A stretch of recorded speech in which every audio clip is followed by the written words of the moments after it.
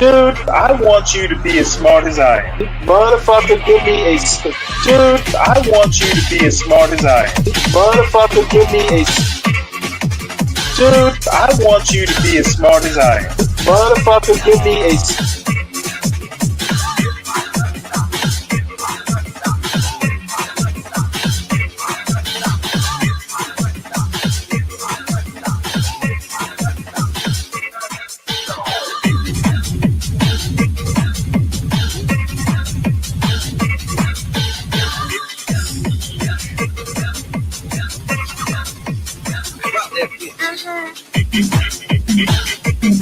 Dude, I want you to be as smart as I am. Motherfucker, give me a specific...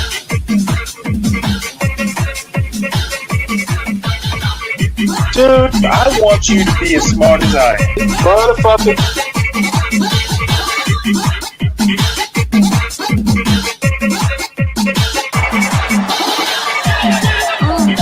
Come on out, you rapist!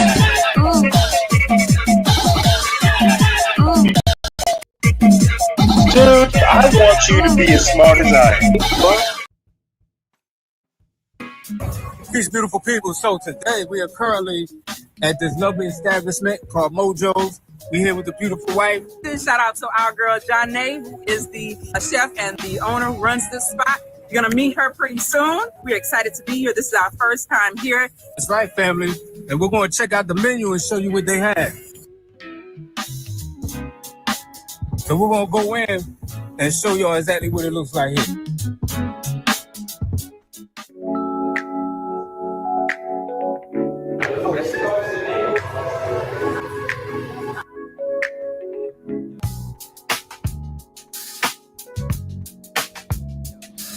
Here we got our beautiful neighbors here. From the under across, we got Jennifer and our good brother Rob. Everybody knows, man. Here, the professor. Yeah.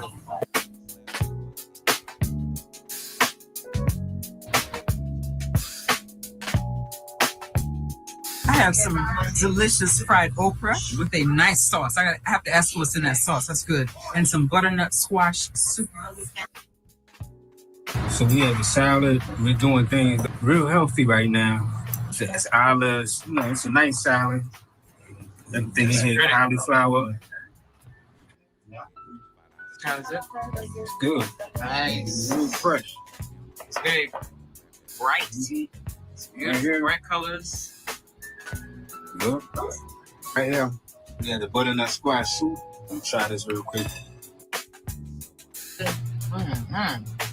That's good. You can taste the coconut milk. You can taste the salt. Butternut squash. It's real good. It has a real nice, calm taste to it. It's not too much of anything. It's seasoned to perfection. That is nice. It's nice. It's got a hint of spice too. I like that. This is fried okra. Nice. It comes with a dipping sauce. Very good. Very good.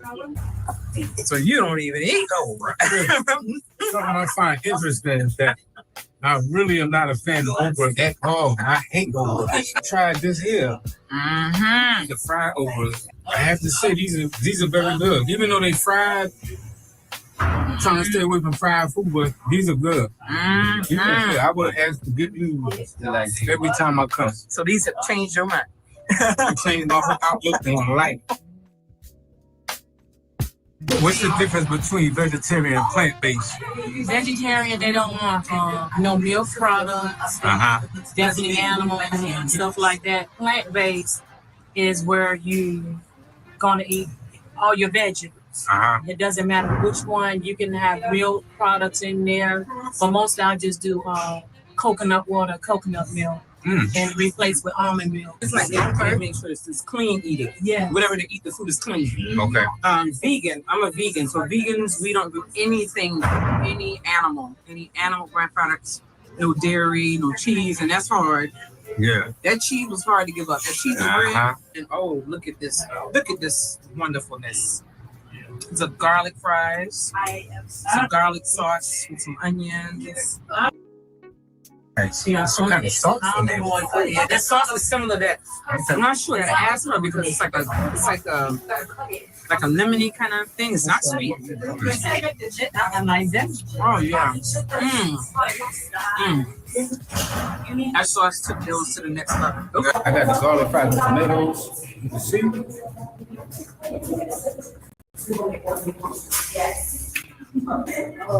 That's good. It's got like a garlic kind of taste to it. The tomatoes give it that acidic kind of feel. This is tasty. I get this again.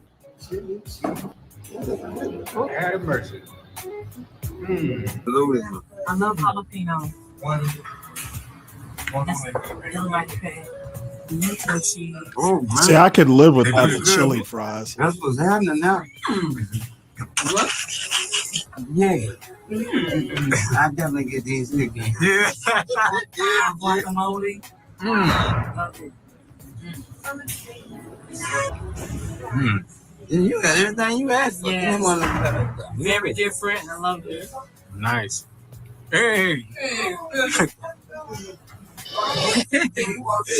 All right, I'm excited. We're here with the owner of Mojo's Kitchen. We have the one, the only, the lovely Miss Janae. How are you today, sis? I'm good. How are you? All right. Thank you for stopping through. I'm so grateful. Welcome to Mojo. Thank you. It's a very lovely place. Very, very lovely. A labor of love.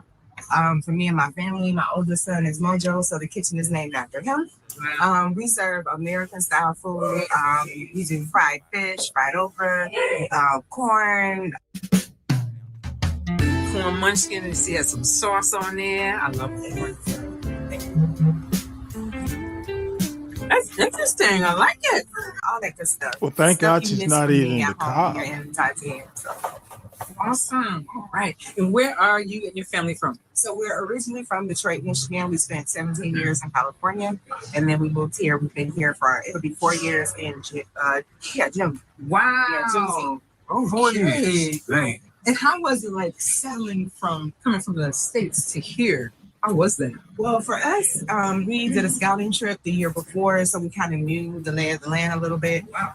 So when we made up our mind that this is where we wanted to be, it took us about 6 months to sell our house, pack everything, and then hop on the plane and head on over here. So we kind of knew what to expect. The priority for us was making sure that we learned the language, make sure our children learn the language, and then kind of get to know the locals and the diaspora. So it was a pretty nice transition.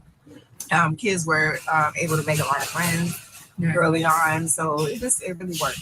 Wow.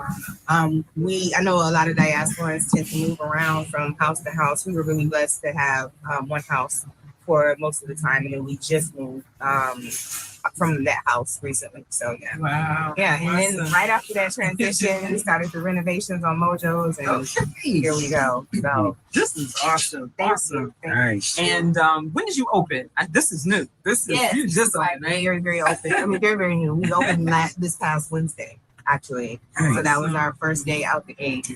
We had a really good response. And I learned really quickly that I have to up my staff count. I was not expecting the overwhelm. It was overwhelming in a good way, but we're still trying to get our stations together in the back. And we were just not expecting so much love in the diaspora. So keep loving us, but you gotta be patient with us as we build our staff and do our training and all that stuff. So we're trying to perfect some things, but hey, hang in there with us. Come through with some deep dish. That's one of our signature meals here in Mojo's. We do a Chicago style deep dish, and it is very, very, very tasty. Everything is made from scratch, which is another reason why it takes so long. There's no packages back there.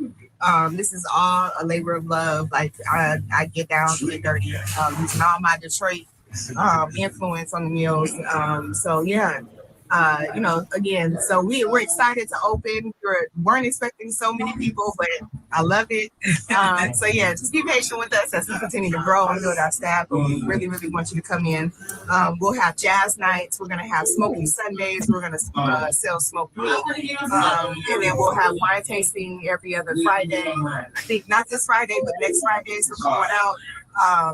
make sure you RSVP. We'll send out flyers and all that kind of good stuff. So if you like wine and all that, we'll have a special menu Saturday night just for the wine tasting, stuff like flatbread or little small plate appetizers. And then we'll do a 5-flight tasting with some imported wine, some local wine, some South African wine. So if that's your thing, come through. Yeah, the main person don't need wine. Yeah. You said that, yes. The other thing that's coming soon is we'll be having live jazz music as well. So we're putting together a little jazz band, and I don't know if you can tell, but Mojo's has a little jazzy thing. Jazz breaks up there. My son, he's a jazz major. So yeah, Mojo, he's a jazz major. So he's been playing jazz since he was 8 years old. So this kind of fits right in with who we are as a family. So yeah, come check us out. Stay posted on our Instagram, Mojo's _kitchen_tz. That's it. But anyway, yeah, check us out.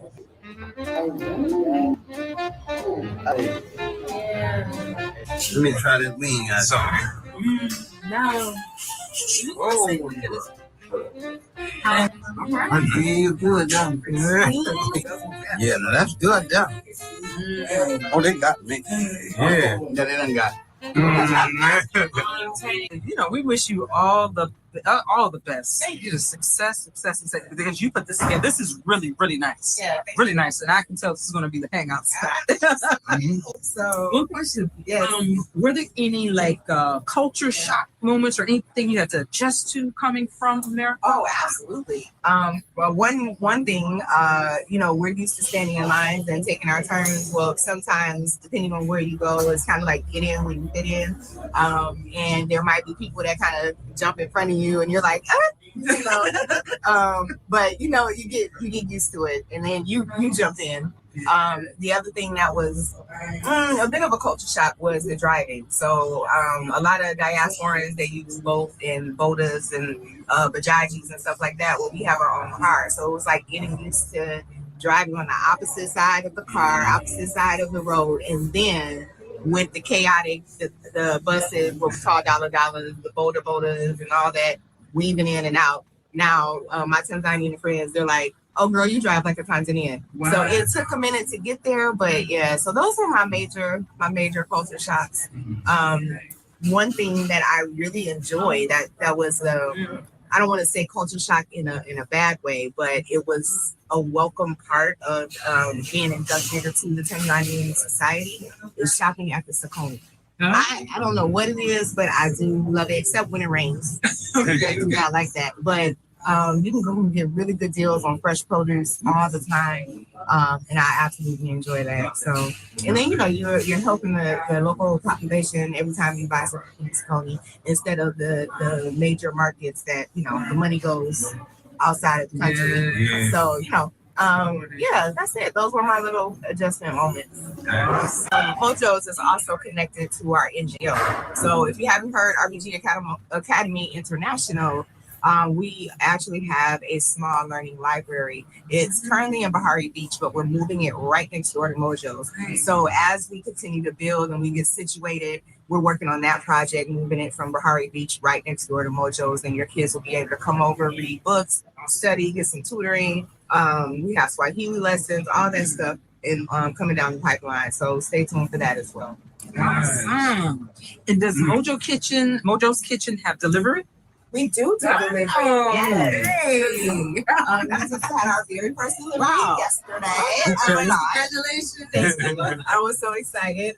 But it went all the way to Masaki. What? I know, right? So if you don't know, the lay of the land in Dar es Salaam, Masaki is usually where people go to find American style food or, whatever. And there's nothing on this side, and most of the diasporans live up here. So that's what makes Mojo so unique.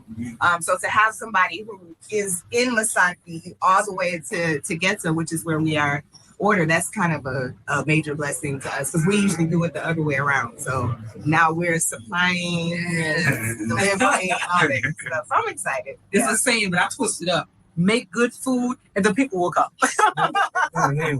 Definitely. Amen. Well, I am hoping to fill bellies and fill hearts here at Mojo. So please come through. We welcome you. Bring your family, and make sure when you get a chance to try our dish. What we want you to do is it takes about 35 to 45 minutes to bake. These are personal size deep dishes, so I don't want any surprises. These are not big mega pizza Papalis kind of deep dish pizzas. They're personal size, but they are so filling and so delicious. So we welcome you to try them. And also just remember that you have to give us the 35 to 45 minutes to bake it. So it's all from scratch. None of that, processed stuff. I just want to make one other comment before we, because I'm taking your time here. You're a very busy woman, but I think it's so awesome to see your children jumping in and helping out and working in the restaurant. That is a beautiful thing, and I know it's teaching them a whole lot. Yeah. Well, you know what? As you say that, we are homeschoolers, so they are learning every time they come here. So everything is a lesson. Everything is a blessing. So we tie those lessons into homeschooling as well. So they're learning. Get those math skills up. Let's go. Get my money back. That's awesome, Johnny. I want to thank you for your time, your delicious food, your energy, and we will be back again. Yeah, definitely. Yes. So thank you so much for coming. Thanks. Thank you. Check us out at Mojo's.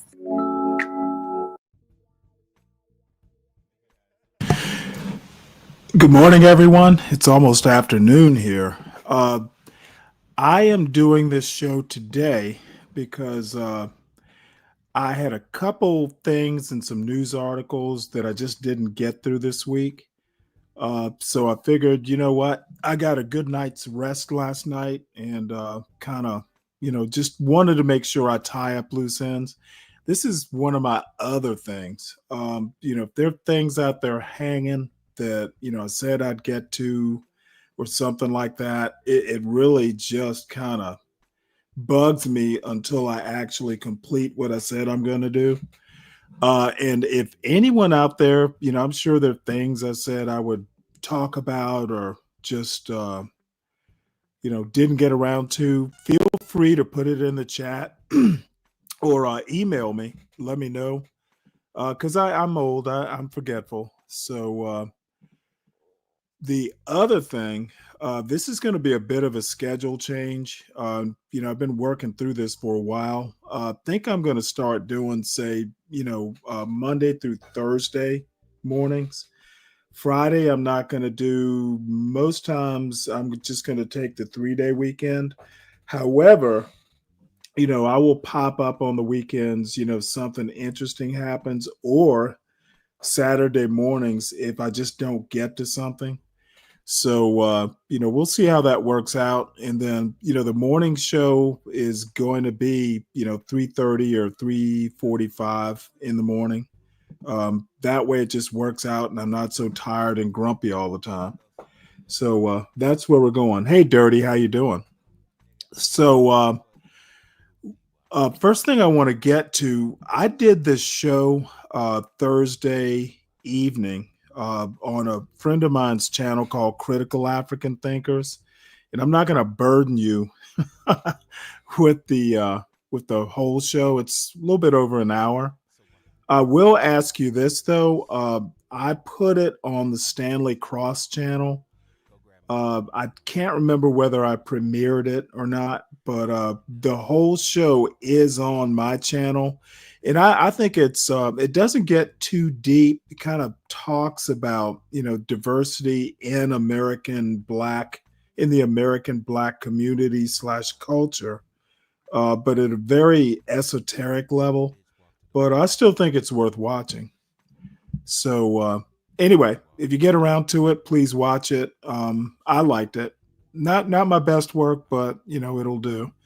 Now the reason this is here is because there were some questions that Fred asked that I didn't get to. Some comments that I thought were pretty good. And it's going to be hard to kind of highlight these. I'm not sure that I can. So this is specifically for Fred. He talks about we got into Ebonics, which is kind of a Creole. And then he talked about patois ain't got nothing to do with Black American vernacular. I think he was talking to Charles there. But I wanted to talk about, excuse me, Ebonics specifically. Um, my whole point, because I'm certainly no linguist or linguistics person, Ebonics is basically, well, blacks learned English um, after they got to America, forced or otherwise, but mostly forced. And they all spoke different languages. Let's just go back to something like, I don't know, 1780. Um, you may be on the same plantation from different tribes, and English wound up being the third, kind of the third leg that allowed two people in, I don't know, colonial. Well, by that time, well, it would still in 1780 it would still be, the United States, but it was pre-Constitution. But English might be the only way two people from different tribes, fresh off the boat from Africa, that could communicate. So I don't want to say that blacks learned English from their lower class whites or anything. They just learned English from wherever it was they learned English. Could be from someone with an English accent. Could be from someone who barely spoke English, who was older and kind of spoke broken English. So English, I don't, not being a linguist, I don't really care what the sources were. What I'm saying is, blacks were prevented from reading or just generally learning alphabet and stuff like that. So they learned English the best way they could. And, things like that carry over from generation to generation. So, again, not being a linguist, I don't really care about the origins. I pretty much care with, the present. So, hold on one second. Let's make this bigger. And again, I'm kind of addressing some stuff I didn't get to on the show Charles and I did on Thursday. Let's see. Bonnet. Yeah. Language evolved through broken English from white England folk developing code language to evade white folks eavesdropping in our African root language. Can't disagree with that. Let's see. Does that apply to other race that came from a hood? This was actually the main question I didn't get to. Anybody who lives in something like a quote slum. Blacks aren't the only ones who lived in slums. There's the barrio or whatever you might want to call it. Fred, I didn't specifically mean blacks, but by and large, it's mostly African heritage people who live in the hood today. So, I don't know the history of the hood. You probably know it better than I do. You've done more reading on that sort of thing.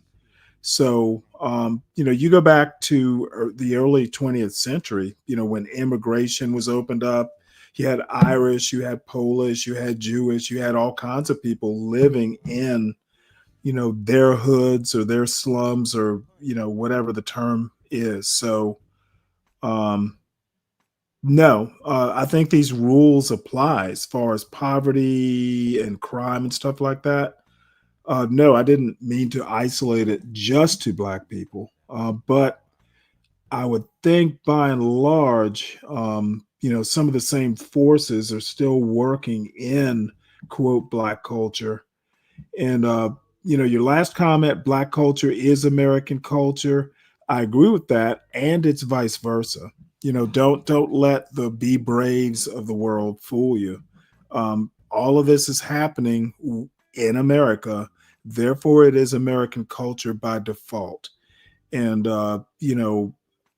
all I have to say is use your common sense, use your critical thinking, and you'll be able to see through some of the bullshit that gets pushed on you by a lot of folks who, in my opinion, are frankly racists. Culturalist is racist. It's just a fancier packaging. So the next thing, Richard asked me to look at, and I kind of alluded to it, but he asked me to look at, and this actually surprised me that this particular thing states demographically adjusted performance on the 2024 National Assessment of Educational Progress. Now, I'm not exactly sure what demographically adjusted performance means, and I think it may come to light as I read through this. And I can email this link if anybody's interested in it. But I'm going to just read this through. So, forgive me here. Unfortunately, there's no auto reader, which is my preference. Earlier today, the federal government released the 2024 scores from the National Assessment of Educational Progress, NAEP. NAEP is the only national comparable measure of student achievement that is reported for every state on a regular basis, but comparing states' NAEP scores is misleading for many purposes because states serve very different student populations. For example, more than 20% of children live in poverty in Alabama and Mississippi, compared with less than 10% in New Hampshire and Vermont. For nearly 10 years, the Urban Institute has, that's the think tank that's publishing this, has published adjusted scores that capture how well students in each state score on the NAEP, compared with demographically similar students around the country. We determine these adjustments by calculating how each individual student who takes the NAEP scores relative to students nationwide who are the same gender, age, and race or ethnicity and have the same free and reduced price lunch receipt status, special education status, and English language learner status. We calculate adjusted scores. We calculate adjusted scores for 2024 using our analysis of student level data from 2022 and applying it to the unadjusted 2024 scores released earlier today. Our prior research has shown that this is a reliable way to adjust the state level scores before student level data are available. These adjustments have important limitations, including challenges with accurately measuring income across different states and differences across states in the implementation of programs like special education. But the adjusted scores come closer than the unadjusted scores to capturing the relative effectiveness of state policies. So the thing that really caught my attention is Alabama is number one, Alaska number two, then there's Arizona, Arkansas, California, Colorado, Connecticut, Delaware, Florida 9, Georgia 10. But Alabama is what really caught my attention. Essentially, what it's saying is that there was market improvement in Alabama, which is heartening. It's very rare to see Alabama or Mississippi come in, anywhere other than dead last. And I don't know what the unadjusted scores are. They're probably in this report somewhere. But, seeing as I talk on education a lot, and am kind of really concerned with education overall because I actually find it important. It caught my attention and it was worth at least me, looking at. And again, it was Richard who brought it to my attention. I saw it in a news article, but he brought some details into it and emailed me, the report. Which comes to mind or brings to mind, my email is Stanley at JGHB for John Galt HB.info. if you have something you want to talk about or want me to look at and kind of critique, email me there. I do actually check it. Probably not every day, but pretty pretty much every day.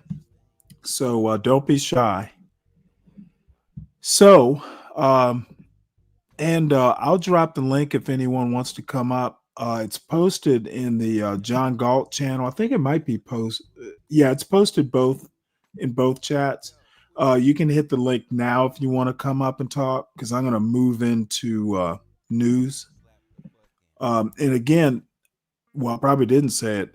This isn't going to be a long show. I had some things I wanted to follow up on, and then some news stories I didn't get to. So, this isn't going to be like an 8 hour. It'll be open panel, but only slightly. Let's see. What does Simon? Simon, you're awake. Good for you. Good to see you. Did y'all see the Thorpes hanging out with Empress Janet in Pittsburgh? No, Borgum Dangle. Is it something we should watch? And if you want, just put the. Well, everybody knows who the Thorpes are. Everybody knows who Empress Janet is. They can find their way over there on their own. So let's see. Simon, I think you suffered massive head trauma. You're dumber now. Not that interested. Let's see. I don't know how it's possible. I'd assume brain trauma would make you smarter. Yeah, Simon, hit the link, man. Let's talk about your expertise in neurology. What's up, Calvin? So let us move on. This is something I did not get to, and I think it was Uncle Fatty that brought it up. China launches 3 astronauts to, I think it was, to replace crew. I vaguely remember China has a space station up there. So unfortunately, I don't think there's a video of the launch, but I'll read a portion of this. It looks interesting. I've forgotten China has a whole space station up there. You know her personally, Brian? So China has launched 3 astronauts into space to replace the crew on the Chinese Tiangong space station, marking a further step in the country's ambitions for a crewed mission to the moon and exploration of Mars. The Shenzhou 20 spaceship took off as planned atop China's workhorse Long March 2 F rocket, 5:17 p.m. local time. It will reach the Tiangong about 6.5 hours later, so they're definitely there. This is from Thursday. 2 days ago, so it's Thursday. The rocket lifted off from the launch center in Zhuquan, hopefully that's how you pronounce it, on the edge of the Gobi Desert in northwestern China. The spaceship will remain in space before returning the current crew.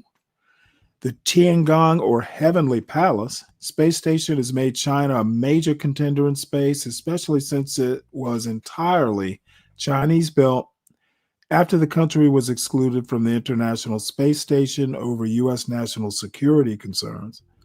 China's space program is controlled by the People's Liberation Army, the military branch of the ruling Communist Party. The addition of mechanical arms to the 3-module station has also raised concerns from some that China could use them to disable satellites or other space vehicles during a crisis. So they're their astronauts waving happily. Shenzhou means celestial vessel. Interesting.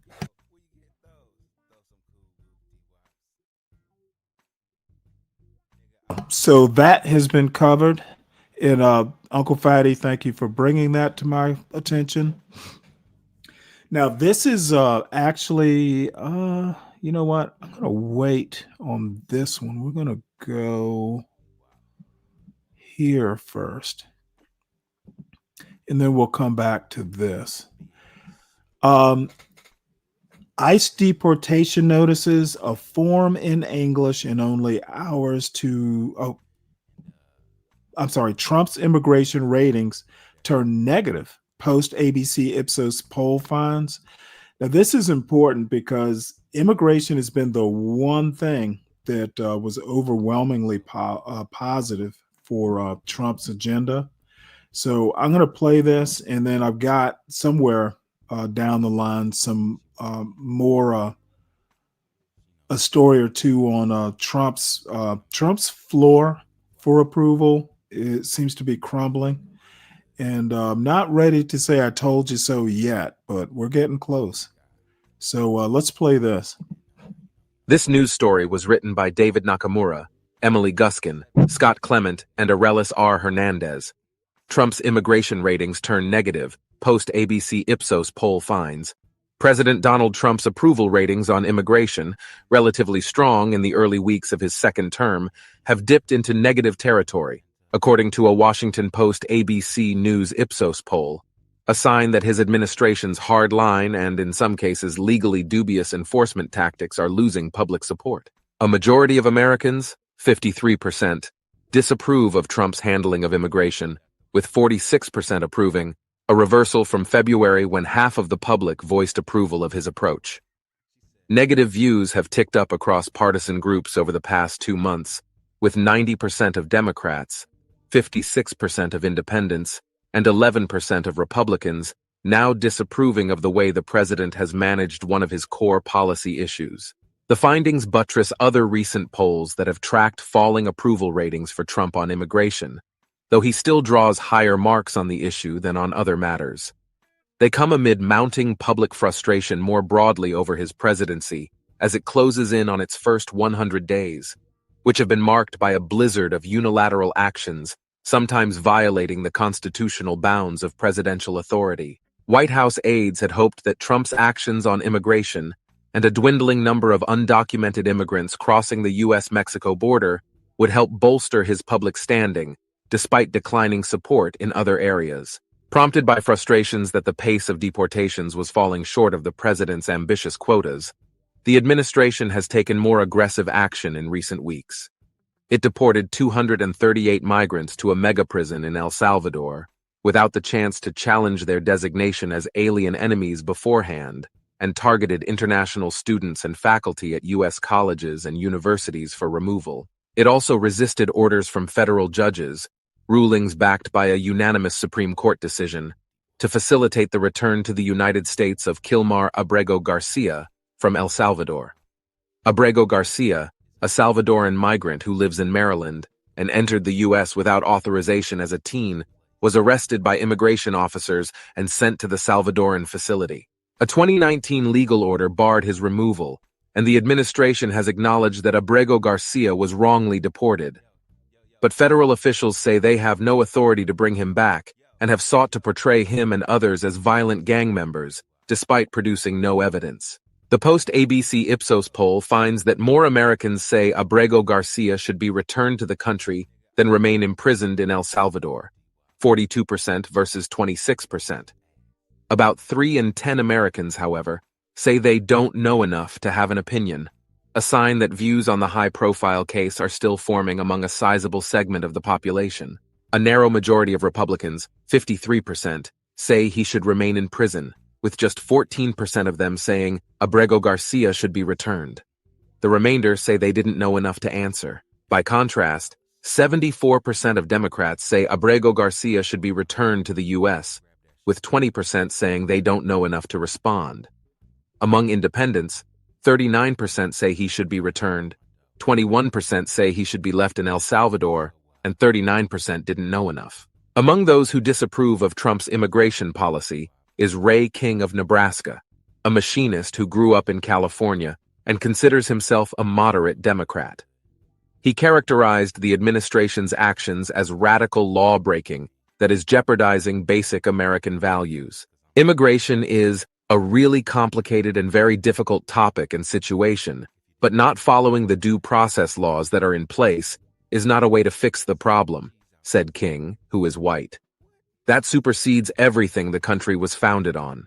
King said Trump's track record as a business executive who rarely admitted an error and dragged out legal fights to wear down opponents has convinced him that the president will continue to resist bringing Abrego Garcia back to the U.S. His mentality is, I'm a winner and you're a loser, King said. If he has to bring the gentleman back, he becomes a loser. On Thursday, a federal judge in Maryland ordered the Trump administration to secure the return of a second man at the Salvadoran prison, a Venezuelan who was deported despite being part of a class action settlement that should have protected him from removal. Overall, 51% of Americans oppose the administration's efforts to send undocumented migrants suspected of being members of a criminal group to El Salvador, the poll finds, with 47% in support. Among those who favor Trump's approach is Gregory Samuel, 47, of Oklahoma, an independent voter who supported Joe Biden in the 2020 presidential race, but soured on him given a spike in illegal immigration during his presidency. In Abrego Garcia's case, Samuel said his undocumented status should be enough to send him to El Salvador. If you're illegal, period, he said. They got an open door, and I'm pretty sure they are gang members. Samuel endorsed having Trump defy the federal court judges, whom he called politicized. It's out of balance and is an abuse of power for judges to impede Trump's executive authority, said Samuel, who is Black and Native American. As on other issues, support for deporting alleged members of criminal groups without a court hearing breaks sharply along partisan lines, with 85% of Democrats opposing the practice and 82% of Republicans supporting it.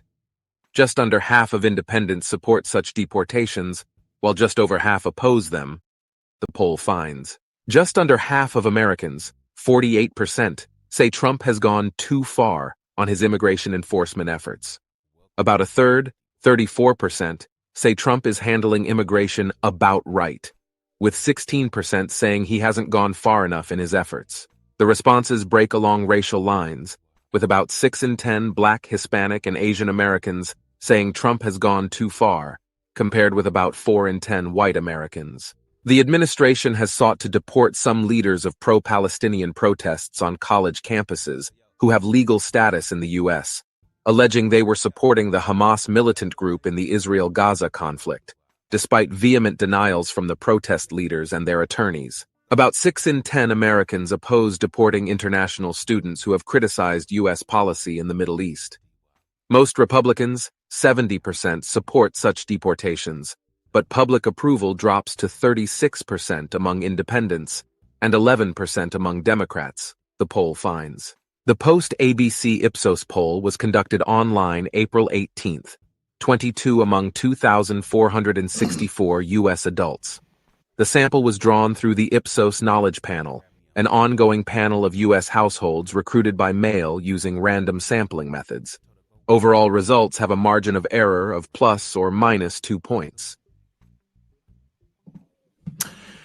A couple comments on this. Number one, especially if a foreigner has legal status, visa, or what have you, they actually have most, if not all, of constitutional rights. This is why the birthright citizenship thing, and we will get to that, I think, towards the end of the show.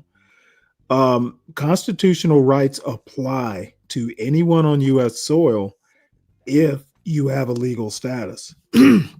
And I'm not sure, but if you are illegal, I'm not sure how that applies. I guess I could look it up, but the bottom line is that this is a stretch. If someone has a legal status, you've got to give them due process. And that's what is being kind of flouted here. So this goes to the next story. U.S. restores legal status for many international students, but warns of removals to come. But the emphasis is that there were like 1,000 students that had their legal status revoked, And I think it was a Republican judge who said, no, you can't do this. So Trump, once again, has to reverse the policy. There's a thing in logistics.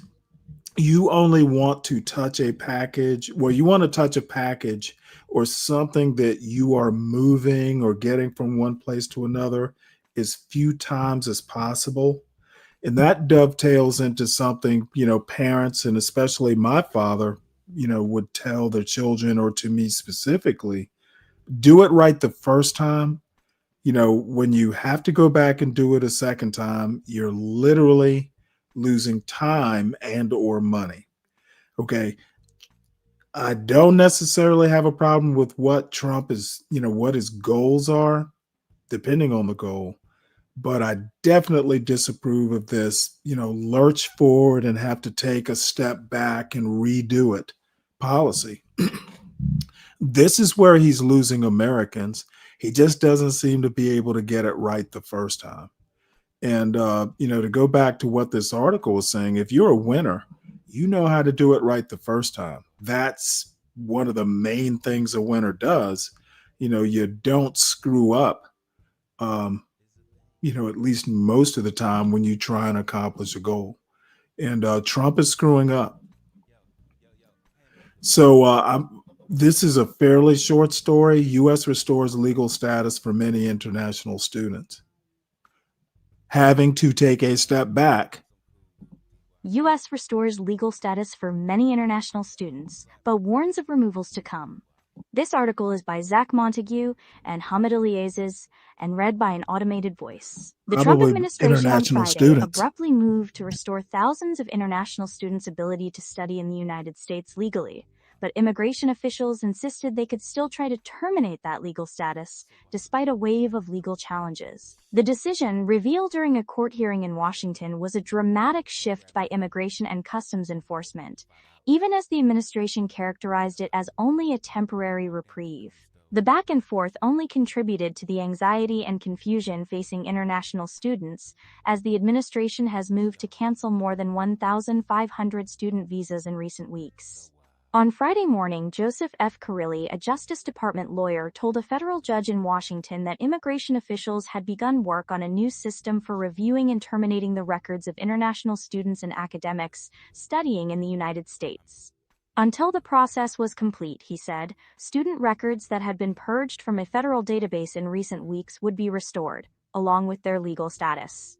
A senior Department of Homeland Security official, who spoke on the condition of anonymity, said the students whose legal status was restored on Friday could still very well have it terminated in the future, along with their visas. The changes on Friday came amid a wave of individual lawsuits filed by students, who have said they were notified that their legal right to study in the United States was rescinded, often with minimal explanation. In some cases, students had minor traffic violations or other infractions.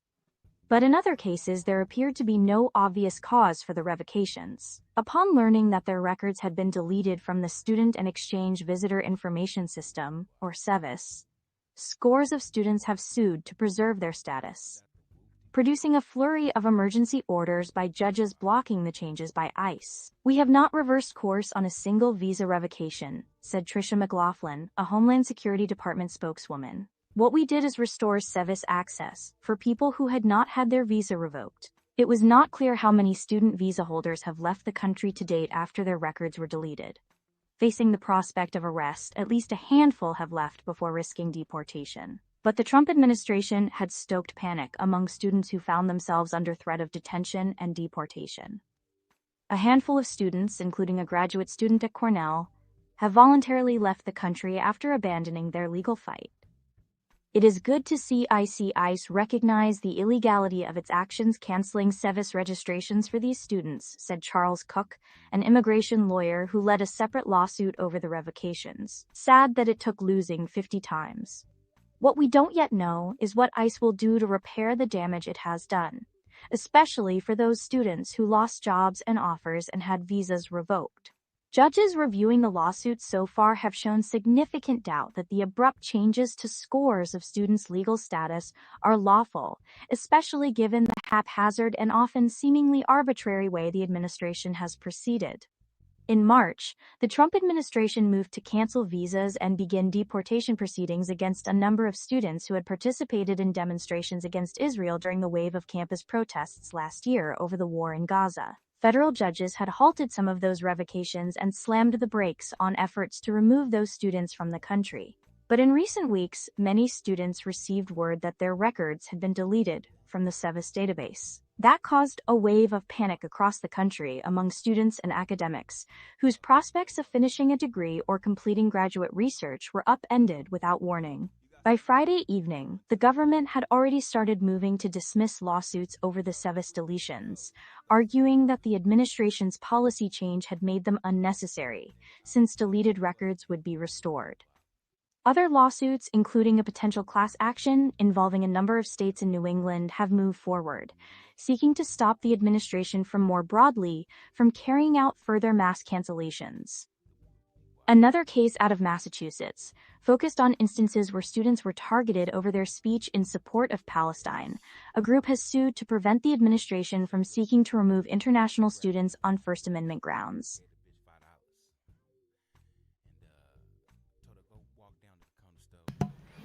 Hey, Helen, how you doing? So let's see here. This is actually there's another story. This came around last night, and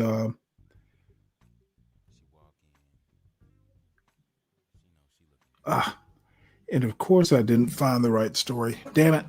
Well, we'll just go to this one then. This is ICE deportation notices, a form in English and only hours to act.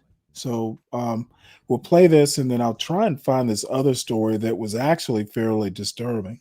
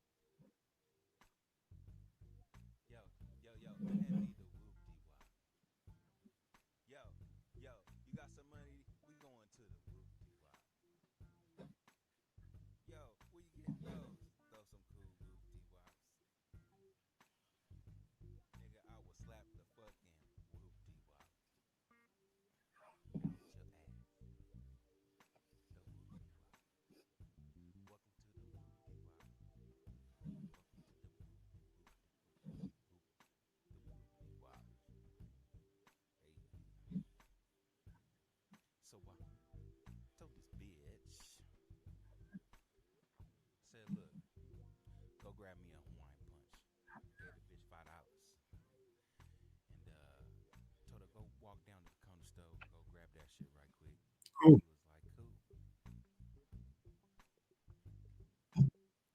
Helen, can you not hear this video or the audio on this article?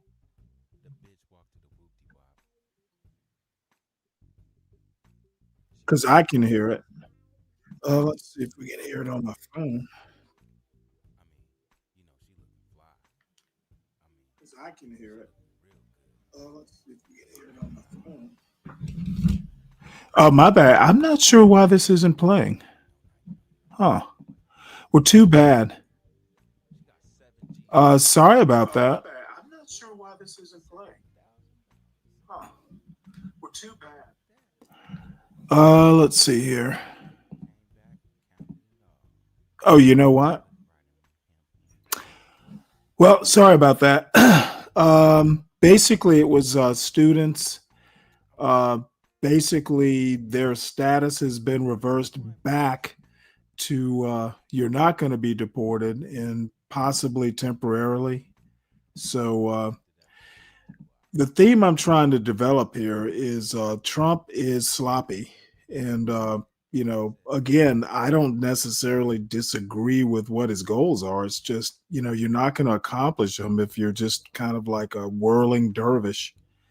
So, this is a Pew Research poll that came out. I guess it was yesterday.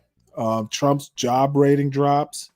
Key policies draw majority disapproval as he nears 100 days. Trump's second term approaching its 100-day mark. 40% of Americans approve of how he's handling the job, and that's a decline of 7% from February. And excuse me, he was, depending on some polls, he was actually above 50%, but it is dropping. And even on the immigration stuff, he's starting to lose majority support. And the thing is that most of the people who voted for him may still approve. It's the people who either didn't vote or voted against him, especially the undecideds or the people who didn't vote. That's going to be a problem in 2026. And, I'm not one to really, I want him to lose support because I don't, if you're going to be this way, at least be effective. And so far, he has not been. And, this theme will keep going through the next several stories. Hopefully, you can hear them. So, again, I meant to say, if anybody needs these links, I'm happy to drop them, into the chats. And then the other thing I haven't said is everyone make sure you hit the like button. Please subscribe to the John Galt Urban Landlord channel or the Stanley Cross channel. So this Pew Research poll kind of surprised me. So I don't know what to say, but whatever it is he's doing, a couple weeks ago, he was kind of, we were hearing about how great he's doing, but this is a slow erosion. And part of the problem, in my opinion, is he started trying to make policy before he was even inaugurated. So he didn't really get a honeymoon period, that normal 2 or 3 month period, first quarter that new presidents usually get. Part of it is we knew who he was. So, that's going to cut into the honeymoon, the wedding cake a little bit. But, he started, telling us what he was going to do after November 5th of last year. So people could kind of prejudge before he even got into office. And this is concerning because he's a lame duck, whether he likes it or not. And, you can only talk and bluster for so long. It does catch up with you if you're not actually walking the walk. And in my opinion, Trump is not. Trump is doing a lot of things really fast. He's flooding the zone, and he's not scoring the wins that he should be scoring. Pretty much everything he's done so far has had flaws in it. He's not done anything seamlessly, and that's a problem. And this came around last night. It was overnight that I saw this story. A 2-year-old U.S. citizen deported with no meaningful process. This concerns me, and this goes back to something I said in the middle of last week, or early, excuse me, earlier this week. What he's doing is, with the deportations, this just slam them out and get them out of the country. He's hurting Americans, actual American citizens, and American citizens are not going to tolerate it. So, let's see if we can hear this story. And this is a 2-year-old, by the way. 2-year-old U.S. citizen deported with no meaningful process, judge suspects. This article is by Alan Foyer and read by an automated voice. A federal judge in Louisiana expressed concern on Friday that the Trump administration had deported a 2-year-old U.S. citizen to Honduras with no meaningful process and against the wishes of her father. In a brief order issued from Federal District Court Dave, in how the you Western doing? District Hit of the mic if you Louisiana, want. Judge Terry A. Dowdy questioned why the administration had sent the child, known in court papers only as VML, to Honduras with her mother, even though her father had sought in an emergency petition on Thursday to stop the girl from being sent abroad. The government contends that this is all okay because the mother wishes that the child be deported with her, wrote Judge Dowdy, a conservative Trump appointee. But the court doesn't know that, asserting that it is illegal and unconstitutional to deport a U.S. citizen. Judge Dowdy set a hearing for May 16th to explore his strong suspicion that the government just deported a U.S. citizen with no meaningful process. The case of VML, which was reported earlier by Politico, is the latest challenge to the legality of several aspects of President Trump's aggressive deportation efforts. The administration has already been blocked by 7 federal judges in courts across the country from removing Venezuelan migrants accused of being gang members to El Salvador under a rarely invoked wartime statute. It has also created an uproar by wrongfully deporting a Maryland man, Kilmar Armando Abrego Garcia, to El Salvador and so far refusing to work to bring him back. According to court papers, the 2-year-old girl had accompanied her mother, Jenny Carolina Lopez Villela, and her older sister, Valeria, to an immigration appointment in New Orleans on Tuesday when they were taken into custody by officials from U.S. Immigration and Customs Enforcement.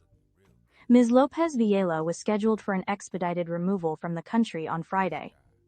And in a filing to Judge Dowdy, lawyers for the Justice Department claimed that she, quote, made known to ICE officials that she wanted to retain custody of VML and for VML to go with her to Honduras. But in a petition filed by the child's custodian, Trish Mack, on Thursday, her father claimed that when he spoke briefly with Ms. Lopez Villela, he could hear her and the children crying. The father reminded her, the petition said, that, quote, their daughter was a U.S. citizen and could not be deported. The father, who was not identified by name in the petition, tried to give Ms. Lopez Villela the phone number for a lawyer, but he claims that officials cut short the call. The detention of VML is without any basis in law and violates her fundamental due process rights, the petition said. She seeks this court's urgent action and asks the court to order her immediate release to her custodian, Trish Mack, who is ready and waiting to take her home. Judge Dowdy said in his order that he tried to investigate what had happened himself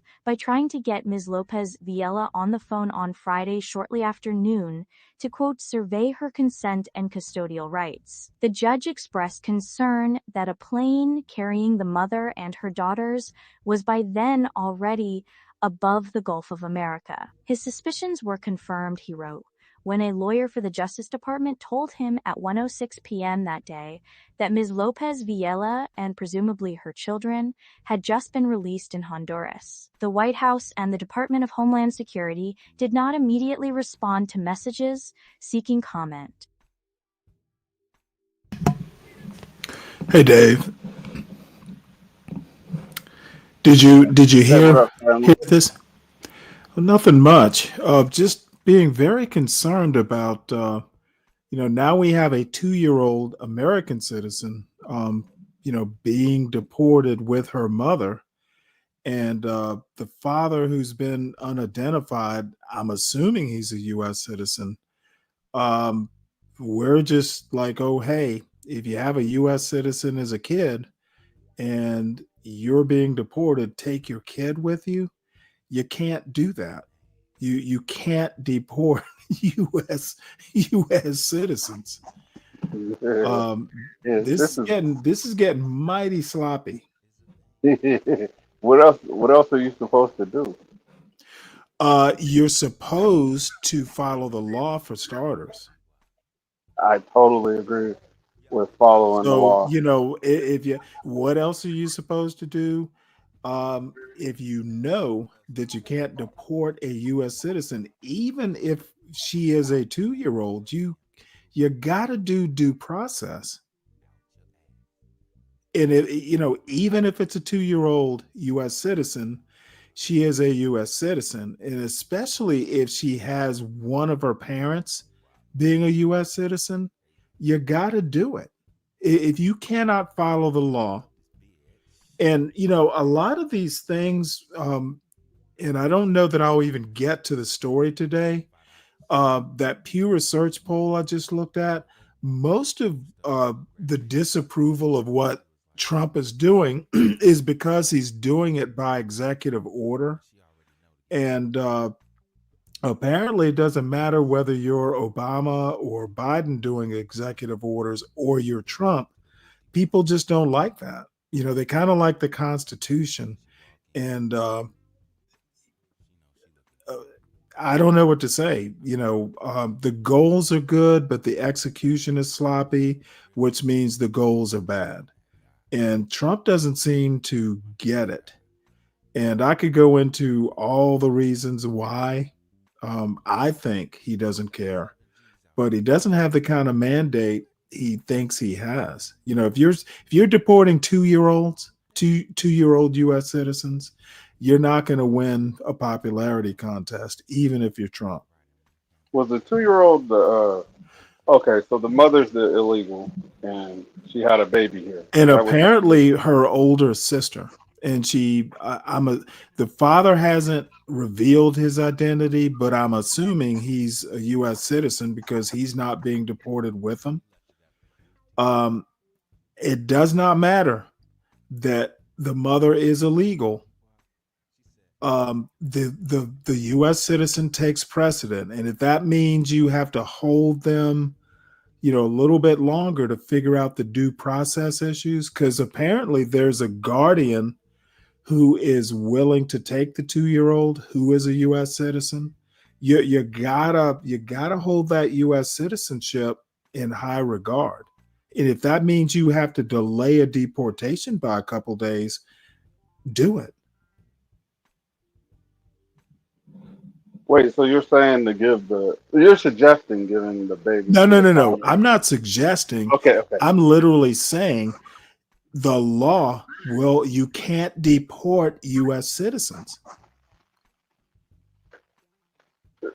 Wait, this is that weird dynamic where No. This is actually something. That weird dynamic is the Constitution. You cannot deport U.S. I'm not citizens. talking about that part.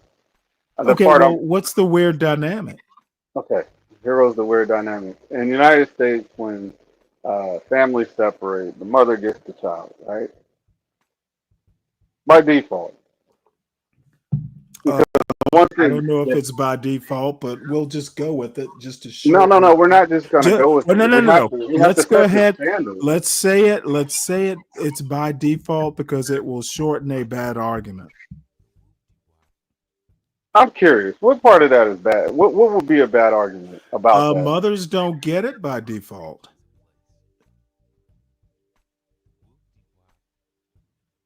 Are you serious? Yes. Oh, so you just rejecting that part of the argument? That's Well, crazy. no. I'm saying you're wrong.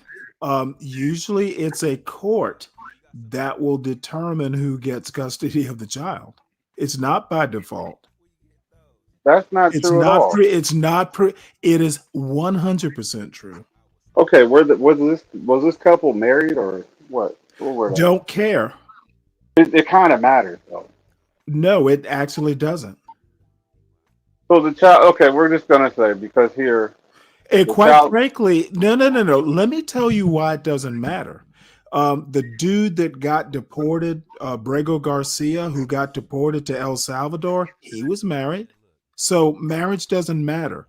And you're also confusing two different legal processes. Okay, the deportation is one process. You're talking custody. That's not the issue. We know the mother had custody. You are talking about a separate process. You can't conflate the two. These variables do matter though. I don't know which one. And what I'm saying is you're not seeing the variables. I'm asking what the variables are. You're telling me it doesn't matter. They do Custody, matter. you brought up custody. We're talking deportation. They're two separate things. We can assume the mother had custody. But under the birthright citizenship, the baby is a U.S. Okay, this citizen. isn't a birthright citizenship issue. For the child. For the child. This isn't a Child. birthright citizenship issue. If the father was American, she's American. The baby. Now, will I'm be not American. I'm not 100% sure that the father was American, but I would assume he would be deported too if he wasn't. So I'm making an assumption here. But if one parent is American, either parent is American, the child is American. So it's not a birthright citizenship issue. And what are you basing that on? Because that's not I'm true. basing it on I'm assuming the father is American.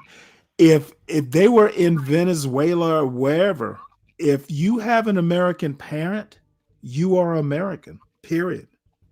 We should actually. That's how I'm not guessing. That's how it works. We should really pull up facts on this because if they're not I married, don't need to do it. I know it. You do no. it if you're unsure. Okay, but hear me. Do it. You do it if you're unsure. I'm not going to do it because I know what I'm talking about.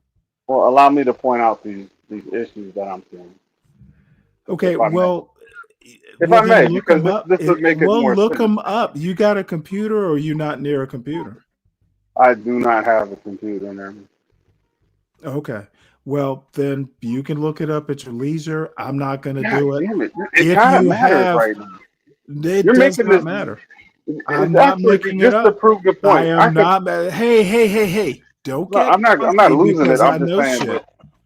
I'm not losing it. I just think that it is kind of important that we get to it. I might. No, it's not let me look important it at up. all. Trust me. If you have an American parent, you are an American, even if you're not in the United States. I was in the military. It happened all the time. If you're not married and the parent is No. it does matter, Stanley. Why would you think that don't matter? It does not matter. It does matter. I can go to Africa and get a woman pregnant. That doesn't make that baby American. This is what folks do. You're not able to separate out your argument. They're not connected. Okay, and it does not matter. If you're in the United States and one of your marriage does not matter. It might matter if you're in the military, but I'm not even sure these days that it does.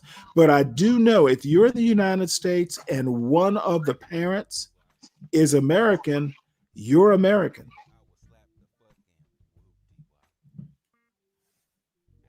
And remember, the father was involved. He's the one who was talking to whatever the relationship was. If an American is your parent, you are American. Marriage doesn't matter. It does matter. It does not matter. And then no, it does not matter. And you know what? Let's pretend it does matter. She was born in the United States. So that's why the birthright citizenship Okay, is applied. birthright citizenship has nothing to do with it. She has an American parent. The father. And That and this is such and bullshit, Stanley. You know it. no, it's not bullshit, dude. It is bullshit. No, you need to know your shit.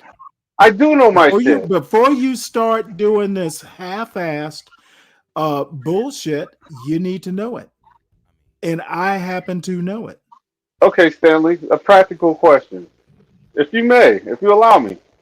If you and your girlfriend have a child and you break up without courts determining who gets custody, who gets custody? Well, if a court doesn't determine it, it's up to the parents. Parent, which parent has the ultimate say so? Okay, you don't. You know what? That's why there's a court. I couldn't answer your question. Well, I can, Stanley, and I'm telling you, it's the mother. I don't care if a court doesn't determine it. It's up to the parents. That's my answer. I see why you like doing this. This is fun. I'm not gonna lie to you. I'm having a ball. If the court does not right. determine it, it's up to the parents to decide. Correct? Okay. Well, let's see. Okay, and if the parents, if it's up to the parents to decide, who knows who gets. But I can't imagine a court wouldn't be involved. So when these fathers take their children from the mother can go and get an Amber Alert put on the father. They return that child. Okay, to well, the mother hold on 99% of the time. Are these people just deciding among themselves? Are they going through a court? How is this working? Without a court. It's the mother has custody of the child without a legal license, without a marriage. I see. So why can't she take out an Amber Alert? Because she can. Let me just tell you, you are stupid if you decide who gets custody of a child without some legal process in there. Who gets the child means I don't give a fuck. If you're too stupid to actually get legal custody, God help you. You're assuming that people don't. You're assuming people go and seek legal custody of children and they have failed relationships. That doesn't happen, bro. No, I'm not. I don't know where you live, but what I said is if a father, biological father, and a biological mother have a child and they split up, they were never married, nothing legal between them, they break up, they are both dumb if they do not get some legal custody of that child. In an Amber Alert, we don't give a fuck about the parents. We give a fuck about the child. So if some mother comes wandering in going, hey, someone stole my baby, you find the child, and then you're definitely going to have the courts involved after you do an Amber Alert. I'm sure. So this messy bullshit, if people want messy lives, because they were living a messy life when they had the child and broke up. So, they're just continuing the mess. I agree with you. I'm not disagreeing with nothing you said. It's stupid, but it does happen. Like, I don't doubt it happens. I'm just saying if there's not a court involved. And why going to court is like saying the state can tell you or dictate what happens in your failed relationship. Okay, because ultimately that child is a ward of the state. If you got to have the state decide, and that's exactly what you don't want, because the state or the law is gonna get involved if the two parties can't get it right by mutual agreement. The child is more important than either of them. Of course, the state's gonna step in. What would you expect? I would expect the two to be able to work that out amongst themselves. Well, you know what? You If know they need it what? to court, they should take it to court. Am I wrong? Is that crazy? Yes. God damn it, man! Well, let me tell you That's a why. culture issue. Let me tell you why. It goes back to what I said earlier. If you just like shack up, to use a doctor, what was her name? Dr. Ruth term? Not Dr. Ruth. What was the lady who used to have the radio show? If you shack up and you break up and there's a kid involved and y'all don't determine legal custody, you're sloppy from day one, from the day of conception, but you're also just sloppy if you break up and the father decides to come and pick up the child and the mother goes for the Amber Alert and the child winds up with the state. You know what? I don't have sympathy for you.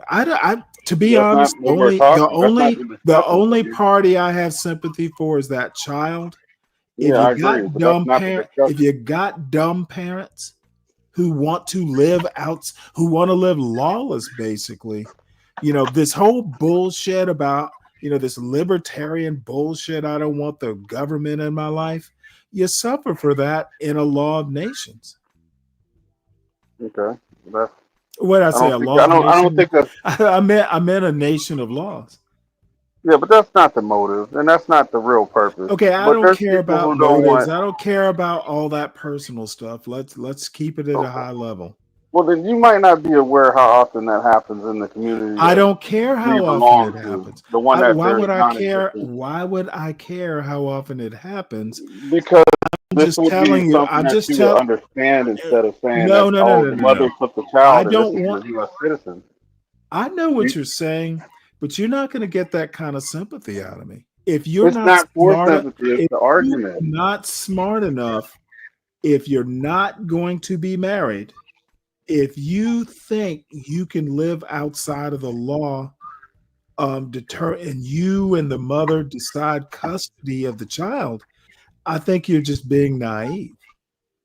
Hold on. Maybe I could Google it real quick. Hold on. Google it, and my opinion's not going to change. If Your you opinion don't don't have, matter if if I you find don't facts on have good sense enough and you're breaking up after not being married, and marriage, that's one of the reasons marriage is part of a legal process. The kids are more important than the parents in these sort of things, in my opinion.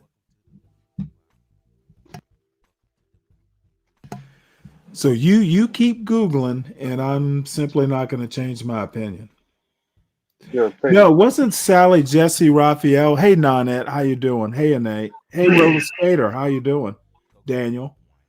All right, here you go, Sam. I got facts for you. It was Dr. Damn it. From McKinley Irvin. From You want McKinleyIrvin.com. to put the link in the back. Let me read it Please. first. As a rule in most states. Put the link in the back. We can all read it. Okay, hold on. I ain't got it like that because I don't. Well, think if you're on your, I did it on a different device. Well, no, if you're on your phone, I understand. You may not even be in front. You said you weren't in front of a computer, so I'm being a little demanding. Yeah, I'm on my phone, and it's kind of hard. Okay, well, no problem. I'm not gonna fuss. All right, let's just hear it though. I'll read it. As a rule in most states, if the parents are not married, the mother is automatically given primary custody rights over the children. This means she has complete authority to make any major and minor decisions regarding her child's welfare, and that's why that child went with the woman. Did it say in most? Did it say in most states? Yes, as a rule. Okay, in most so states. that's not every state. Gotcha. Well, let's find out which states the mother does not get custody. Do we really have to? Because you keep finding little things to argue about. I just wanted to make. Of course. Hey, you know what? I got that kind of mind. But Stanley, I'm going for my second one. Please don't interrupt me. I'm joking. But yeah, I mean the mother. That's why that you say the child went with the mother to Honduras, or where'd you say she went? Well, no. When she got the deportation, she got into the mess. She basically said she wanted her kid to stay with her. And we can go back and look at the story deeper if you want.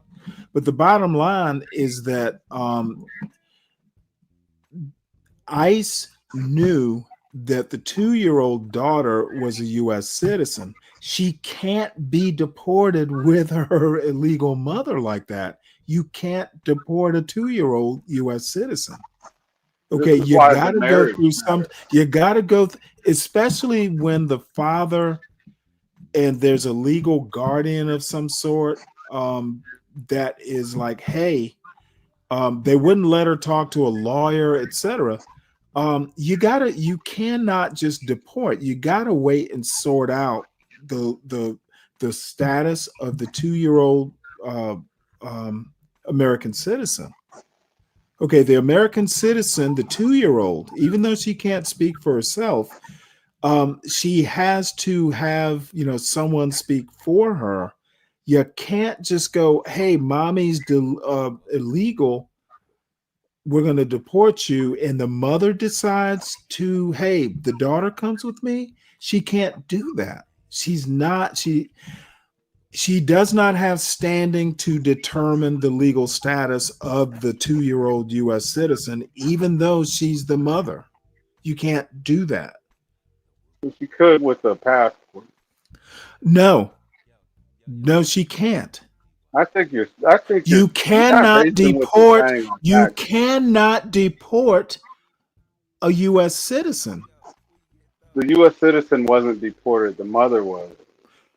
And okay, dude, do you not understand that the 2-year-old cannot speak for herself, but she's a U.S. citizen, and she has, I'm assuming, a U.S. citizen father, and there is a U.S. citizen guardian that's willing to take her? This is why we have judges, and this is why we should just slow that particular case down for a judge to look at it. That's my only thing. Have a judge do due process. And Trump and his little ICE minions are just slamming people on planes and flying them out. It's sloppy. I disagree with you, Stanley. I don't give a fuck if you disagree. It is sloppy. I think if you slow it down, you Okay, no. I'm not saying slow the whole process down. I'm saying on an individual basis, slow this one down because a judge needs to judge. Not the whole process, just this one case. Okay, so the child goes with the mother. Okay, I don't care about it. You heard what I said. You're not the judge. Okay, and this is the problem So with this. talk about slowing down the process. I don't care how you might individually judge it. Let me ask you: if a pregnant woman is on vacation, has the Don't child in care a about different any of country? that. Don't give Wait a me minute. Are they? hypotheticals. Don't give me, I'm not a judge. Don't give me hypotheticals.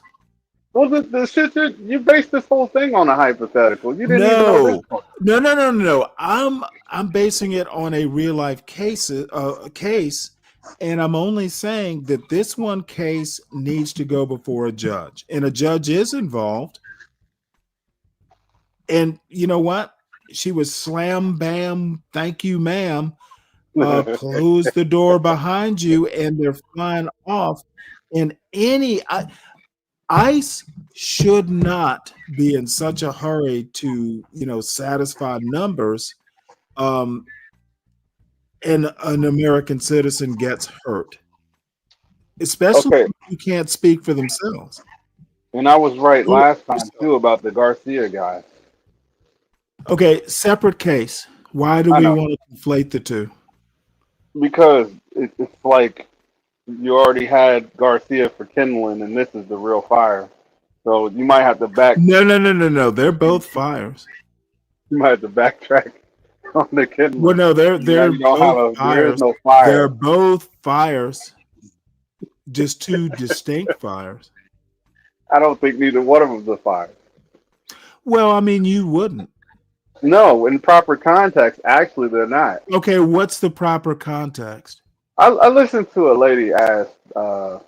Trump. Tell me what the proper context is. The proper context is the guy was an MS-13 member. They deported No. him. You know what? You can Yeah, be a two member. judges You said can it. be a member of anything you want to be a member of. He had no criminal record. Even They if you go before a judge and you're accused of something, but you don't get convicted of it, you're not convicted of it. the member of the group that he was a Does member of not matter. is Dude, considered you can a be a come on, member. You Stanley. can be a member. He committed no crime, and quite frankly, I know as much as you do. You know about whether he was actually a member of MS-13. You don't know any more than I do on that point. That's why you go Two before a judges, judge. yeah, and Again, two due judges process. acknowledged he was a Due member. process, son.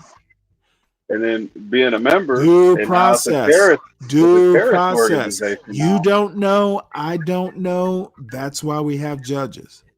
I get it, Stanley. I'm not trying to Okay, well overtalk then you or, don't tell me. or fight Don't about it, tell me he was. but you're Don't wrong. tell me he was a member of MS-13. Two judges It's not acknowledged been. it. It's not been proven conclusive. Two judges acknowledged it. Which ones? The ones who deported him? What was it? A judge that said he No, should be judges deported? judges before that. He Okay, had so other those were issues. what was one of them the judge that said, "Oh, he's a member, but you can't deport him." New rules, man. You could have had No, two no, no, strikes no, before no, the third and the no. third strike rule, and the two The strikes new still count rules against you. the new rules are Trump and his administration are above the law. That's the new rule. Yeah, when the rules change, you're already in hot water. Okay, the problem is the executive does not change the Constitution. And you might not have been listening when I said this, but if you have a legal immigration status, if you are a legal resident of the United States, you actually do have constitutional rights. Believe that or not. Hmm.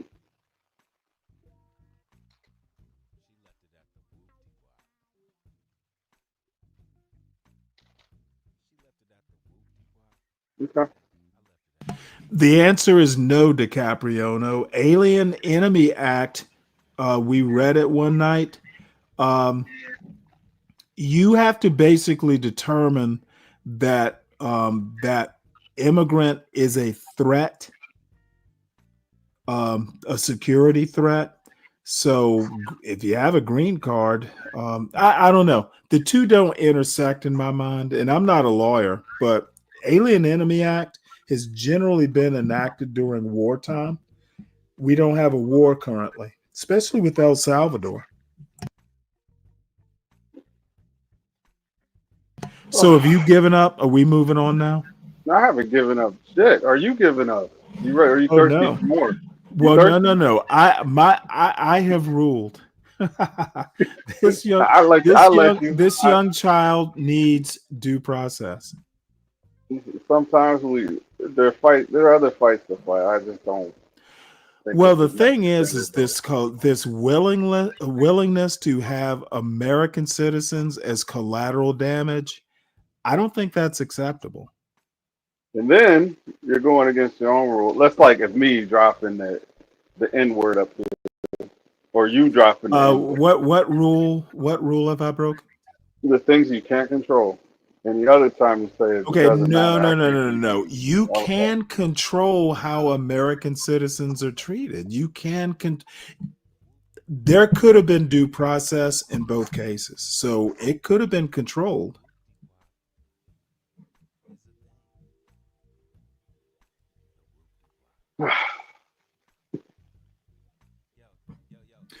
Yeah, you know what? Hey, Solid Snake, Abrego Garcia is a citizen of Venezuela. You might want to do better, son. Do better. He's not a citizen of Venezuela. He is now. He's got dual citizenship. Who? He's got dual citizenship, seeing how you still consider him an American citizen. Well, I don't consider him an American citizen. Abreu Garcia? No, he's not a U.S. citizen. Okay, He so then has get him the hell up out of there. I think they were right. he has legal status in America. But that status can be revoked. That's like Yeah, but you know what? You know how you have to revoke it? You have to go back to the judicial to get it revoked. The president does not have power over the judiciary. he doesn't have power over them, but they're equal. And what does equal mean? You can't. Separate, You do, separate but equal. equal means you don't have power over them. It wasn't an overruling. It was a Equal. Well, then you know what? Equal means you have no power over the other. Come on now. Well, you're suggesting that the court was above the No. I'm suggesting the president even has to go through the correct procedure to get judicial decisions reversed.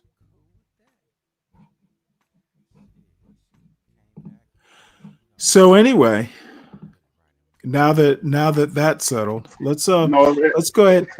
We're moving on. Well, thank God.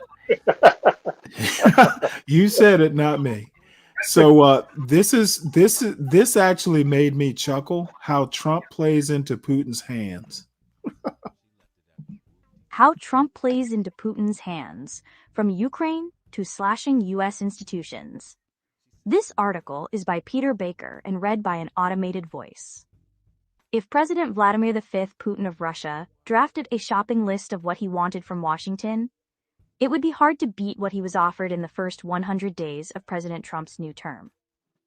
Pressure on Ukraine to surrender territory to Russia? Check. The promise of sanctions relief? Check.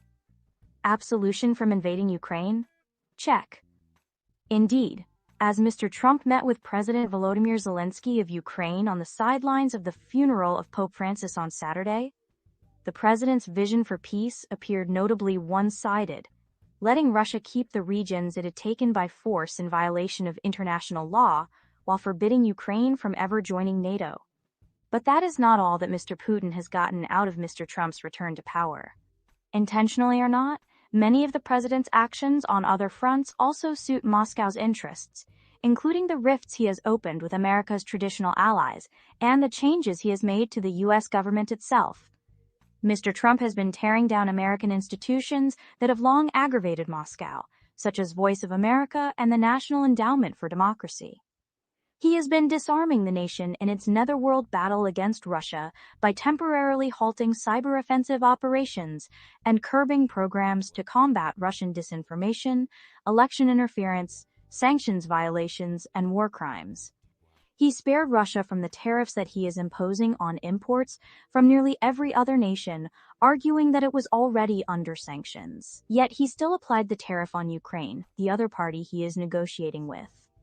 And in a reversal from his first term, Politico reported that Mr. Trump's team is reportedly discussing whether to lift sanctions on Russia's Nord Stream 2 gas pipeline to Europe, a project he has repeatedly condemned. Trump has played right into Putin's hands, said Ivo Dalder, the chief executive of the Chicago Council on Global Affairs and a former ambassador to NATO under President Barack Obama. It's hard to see how Trump would have acted any differently if he were a Russian asset than how he has acted in the first 100 days of his second term.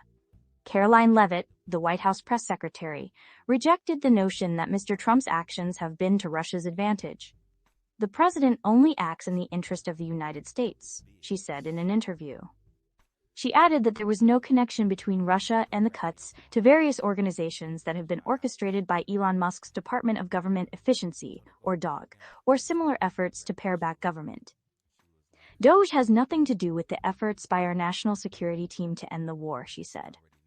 Those are not conscious decisions the president is making to appease Russia in any way.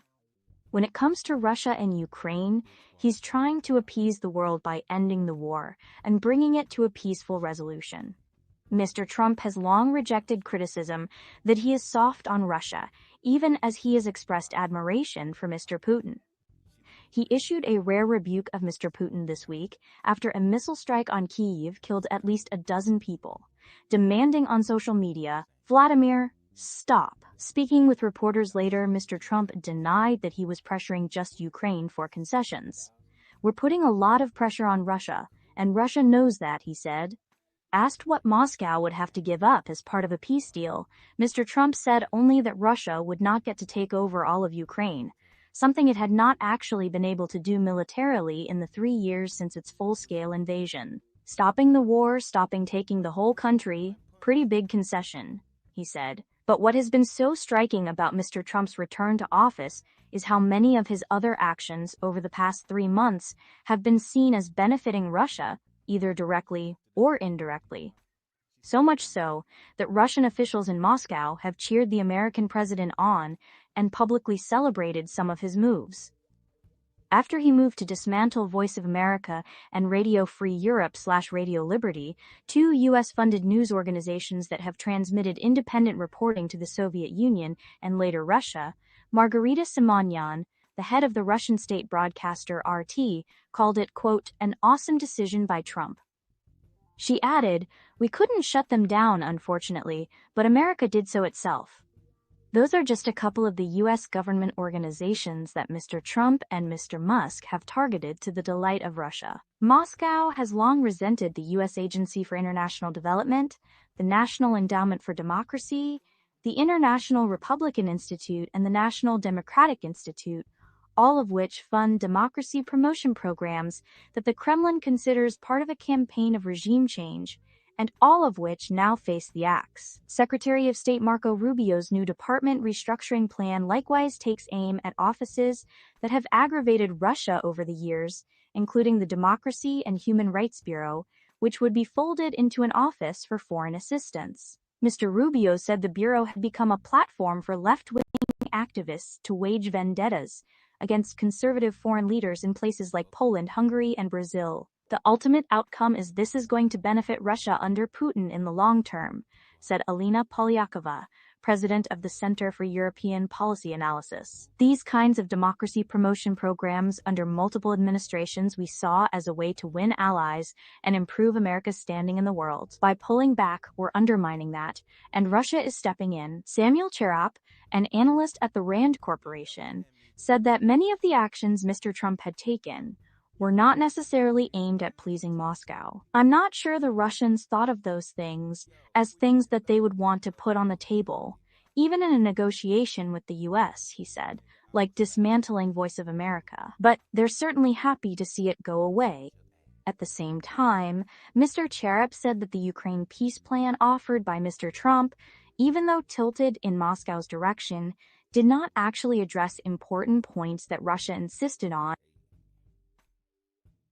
I think we get the point here. Trump, I think Putin's actually getting the better of Zelensky and Trump on this.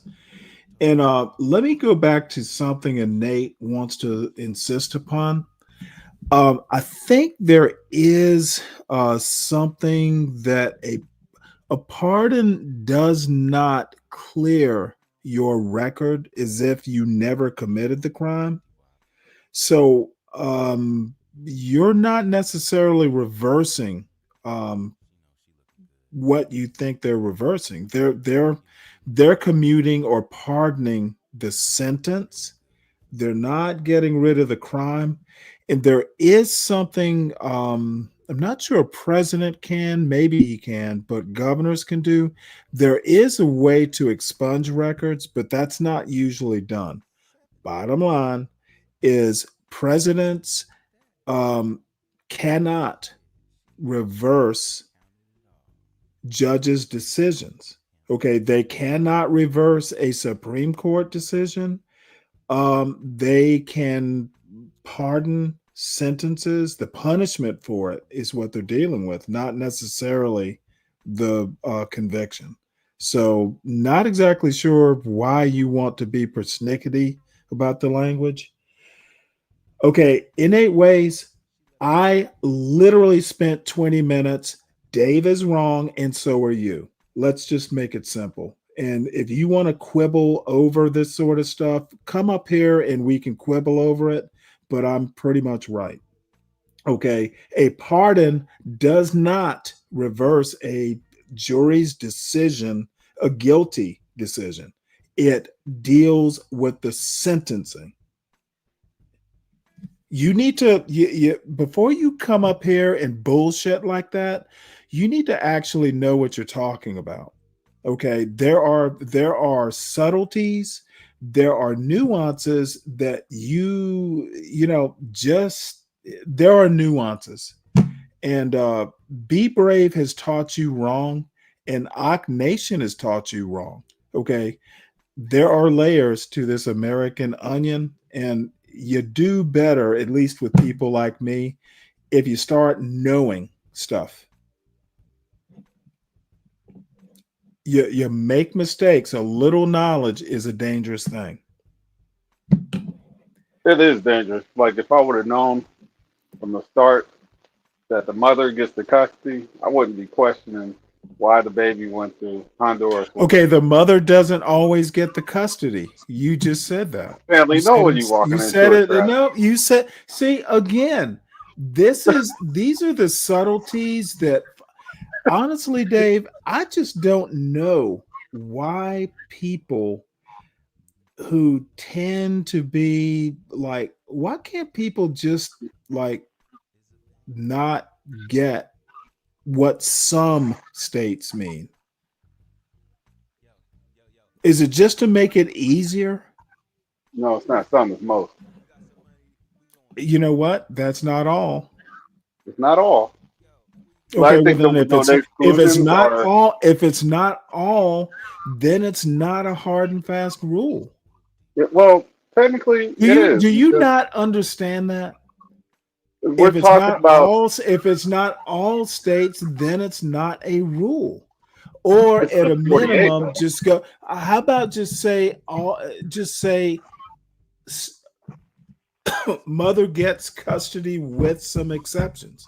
Why not just fucking deal with the nuances? I think a 90, Now you need to. 97%. I'm going to digress from my agenda, so you can just tell me why nuance does not matter. Oh, it matters, especially when it's 96%. Innate, you know what, Innate? For some reason, you're getting under my skin today. When I say shit, it is my bad if I expect people to know stuff.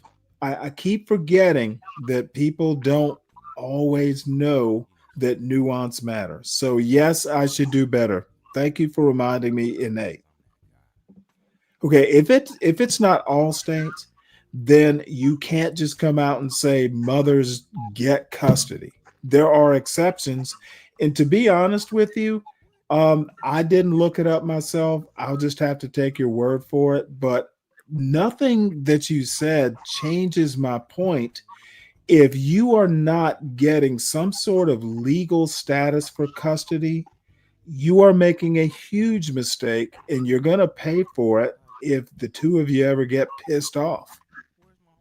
Yeah. It's going to cost you. It's going to cost you in lawyer fees, probably jobs if you have to, spend time in court. Do yourself a favor. Spend a little couple bucks on a lawyer to get a legal status. I just don't get it. And honestly, this is why sometimes I have to take the weekend off.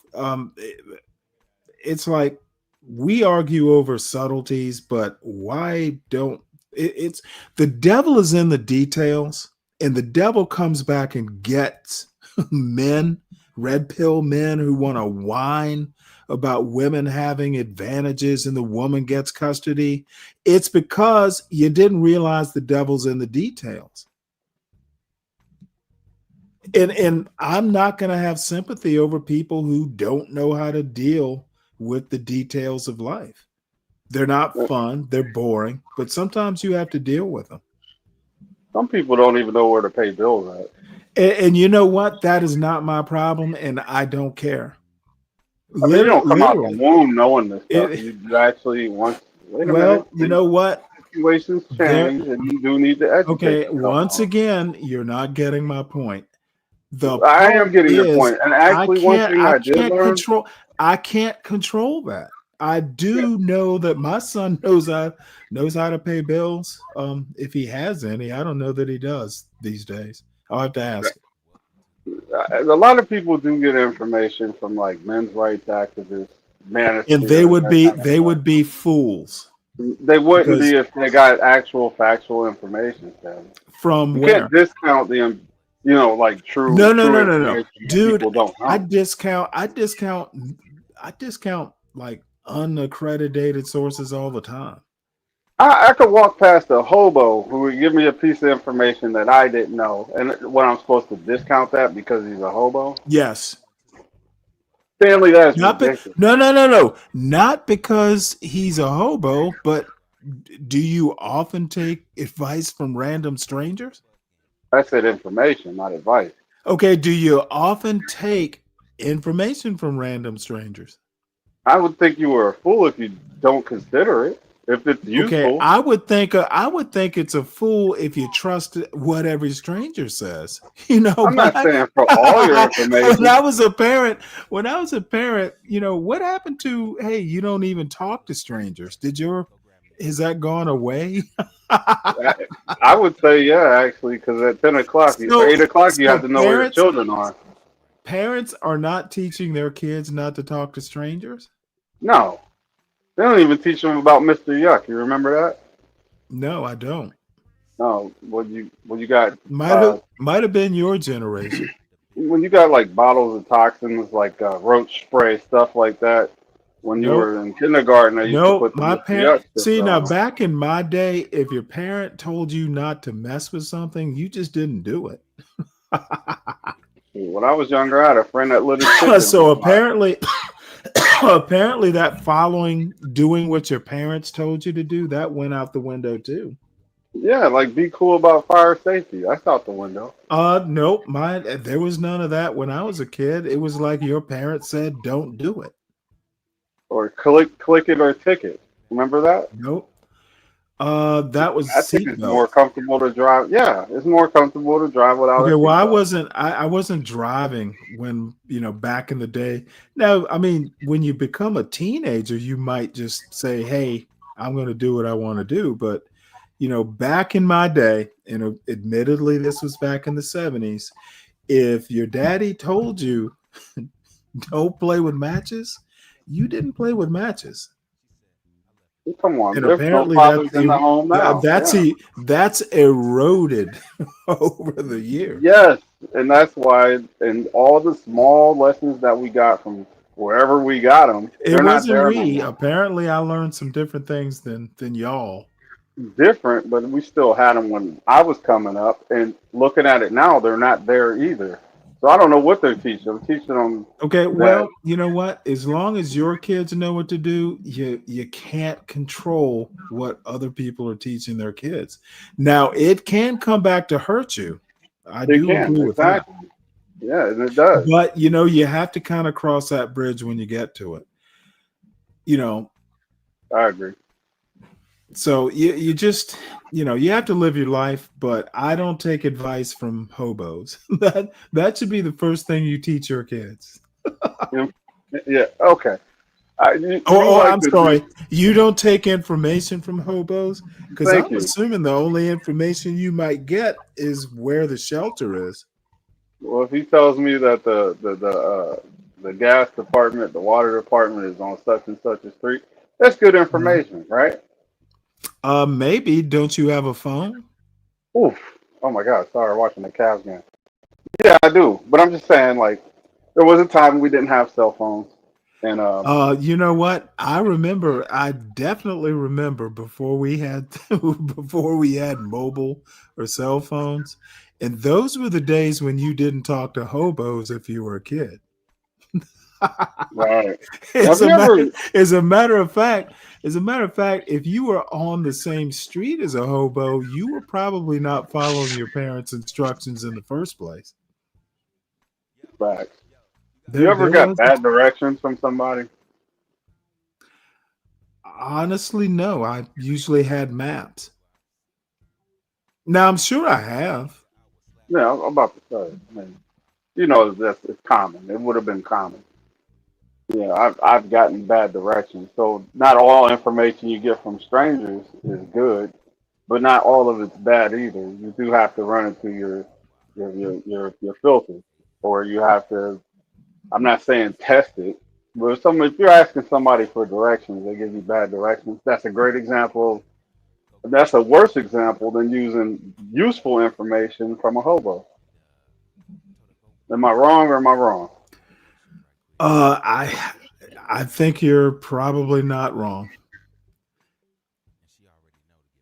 Oh Right. yeah, you know what, roller skater. That is. I don't know. I could do a whole show on that, and maybe one day I will. But once I start talking about parenting, everybody just sometimes I feel these people are going, well, you know what? You've led a sheltered life, and frankly, I have. Oh, one thing, Stanley. What you know what? I didn't get to tell you, but I really, really appreciate those conversations between you and SKC. Like he Oh, brings out really? the. It's almost like he brings out the best in you.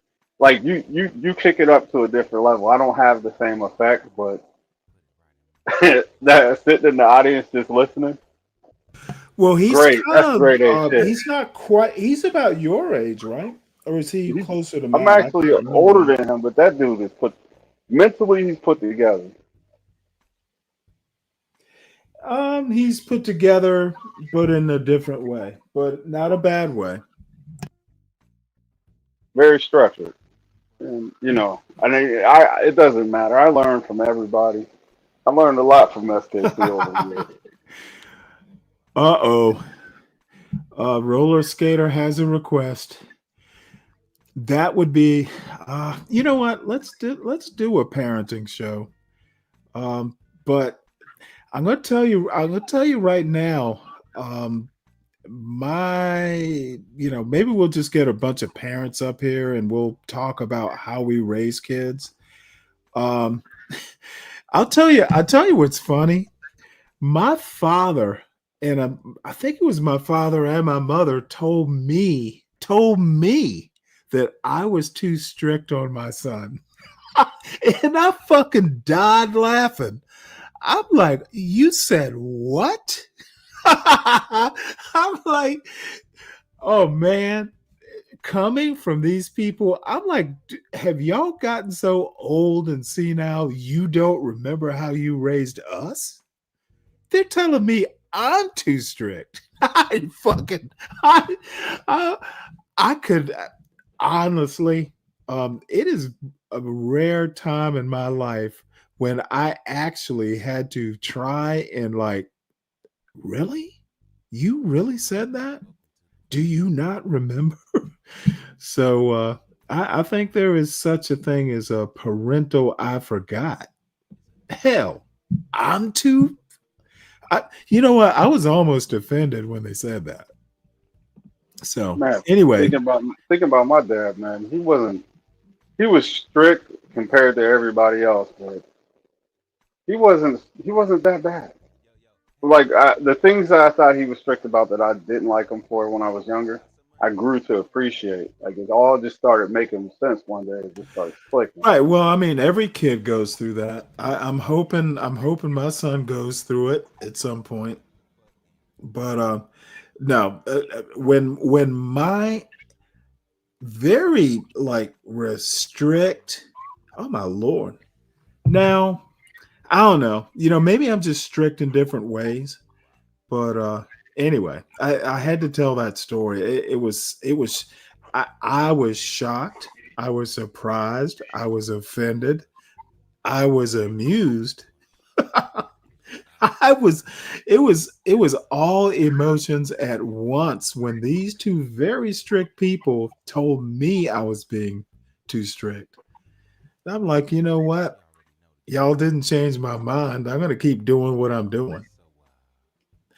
Oh, let me tell you something. Wall Street Journal. Apparently, Georgia Tech is number 6 in like earners after college.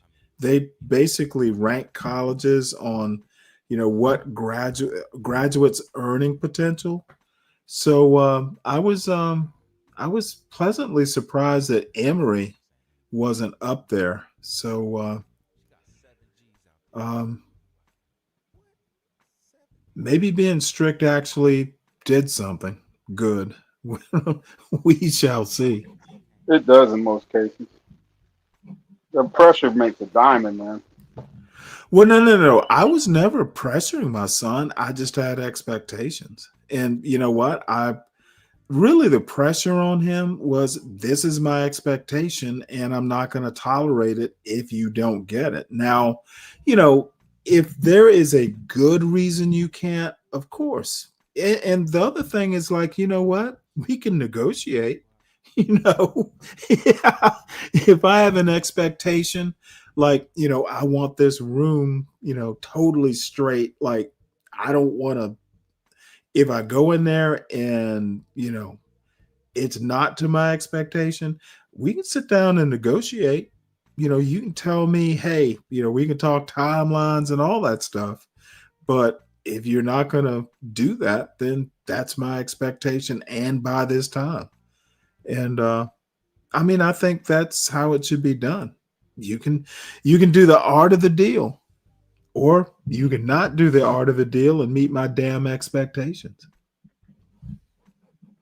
And you know what? Now, he never met his room expectations. This motherfucker's a mess now. I turned this little bastard's room into a little studio here, which I will have to clear out by next weekend. But you know, other than that, he did okay. I think his room was just his defiance. It's like, motherfucker, make me clean my room. So anyway, now that's the other thing about this child. He is stubborn. If he will, you know what? If he thinks he's right, it'll take me to just. I won't convince him. I'll just have to make him. But you know what? I like that. If motherfucker, you think you're right, go for it. And when you fuck up, I'll help you out. At least you thought you were right. So I'm proud of that boy. But anyway, I'm fawning, and a father should never fawn on his son. He hasn't graduated yet, but I think he's gonna actually make it through with over a 3.0 average, which I'm not particularly happy with. But I can't control his efforts anymore. But it better goddamn be over 3.0. Or I will step in. And do what? You know what? There are things I can do. I don't know what. I'll have to get creative, but there are things I can do. I pay his motherfucking phone bill. at least I have that. Take them down to nights and weekends, huh? Well, no, make him pay it.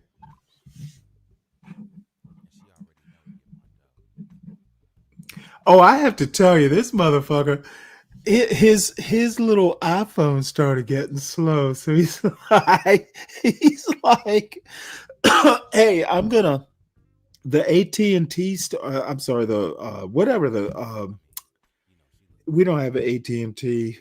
It's T Now or whatever the fuck it is.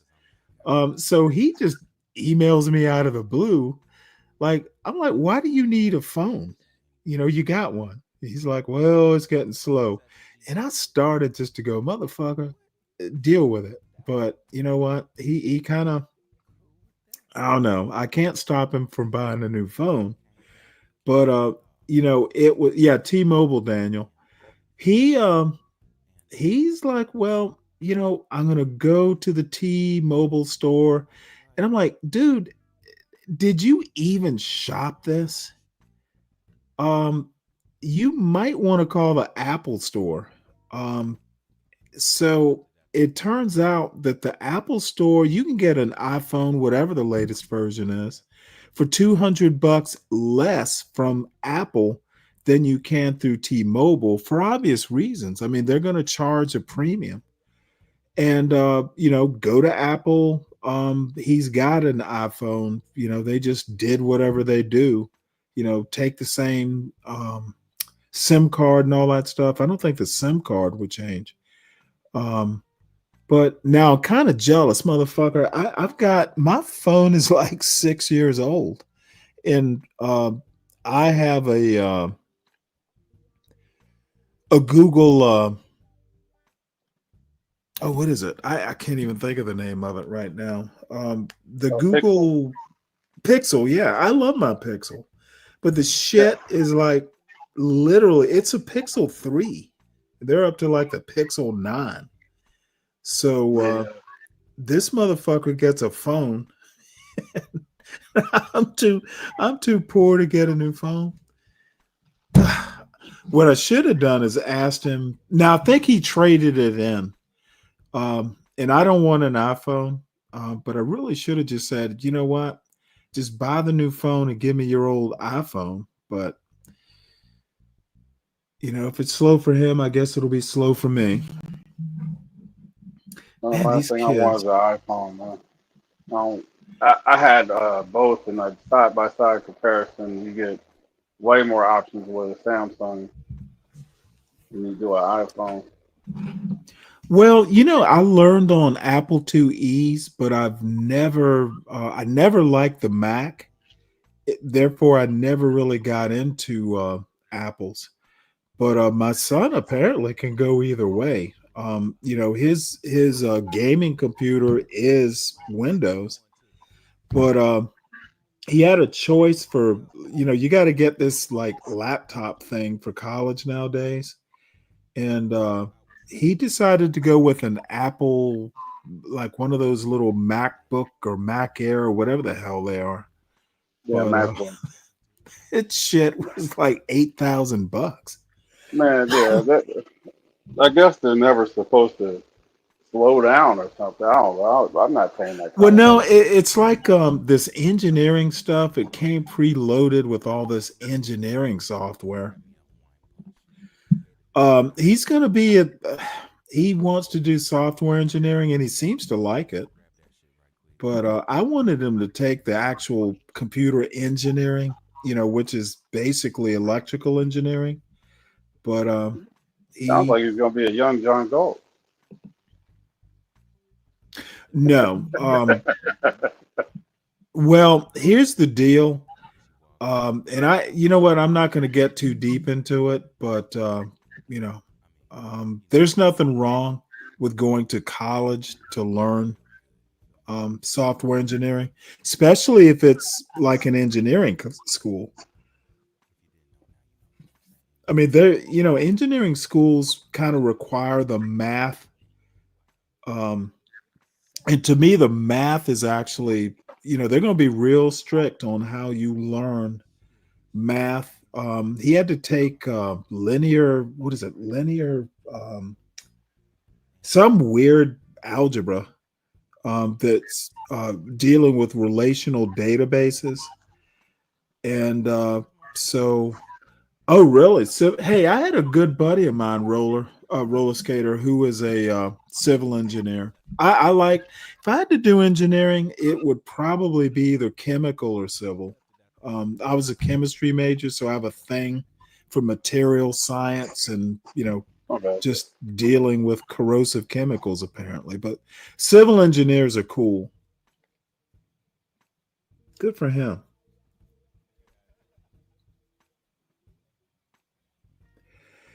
Yep, my math was good enough for chemistry, but it wasn't like, mechanical engineering level.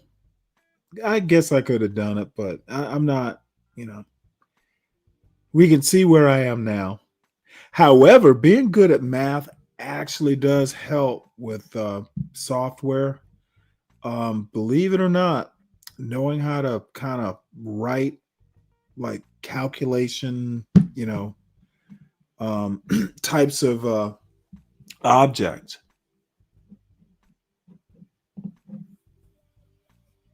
Nice. Now, is he boring, Roller? No, I'm not. I'm not going to say that. Mathematicians can either be like really interesting or really boring. There doesn't seem to be a middle ground. So I'll assume he's really interesting. And see, that's the nice thing about math. You can actually, all that stuff. You have to learn the materials, but math is a core for engineering. If you're good at math, you'll be good at engineering if you have the interest. Not so much sure about science, oddly enough. But I've known mathematicians who, I've known chemists and I've known physicists. Obviously, physicists have to be good at math, like the high level. So anyway, I'm getting knee deep into kind of just sitting here musing, getting away with my Trump bashing. Don't want to do that. So Trump announces interview with Atlantic reporter. This is actually kind of interesting / exciting. So the guy who was on that Signal chat, Jeffrey Goldberg, he's the editor of the Atlantic. Trump's going to actually sit down and do an interview with him, which I think is actually a good thing. Oh, Roller, I bet your husband's actually really, really cool, and he probably really appreciates, that kind of compliment. I miss my wife. She for all my flaws, she was able to either ignore me or just humor me. And sometimes I couldn't tell what she was doing, and sometimes I just didn't care. At least she's nice. So we're gonna have to figure out when this happens. If I can be in, let's see, does it say when it'll be? Okay, Goldberg will be accompanied by writers Michael Schur and Ashley Parker, whom Trump described as unfavorable. Planned article is the most consequential president of this century. Prompting Trump. So they had to kiss his ass to get him to sit down. Interesting. Scheduled for Thursday. Was it last Thursday? God damn it. I know it's not come down yet because I subscribe to the Atlantic's podcast. Let's see here. Well, I'm going to be on the lookout for this. I will definitely. Man, my wife was messing with me, bro. Oh, really? I was downstairs, chilling with the baby. He went to sleep. I put him to sleep. I come to the room. She starts cleaning and changing shit. She don't even need to be up here. What? Love her to death. Nah, she's adorable. Let her clean, man. while I'm trying to have a conversation. I don't know. I was laughing. Hey, she probably just wants to hear how I'm correcting your behavior.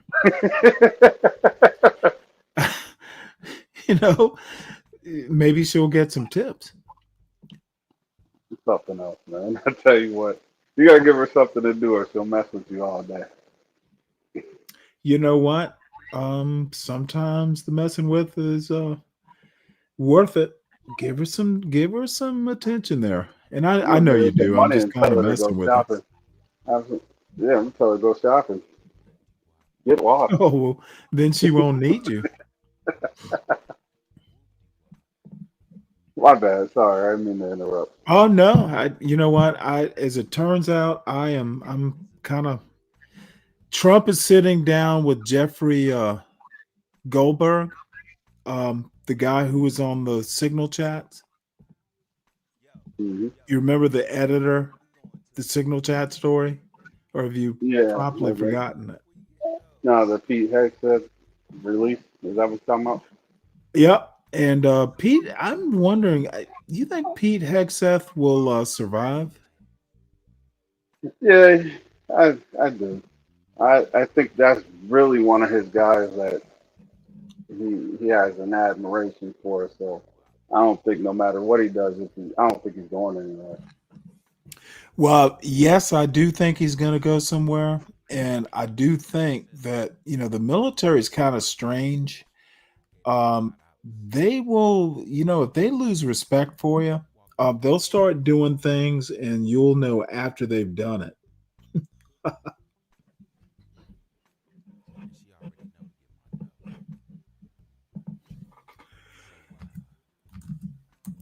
So, everyone hit the link. Everyone hit the link. I've kind of done with my takedown of Trump, such as it was. What's with you and the no more pop the balloons anymore? What's up with that? People just said that's all I'm about. So what? Lean into it. No, nope, because I know that's not all I'm about.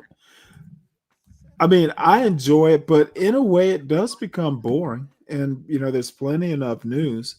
So what I'm gonna do, and cause see, people like Kelvin, there's some people who actually enjoy it. Um, at least every now and again. But you know what? There are things that you know. See, these people don't take. Oh, as a matter of fact, I think what really got my goat was be brave mentioning it, and then the other thing that they've kind of talked about is, well, Stanley, you have auto readers, read these stories. That I don't care about until I can figure out how to get my voice digitized. We're gonna do it. My throat gets dry, so fuck them. They can't read as good as me, so f them. I like it. Put the read on. You know what, roller skater? I got a couple senior ones. You know what? We can do one today. Let's see, what are we at? 2 hours. We'll watch a senior one. Now, if anyone wants to hit the link and just come up and kibitz about nothing in general, Dave, pick a topic. This is New York from last night. It's Manhattan. I would love, you know what, roller skater. If you, I love the senior ones best of all. So, And this you is can the talk. new, softer, more understanding version of Stanley as well. I've You never. guys don't have to Hey, fear Stanley. Trust me. I am one contiguous person, but I'm very situational. And this is how. Now I hate to say this because people are gonna just laugh. This is how warriors are. I, dude, I was a line officer in the Navy. I am trained to fight. Now I'm trained to fight my own way, but don't think that I'm just some pencil pusher. I wasn't a pencil pusher in the Navy. I commanded men, and we had missions, and we accomplished them. So I know how to fucking, I had a captain. I had a captain tell me once, Stanley, you gotta drive the problem. I know how to drive a problem to completion, to solution. So, all these motherfuckers who will mistake my soft voice. Hey, I'm just on the internet, but all I have to say is that my son is in an elite school. I drove that problem. Um, you know, my personal life, my wife died. I, if my son is my only accomplishment in life and I can get him, well, he can get himself through college, motherfucker, I will die happy. Um, I went from tragedy and adversity to triumph, and I motherfucking know how to do it. I do it for breakfast. Um, and now the thing is I had great parents. I have motherfucker my wife's father. Because his mother, her mother died a while ago, but I had great in-laws. This is the weirdest thing when they talk about race and John Galt mentioned, well, you can tell us what it was like having a white wife. I've dated black women before. It was just like having any other woman. Women are not men, but I mean, in some weird way, we were both our families are Catholic. There were some commonalities. Um, my wife introduced me to flannel sheets. That's probably, I grew up in Savannah, Georgia. We had no need of flannel sheets in the wintertime. So that's probably that's honestly the biggest cultural difference is I had no clue there were flannel sheets. And they are awesome in the wintertime. I don't understand that getting hung up on skin color thing. That's never been You know what? It is pure. It is pure. Well, it's racism to make people think that way, and it's racist to think there are like huge differences. There may be cultural differences, but you know what? I would honestly say I'm probably more like a college culture sort of person than I am hip hop culture. But hip hop culture, actually, I didn't grow up in it because I was 8th, 9th grade when the Sugar Hill Gang, and Run DMC, that was high school for me. And even in a place like Savannah, Georgia, it was not the dominant music. White kids weren't listening. They listened to the Sugar Hill Gang, but like Run DMC and stuff like that. White kids weren't listening to that shit. They were listening to fucking Leonard Skinner. Yeah. But then I grew up and, grew up, say from 1976 to say 1983, it was grade school, roughly middle school to graduating from high school. It pre-existed hip hop culture, so it never took with me. I didn't care for it. Did your wife's family? Did you ever feel that they were racist? No. Okay. Oh, I'm sorry. Well, her 89-year-old grandmother, once asked, not, this was actually before we just really started dating. Her grandmother made a pithy comment, but it wasn't what was to that? me. What'd she say? You don't need to know, but it wasn't like hugely. Actually, it wasn't really about me at all. However, that same woman, every time I saw her, when are you coming to visit me? She and her great grandson, my son. Did you ever take that as bullshit? She and her great grandson, my son, because she has another great grandson. No, they were. It was ridiculous. This woman became my biggest fan, and the main reason being is because, her, my wife didn't have to work. She was, I think the thing is parents want to know if they have a daughter and a son too, but a daughter especially, that the man who marries her is going to treat her right. And my wife she could do what the hell she wanted, within limits. I could do what I wanted within limits, but I'm saying, like, when you first met her parents, like, did they, or her grandparents, did you get that like feeling that maybe no, they don't approve of her being with nope. black men? Nope. You never got that. So like when the grandmother was well, let like me put it to you this way. Maybe you weren't here because I know I've said it once or twice. Her brother was like a neighbor of mine. He lived a few houses down on this dirt road. I knew her brother for quite some time. for like a year. We were just kind Say of that like, again. I think I cut off. we Say it again. I knew her brother before I knew her parents or anybody. He was a neighbor of mine. And one day, Hold on. So he you was knew her like, well, brother. okay, motherfucker, I will talk or you will go. Okay, do not interrupt me. I'll let you know when you can talk. It's going to be annoying. And your type of interruption is extremely annoying. So let's set some rules right now. Go ahead, man.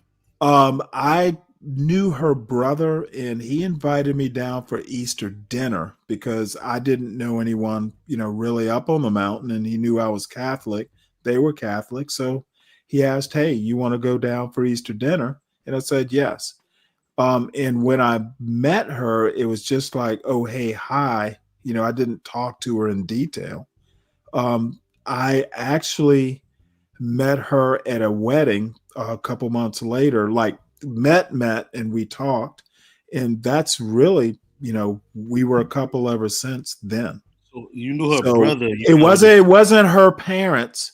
It was actually her brother. It was like, hey, come on down. And they, I was single. So it worked out. But no, as a matter of fact, it was quite the opposite. Her mother and I got along famously. We So used you to knew her can brother. we used and you to got with his we used sister. to we motherfucker, didn't I just say that? Are you gonna repeat everything? So Because that's annoying too. Would you let Anyway, your what I was best friend saying get with is your her sister? mother and I actually, I think her mother knew what I was doing. I was just trying to, we canned vegetables. Her mother and I, her father and I used to hang out, but it was mostly just you know, I was sneaky. But they So all talk they about all knew what was going. We all knew what was going on. talk about the grandparent. You said that Why would I do she that? said Why something would I that you want to? thought I've talked about the grandparent. All I'm going to talk about. okay, so there's something there. It's obvious. She No, didn't what really was like you. there She is pretended like she did. The lady Or that was she was a main 89 years character for you. old. The lady was 89-year-olds, and she had at least one pithy question that I know of. And Well, the question. why my future wife decided to mention it. It was probably like, hey, just know, the room. But it all turned out well. As a matter of fact, I used to love her her her grandmother wound up being like a huge ally. It was like, Yeah, but what was the question? motherfucker, I thought I mentioned that you don't need to know. All right. So what I really came up here for, man, I Can wanted you to can ask you you. take that as an answer? Yeah, of course. Awesome. So What do you think? what's been What going do you on think? with you? Anything interesting? Yeah. I got an interesting question. What do you think about Malcolm X? Like, What have did you I agree with what? his views, or did you? Well, I wasn't. I was a kid at the time. You know what? I honestly pretty much like to discount both Malcolm X and Martin Luther King and go all the way back to, I think the best civil rights leader there ever was Frederick Douglass. The same one that sent Black Americans to Haiti to work as slaves under Jean Pierre Boyer. That Frederick Douglass.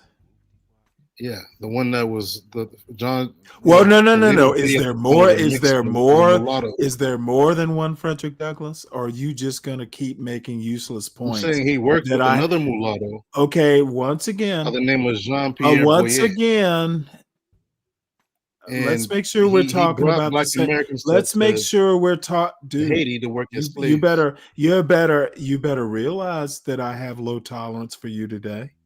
And the Black Haitians Are want to we get rid of all talking? the Are we mulattoes. talking about the same Frederick Douglass? The Frederick Douglass? Yes, the one Okay, that you have then in your then avatar. then if there's only one, you don't have to ask me the Frederick Douglass. We know who we're talking about. Anything Okay, else? so and didn't he marry a white woman? He did. Okay.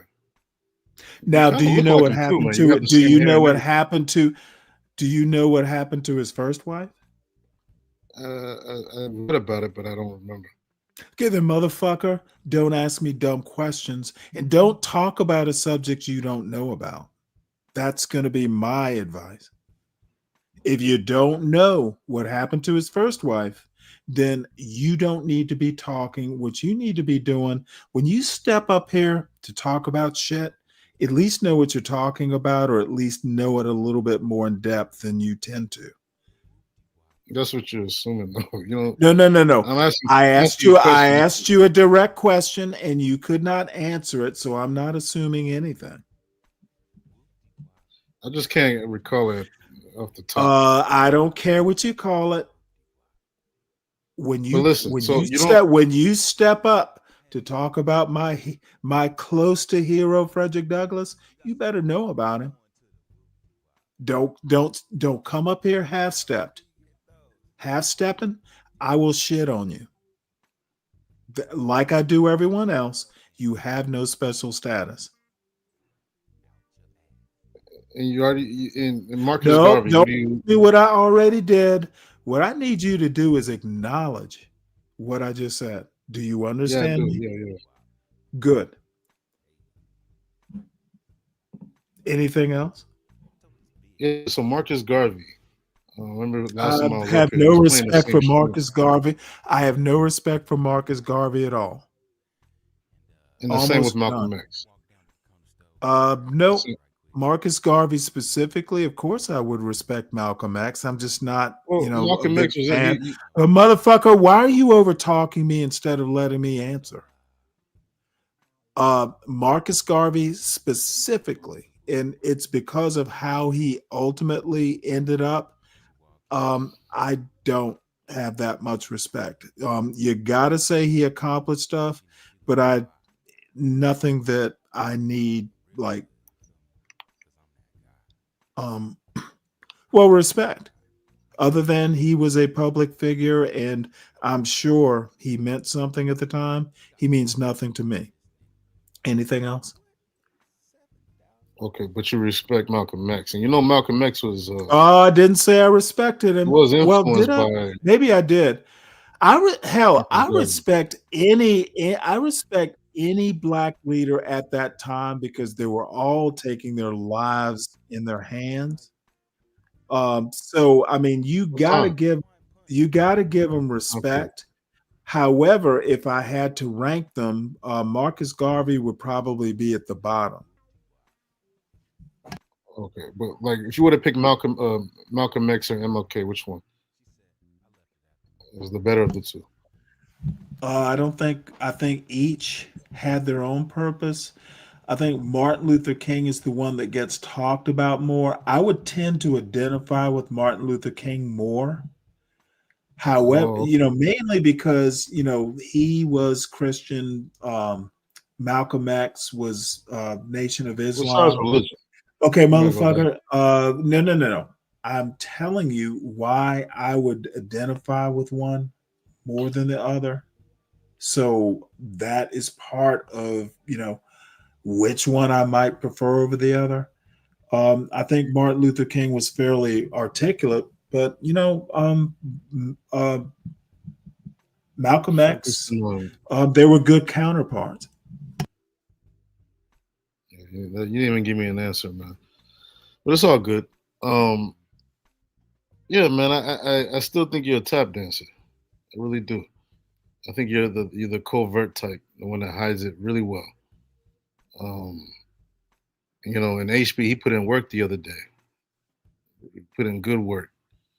He should have been cooked you, but yeah, man, I really think you are a tap dancer.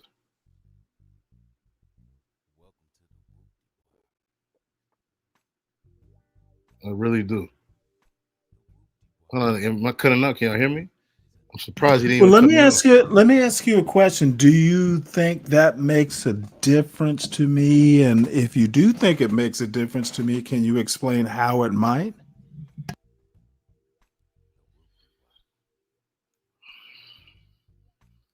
What kind of question is that, man? Like you're always up here, like Obviously, it's one you can't answer.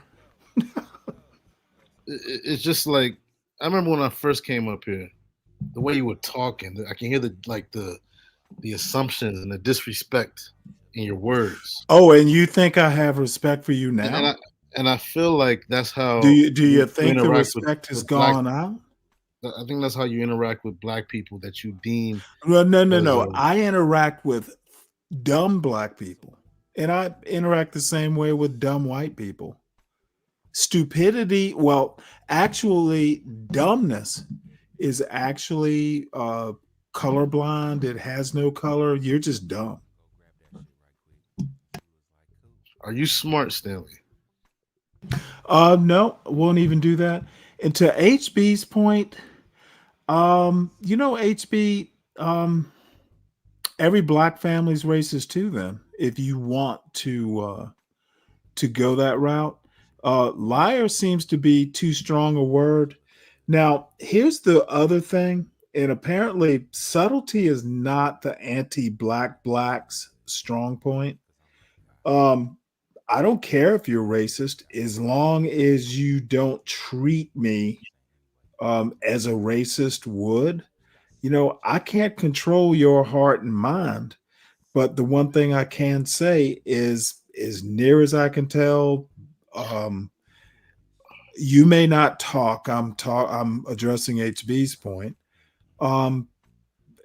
They could be racist as a motherfucker, but as long as I can't detect it, I don't care. But They what is certainly worse? didn't. They certainly didn't treat my son. I mean, there was a grandchild involved, and I can tell you right now, if even if they just tolerated me because of my son, I'm okay with that. But I don't need to lie. There's no reason for me to lie. I don't depend on any of this stuff. They definitely, as a matter of fact, sometimes You keep rambling. they have motherfucker. If I ramble, what is it to you? Use less words. Is it your show, motherfucker? If you're not enjoying all the words, nobody's holding you bondage here. There's no What is the coffle. difference between There's a no covert coffle. There's and an no overt coffle racist? holding you here. You may say that go. You may go when you choose to go. Dude, don't interrupt me, by the way. Okay, motherfucker, HB, why don't you bring your ass up here and ask me the question, because Shenard's not good at asking questions. You don't answer all questions. of a sudden you're a Shenard fan. That's not the point. KS asked you if you experience, and the answer is no. And by the way, experiencing racism, dumbass, you mean racist behavior. Racist and racism are not the same thing. Use your words, HB. The answer, if you had any self-awareness, motherfucker, dude, don't interrupt me. I literally said I did not experience it. So take it. Maybe they were good at hiding it or something like that. And I was just saying that as long as I don't notice it or detect it, I don't care. And they definitely, their grandson, my son, have been, I can't detect it. Can't say if it's not there. You're not a very good at answering or asking questions, HB, any more than King Shenard, apparently. Y'all need to figure out how to question better. If you want answers, if you want the answers you want, either they are there or you're not asking the right questions. Dave, you still there? Now, listen, I doubt they hit it from, okay, HB, you know what? Now you're telling me what my experience is. You fail. You fail. You're just imagining things. The little racist ghosties, whatever. Oh, Stanley, you just didn't notice him because I was there. If I had been there, I would have noticed him. But I'm just gonna guess you didn't because you aren't you.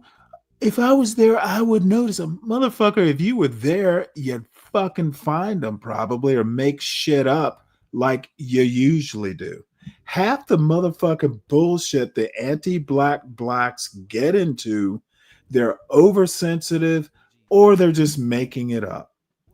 Do better, anti-black blacks. And HB, hit the link. As a matter of fact, I actually do have something to discuss with you. It's a be brave thing. Y'all treat me worse than be brave. I don't even know what that means. Be brave worships you. Solid Snake. So anyway, looks like Dave is occupied. And looks like no one besides King Brevard. Dave must have fallen asleep.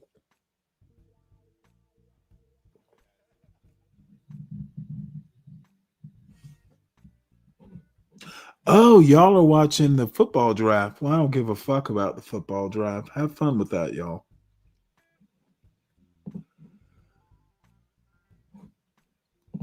Well, we can move on to what I want to watch. Let's see here. I was going to watch The Future of Birthright Citizenship. Anybody up for that? Is that what you do, Solid Snake? Between you and 12th Man, y'all are just master trolls.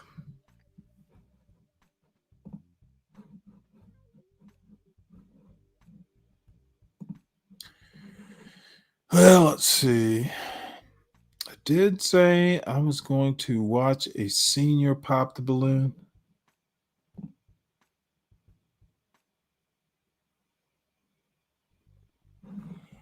My bad. I had to go make an emergency bottle. I heard everything. An emergency bottle. Ooh, those were the days. Yeah, bro started flipping and tripping. Good for you. There's nothing like an involved father. Yeah, they say we don't do that. I'm a married man. Yeah, of course and I'm gonna raise my children. That's the other thing. Marriage is work. It's good work, but yeah, when I put them to sleep, I'm gonna go cut the grass in the rain. So. Don't cut the what? Cutting the grass in the rain? That's crazy. Well, I was looking out the window. All that like, grass is gonna clump under the lawnmower. I gotta do it. It's getting on my nerves. What? When the grass is wet? Yeah. Plus, it's a thing in the neighborhood. You want your lawn to look the best. Well, how high did you let your lawn grow? Now, my father, he wanted the lawn cut and all that stuff. But the one thing you weren't going to do is cut that lawn wet because it leaves clumps of grass on the lawn. I bag mine. I have a compost pile. Well, yeah, but even wet grass in the bag, that's sloppy, crazy work. It's that in between season where it's not exactly warm enough to say it's lawn cutting season. It just warmed up, and today it's kind of shabby. Well, it's your lawn. You know what? You're a grown ass man. Why am I even? It bothers me when it looks like the way it does. I actually got to spend some time out there and get it right. Well, what you need to do is get in your lazy boy recliner with that boy, give him his milk, and just fall asleep with him. Oh, he's gonna be knocked out after this. I'll put some heavy cereal in that milk. Well, how old is he? Is he already doing cereal, huh? Yeah, he's 4 months. Nice. Yeah, big as hell too. Have you tried any of that cereal yet?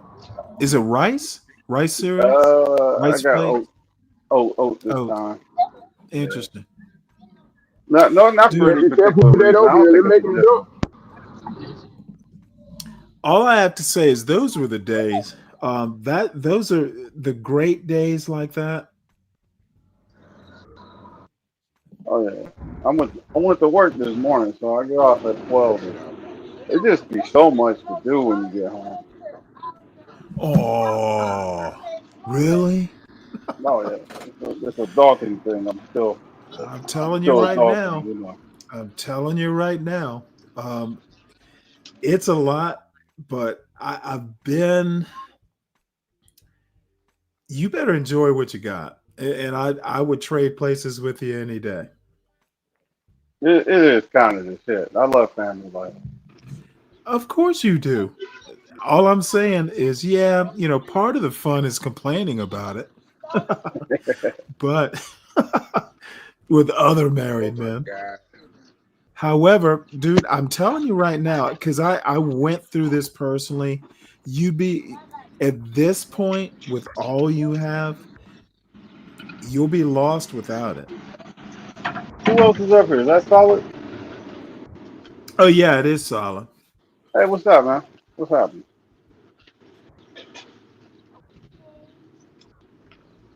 Man, I'm out here chilling with my grandkids. Yeah, see, that's the next step. I'll be there one day. He out here playing with his transformer. I can't believe he figured it out. But you know what he just told me? He say Bumblebee more deadlier. He the deadliest transformer. He kills Starscream. I was like,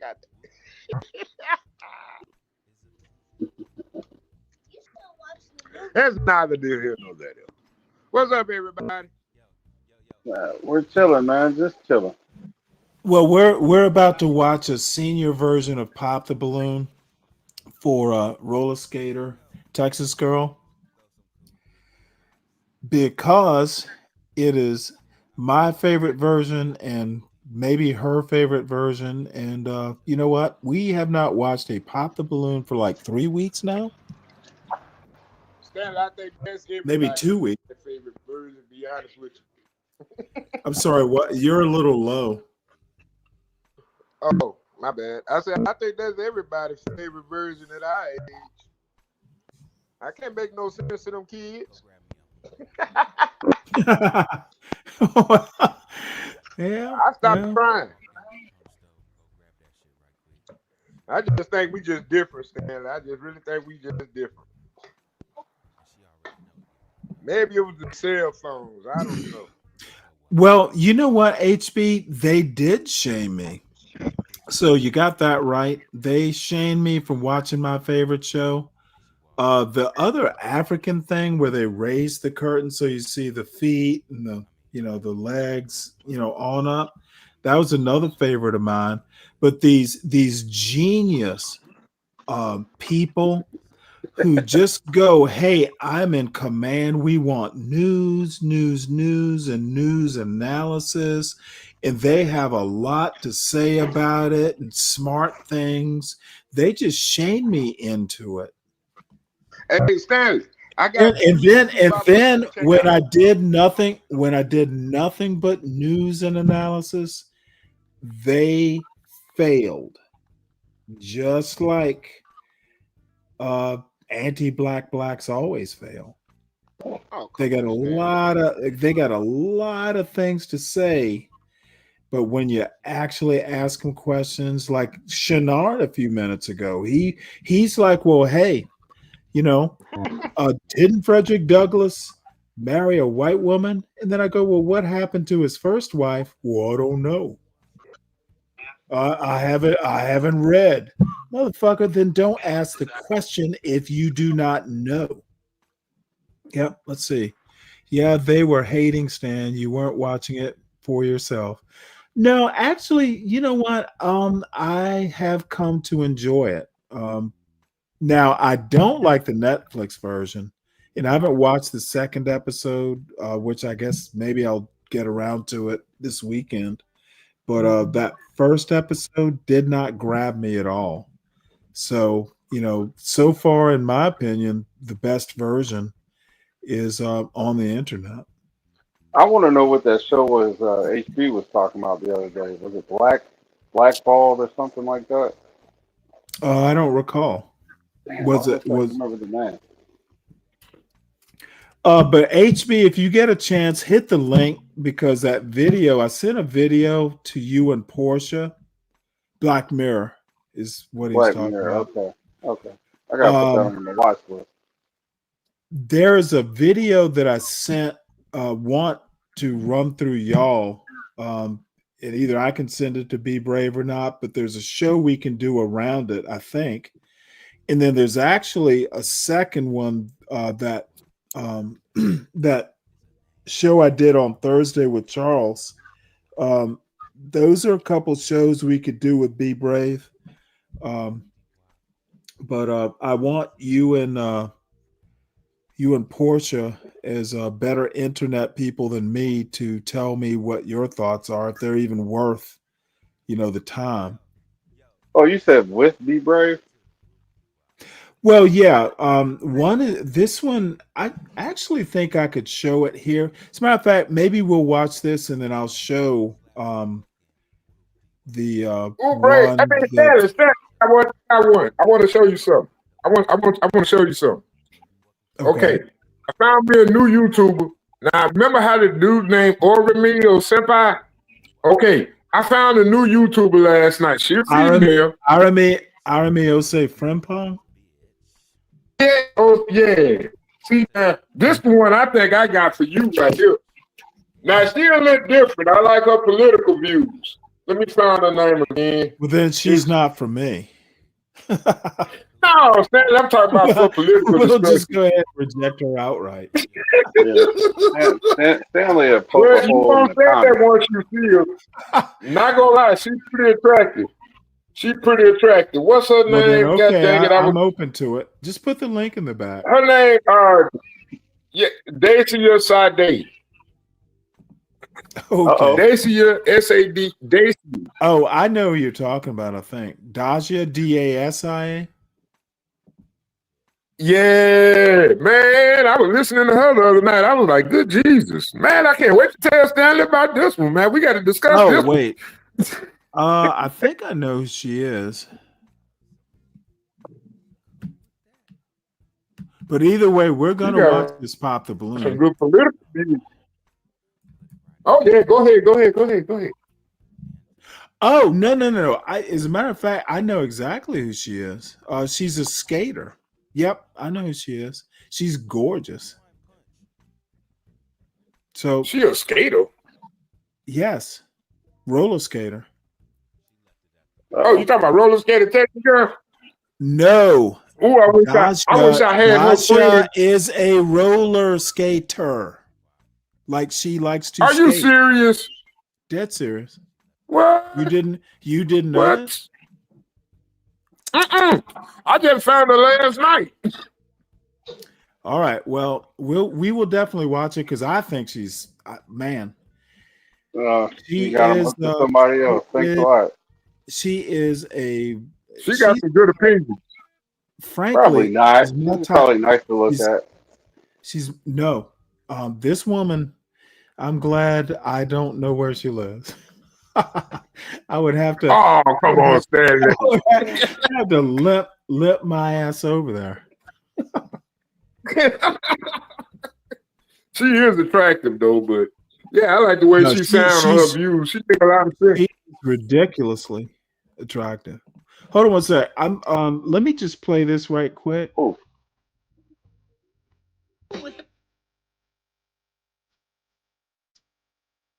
this is her? Yep. What? Now I don't. She's got Are you tattoos. She's serious? got sleeves. She's got sleeves on both arms. I'm not really into that.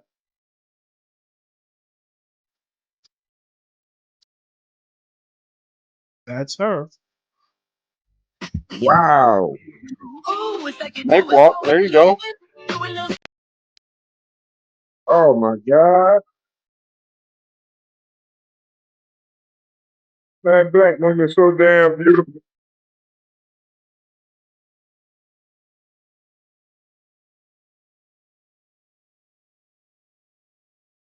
Oh shit! You know what? Yeah, the Oh, we are music. gonna. Yeah, god damn it. I just realized why you said it. And I was like, oh, we was enjoying it a little bit too much there. Well, I will cut it out. God damn it. I don't Portia's know. I gonna never kick. heard that song before. But I don't know. Portia's gonna kick my ass. Oh my lord. Yeah, I think she You know probably what? used I to it at don't. this time, Stanley. I am But at now. least we I'm admit fucking. we wrong. Now I'm fucking $10 annoyed. today for Portia J, y'all. No, you better give her fucking $50 a day, because just beg, beg, Oh, you gonna blame beg it this on woman, me? beg this woman not to kick my ass, because she's gonna do it. Hey, yeah, just mute it and let it play in the background. Hey, maybe we should drop.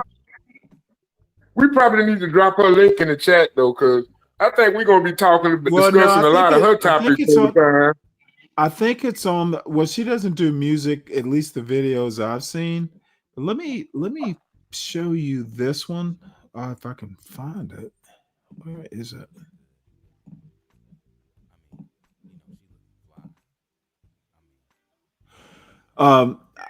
Yeah, let me mute it because I don't.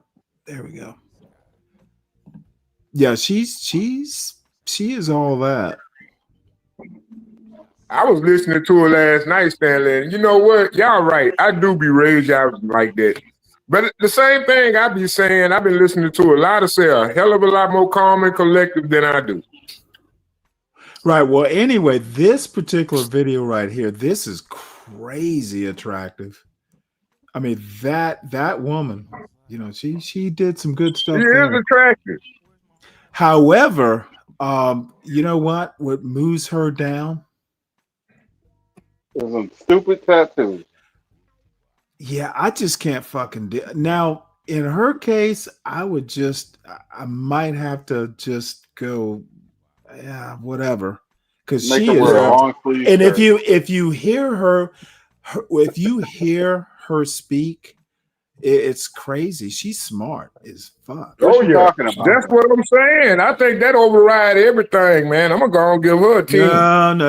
No. If you are a smart woman and you got both your arms sleeved out, I'm sorry. Yeah, that's neutral. She probably just had some rebellious years, Stanley. You can't fault. That's not years. That's rebellious decades. That's a crazy decade. I'm hyping her up now. You don't get a sleeve, and at least as far as I know, you don't get a sleeve. We need to try to draft her to the John Galt Network. We need to have a. You know what? Black people. You know what? I'm going to leave that to you. I'm going to leave it to you. Just have Portia interview her. No, you know what we're gonna do? We're gonna put Deacon Dave on it, because I think Deacon Dave the best of us. What? No, Deacon Dave way more polite than us, man. Deacon Dave is he that guy, man. Yeah, Stanley, you sound good, but you're a little bit too rude, man. Deacon got politeness with him. Man, it takes a lot. Dude, I'm when you get my age, you just don't have time for the bullshit. Deacon Dave a little more polite than us, man. Hey, you know what we gotta do since 12 man? Look, I'm your age. I'm your grandpa's age. I appreciate it. You'll have to excuse my bluntness. Oh, Stanley, you remind me of my oldest brother. Just bitter, just cuss everybody out. You don't care. No, you know what? I don't look. I'm good until you start your seams start splitting. Yeah, man, you good though. You get on the nigga ass though. I thought I was special, but shit, fuck it, you do everybody like that. King Shenard, we see you I see you in the back at least. I've just heard you talking to King Shenard, and I was like, God, King coming in real nice, and you just cut him down. See, I was like, no. You think that soothing tone, dude? Being nice you know what? Um, being nice is more than just tone of voice. You know, as a matter of fact, you know how women can do that soothing, cutesy tone, but ask you questions that piss you off. That's what King Shenard does. It's very passive aggressive, very very It is though. No, very let Shenard female. rock, man. I like Very Shenard. female. King Shenard, you know what? He rocks with certain I people, hope he but go get his own channel, I man. don't like want to see I women don't get crack like together. males. I'm gonna tell you right now, I don't like passive aggressive males. Okay. I just fucking want to put footprints in their back as I walk all over them. No. And you would think someone, you know, with my tone of voice kind of, yeah, and I have a soft voice, can't help it. But motherfucker, if you think I'm passive aggressive, yeah, I can be. But no. That motherfucker, very womanish. And he wants to call people tap dancers. That motherfucker's a ballet dancer. He's a ballet. I think that's just dancer. the new term they're using.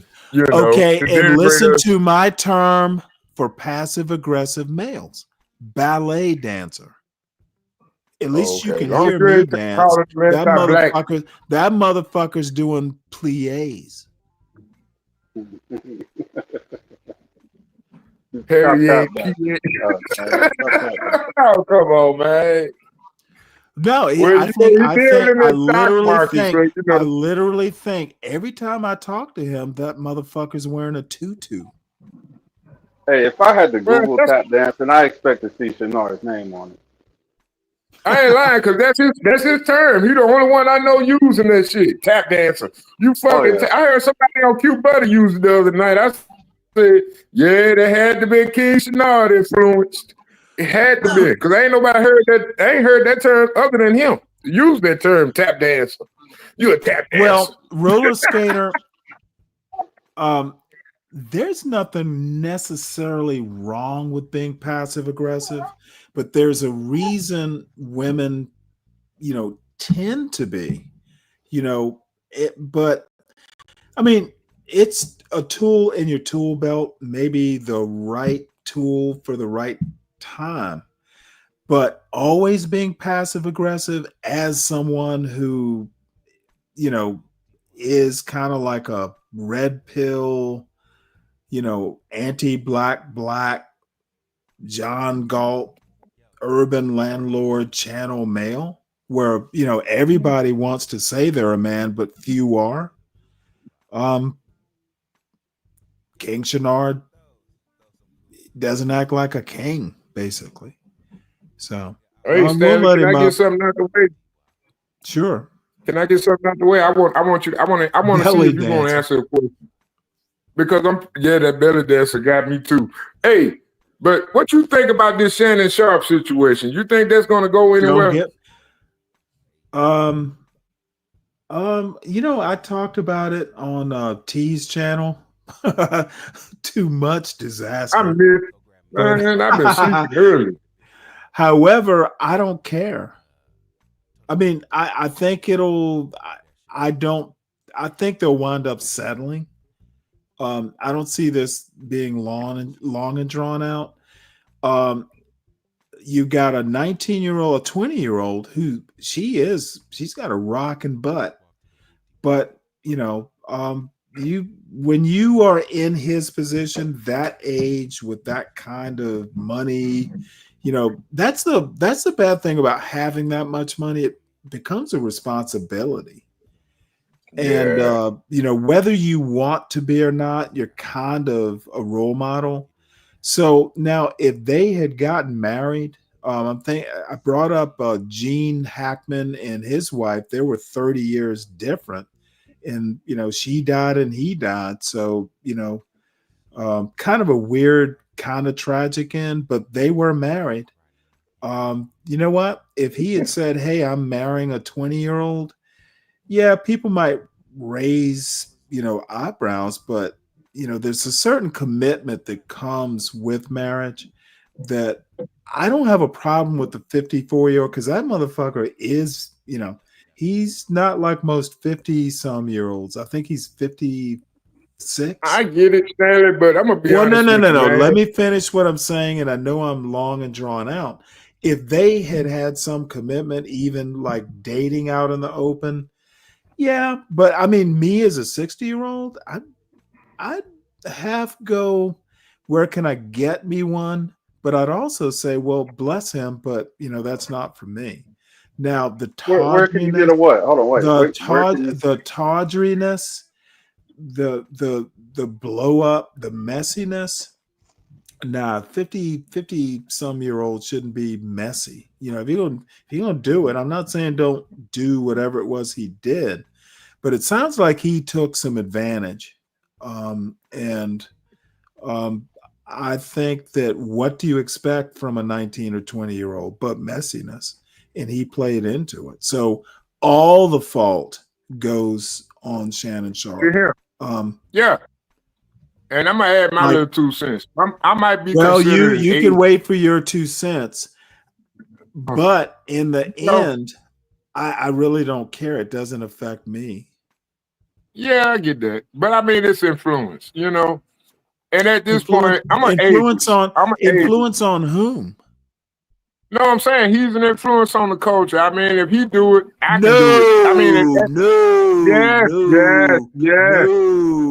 He is Listen, Stanley, at the age of 48, I'm not going to go and date a 20-year-old woman. I don't want to be. He might be influencing I your just can't see corner. myself dating somebody at a certain age. You will let me finish, and I don't care if I interrupted you. On your corner of Black culture, maybe. On my corner of Black culture, not so much. So you saying you would date a younger woman? No, I'm saying Shannon Sharp is not an influencer. I'm saying he is. I'm saying he has a lot of. What? I mean, I think he has a lot of swag. In your urban landlord kind of all blacks are like horrible. Oh, what I'm saying is Shannon Sharp is not nobody. He is a leader. Honestly, I'll put it to you this way. He does have influence, Stanley. Well, on the YouTube, like I don't have anything. No, that's in athletics in general. I mean, you can't tell me a little kid don't want to grow up and ain't a little kid in America that's running that tight end or wide receiver position saying, I want to be the next Shannon Sharp. How many motherfucking kids? How many motherfucking kids? How many motherfucking kids want to be tight ends? You are insane. Oh my God, boy, you was genius. You know that? You was genius. I can't believe you fixed that thing like that. Boy, you smart. You know that? Good job. Great job. Man, I ain't gonna lie, man. I ain't gonna lie. Being a granddaddy, you love being a daddy, man. Wait till you get to them granddaddy years. Oh, Lord. All I have to say is that I kind of disagree that Shannon Sharp is that culturally like definitional. You know what? And if he is, then maybe, people like John Gall have a point. I think it is important that what they do and all that. I ain't gonna lie, Stanley. I ain't gonna lie. So it's like when I see a guy at the age of 54, same thing with Brady. I ain't gonna lie. I don't like that. I don't like that as far as the fabric of unity in a relationship culture. I just don't like that a 50-year-old guy think it's okay to date somebody younger than somebody that would have been their son at that age. Okay, I have no idea what that means. I know, but I had my child young. But I mean, like, even what's the oldest age a man become a father? 30? So if you 50, your child should be 21. So it's like Speak Radio. At that age, I couldn't date a woman that age. Hold on one sec. Let me address Mr. Radio here. Hey, the reason we're watching the dusty version of Pop the Balloon is I'm looking for a date. There you go. Oh, well. Get all good. Yeah, let me I gotta do my window shopping. Nick, I disagree with you, by the way. What do you mean? What is Bill I still can't Belichick believe he doing? figured out this transformer though. I can't believe he did that. Yo, so Stanley, asking you questions, that's passive aggression.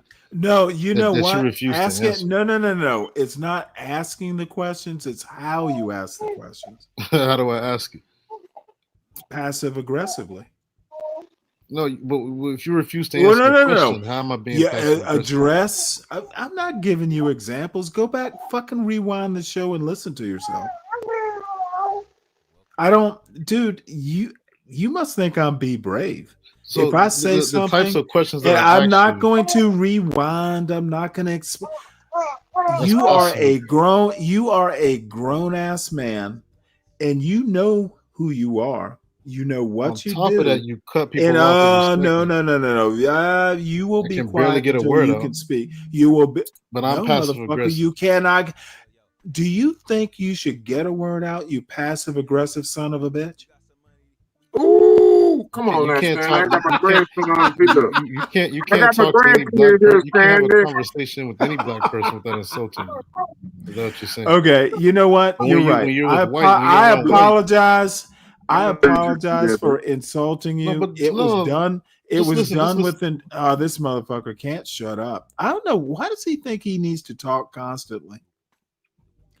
However, Shenard, my assessment is you're passive aggressive, just like a woman. And you know what? I don't have to explain my opinion. It's just my opinion. That's all it is. Deal with it. Stanley, how old are you? Older than you. Okay, so I don't really insult my elders. I can say a lot of shit that can really. Oh well, you know what? Let me say I'm 30. Let me tell you my age. It's temporarily 32. Now go ahead and insult me so I can fucking shit on you again. On top of that, you don't let anybody. I beg you to insult me. So when I ask you a question, it's designed in a way. The first thing you're not going to do is say, you angry. Like how you're right now. You know what? Saying axe on my goddamn panel means you are an ignorant motherfucker who shouldn't be even asking me questions because you can't. Don't ask me a question. Ask me a question, bitch. That's your first goddamn mistake. Okay, dude, if you want me to critique every fucking illiterate word you utter, I can do that. I'm not John Galt. Don't ask me a question, ask me a question. And before you ask me a question, say ask. Bitch. Well, I gotta ask you a question, Stanley. I gotta ask you a question. Can I ask you a question, Stanley?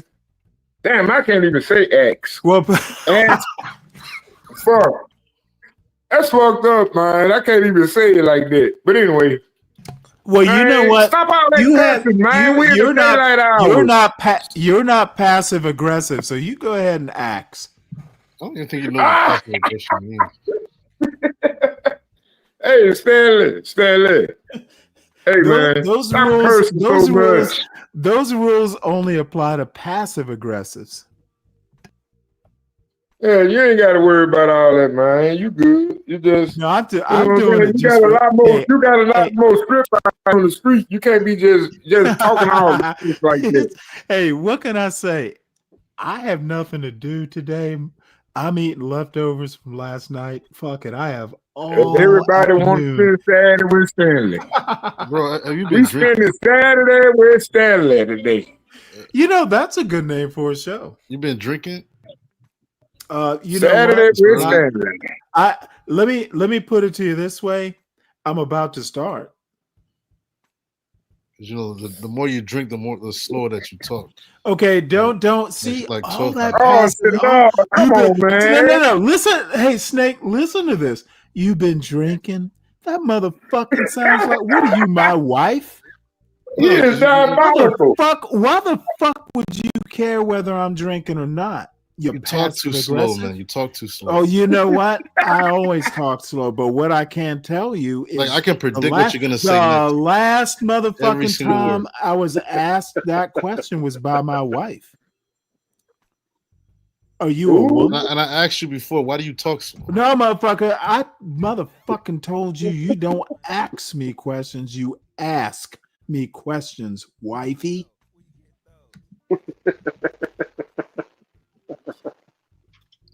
Act like a goddamn man and pronounce your words correctly. This is 60 years old. Oh, I'm more mature than you. But see, this motherfucker asked me how old I was and knew the age. That is a pure example of passive aggressive. Dude, you know my age, but you're gonna ask me anyway. And now you're asking if I'm drinking. You know what? My dear departed wife, dude, you are so sad. And I bet all I can say is you are wife material, but you need to go. You need to go talk to CT or somebody with all that bullshit. Wife Hey, y'all, $5 a day for Uncle Stanley. You know what I'm saying? $5 a day for Uncle Stanley. Well, no. Hold on, because you're right. You're right. Please make sure you subscribe to the John Galt Urban Landlord channel. Please hit the like, because I always forget, and Solid Snake is always reminding me to do it. Please hit the Stanley Cross channel. I actually wound up reposting an interview. Well, it wasn't really an interview. It was a conversation I had with a friend of mine from Nigeria on the Stanley Cross channel. So give that some love. Are you serious? Yeah. I didn't see it. It was the other day. It was this well, I didn't. No. Well, I reposted it today on the Stanley Cross channel. But I don't. I tried to premiere it so you get that little thing, but it didn't do it. So it's there. It's worth looking at. Not as in depth, but it's only an hour show. So we go. Hey, at least it lasted that long. I mean, I'm surprised you actually kept a topic. I'm surprised you kept somebody on the panel that long, Stanley. Well, I was the guest, and I'm on camera. I actually appeared on camera. Fancy that. Well, oh yeah, I did see some of that. I think I see some of that earlier yesterday. Gotcha. I didn't know that was from your channel though. Well, no, it was from his channel. I just posted it on mine, and then I got a copy of the video background to work. What? How did you get that background work when you was in that picture? Like I told you a long time ago. I don't know why you got. I just but it had your face in the thumbnail, and I was like, "See, this is what I was telling Stanley. Why you got Frederick Douglass there when it needed to be you?" Because I like Frederick Douglass. I think you're more relevant than Frederick Douglass. However, it's just if you go into the camera settings on StreamYard, you get to select your background. I just selected that as the background. Stanley, and it's crazy you didn't have a green screen. That's crazy. You know what? I got a white wall behind me, but with this particular screen, it just works without a green screen. I'm not exactly sure why. Well, you also notice that the letters are reversed. Somehow or another, I was messing with the setting in OBS, and somehow or another, there's a setting in there that does a flip. Mirror the camera or something like that. Mirror the camera. Yeah, I haven't been able to unflip it, but it works for this. I kind of like it. It's goofy. Now we need to have a Stanley chilling with Stanley. Hold on. Saturdays with Stanley. Yeah, we'll see. But that's not. Well, you know what? If you're gonna be here, we can do it. Shit, it's just goofy shit. Nah, Stanley, my Um, thing is I gotta be sober now. I can't just be online drunk and shit. I ain't gonna lie. That's something I picked up on CT channel the other night. You know, I'm not finna be online drunk. I'm not finna do it. I mean, there's some late night stuff we do. well, But Saturday like, with Stanley's. It could be sober yeah, Saturday gotta be sober. Sober Saturday. Yes, it is. sober snake, and Saturdays with Stanley, something like that. You know, a bunch of S's. Yeah, man, we gotta do it. I can't say nothing. Well, that's all I can say is S words. Never mind. Yo, Yeah, you'll so figure it out. if Frederick Douglass, right? Got a little genius right there. Have you heard of Samana the Samana Americans in the DR? Have you ever heard of that? Samana Americans? Yeah. So I think the reason why I think what you have against No, Garvey I was haven't that heard of them. What are they? they were the Black Americans that Frederick Douglass sent to Haiti when Jean Pierre He sent them personally? when his work, yeah, to basically work as slaves. Okay, what I would like you to do, because by For a mulatto- the time Frederick Douglass was ambassador to Haiti, slavery was over there. Yeah, but not really. Slavery ended in Haiti. Remember the Haitian Revolution? Right, It was right, over right. by the time the Civil War happened. Yeah, but the president at the time. Okay, motherfucker, I Yeah, need you can't to address talk the to this guy. timeline. You said sending slaves. You mean like former American slaves over to Haiti? Yes. Okay, so they were former slaves. Right, and they were working as Former slaves. American slaves. So they weren't slaves. They were freedmen. I didn't correct? say that. I Hey, said motherfucker, don't no. You don't listen. You will You don't listen. That's your problem. You will be correct in the lessons you're trying to teach. So he didn't send slaves over there. I didn't say He that. sent- You don't listen. Okay, motherfucker, you literally said it.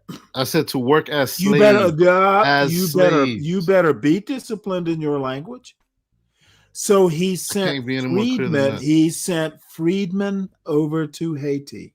Got it. Now I what's didn't your say point? he sent slaves to work as I said he Motherfucker, sent you'll be black- gone. I told you what you said. Okay. Don't see, this is that weird motherfucking anti-black bullshit. You call them on what they say, then they tell you they didn't say it. And I'm not going to take the time to go back and rewind to prove my point. I know what I heard, bitch. Hey, Shamard's a pro-black. No, he's not a pretty sure he pro-black. He's is. Shenard is not a I'm pretty pro-black. sure Kennard is a pro-black. He's pro-black. Okay, I'm anti-black. let me. man. Whoa. Yeah, anti-black blacks. Stop that. You wouldn't know what a pro-black was if you started. Oh, see, that's what I'm saying. King Stanley. I don't really Shenard- call it that. King Shenard is actually just a troll. No, actually, no, I wouldn't say that. I wouldn't say that. He helped you make money now. Stop it, Stanley. He do his Frederick job. Douglass had no slaves. Latino for Trump. He was a slave. He did not own slaves. I Fuck think you you if you just being a think little that. overreacting Go read with a book. Shenard. And Latino, don't do that, or you will be stomped. No. Now you're fucking with Black history. Now you're fucking with Black history, and you don't know enough of it to be typing that kind of bullshit in the chat. You better go read a book, son. Now, what were you saying, Shenard? You know why Douglass wanted black people to fight in the Civil War? 'Cause he was getting Why paid did for it. he want? Why did he want to? Why did he want? Because his can't two even sons. say a He had question, two. man. He Yeah. had two sons who fought. Why did he want blacks to fight in the Civil War? Right, because he got paid. Okay, motherfucker, I got books I can recommend, but the bottom line is that, you know what? Why wouldn't blacks fight for their freedom? It seems having whites fight for your freedom just doesn't seem, it's a bad look. So blacks fighting for their freedom is a good look. That's why. That he was paid. by the Massachusetts. Motherfucker, so what if he was paid? Right. So, but then you got to okay, ask, motherfucker. No. Why Don't did he tell send me them I'm to, right. to the I DR? asked you a question. What does it? Why is it a bad thing that he was paid? Dude, I'll kick your ass off right now if you can't answer questions. I didn't ask. I asked. Why would it be a bad thing for Frederick Douglass to be paid to recruit black slaves to fight for their freedom? Because he received in the North. Okay, motherfucker, I didn't ask you what he was paid. I'm asking you, why does it matter if he was paid? Why does it matter? Because he received money for it. Okay, dumbass. I'm not doing that kind of stupidity. He was paid because, motherfucker, I asked you, why is it a bad thing to be paid for services rendered? This is your last chance, and I'll just boot you from the panel and you won't be back. You're backstage right now. I expect you to answer direct questions. Why is it bad to be paid money for services rendered? He was paid to recruit black people to join the Civil War. And what's wrong is my question. What's wrong with that? No, there's nothing wrong with it. Okay, good. Then why are you fucking acting? I'm trying to bring it back to my other. What's your other point, sir? Okay, why did he send black Americans to Haiti at that time? Really, the DR. Don't recall. You tell me. Okay, so you don't know nothing about that history. Was it to basically found a settlement? And it was the Dominican Republic, if I remember, or maybe I think it was the Dominican Republic proper. Okay, Jean-Pierre Boyer, he was a mulatto. Motherfucker, I don't care about any of that. He was a mulatto, just Tell like me why, motherfucker. I just told you why. Now you repeat it back or counter my point. He sent them over there because it was a test colony. It wasn't correct. Correct. Yeah, there's something wrong. No, dude. Before you go too far, this is sad. David Blight has the last. You have a strong need to be right all the time. Pulitzer Prize winning biography. Have you read that? So, yeah, he sent them over there, and it was a failed colony. Okay, Lincoln had a huge desire because he and others like him really didn't think white people and black people could even get along. So it was a test colony. If blacks could go down there, and survive, there would be more going down there. Lincoln was not, for all his good points, there are a lot of people who basically didn't think white people could treat black people well in a quote white country. That's why. And motherfucker, you are testing my patience because I want to watch Pop the Balloon, and you're asking me elementary school history questions.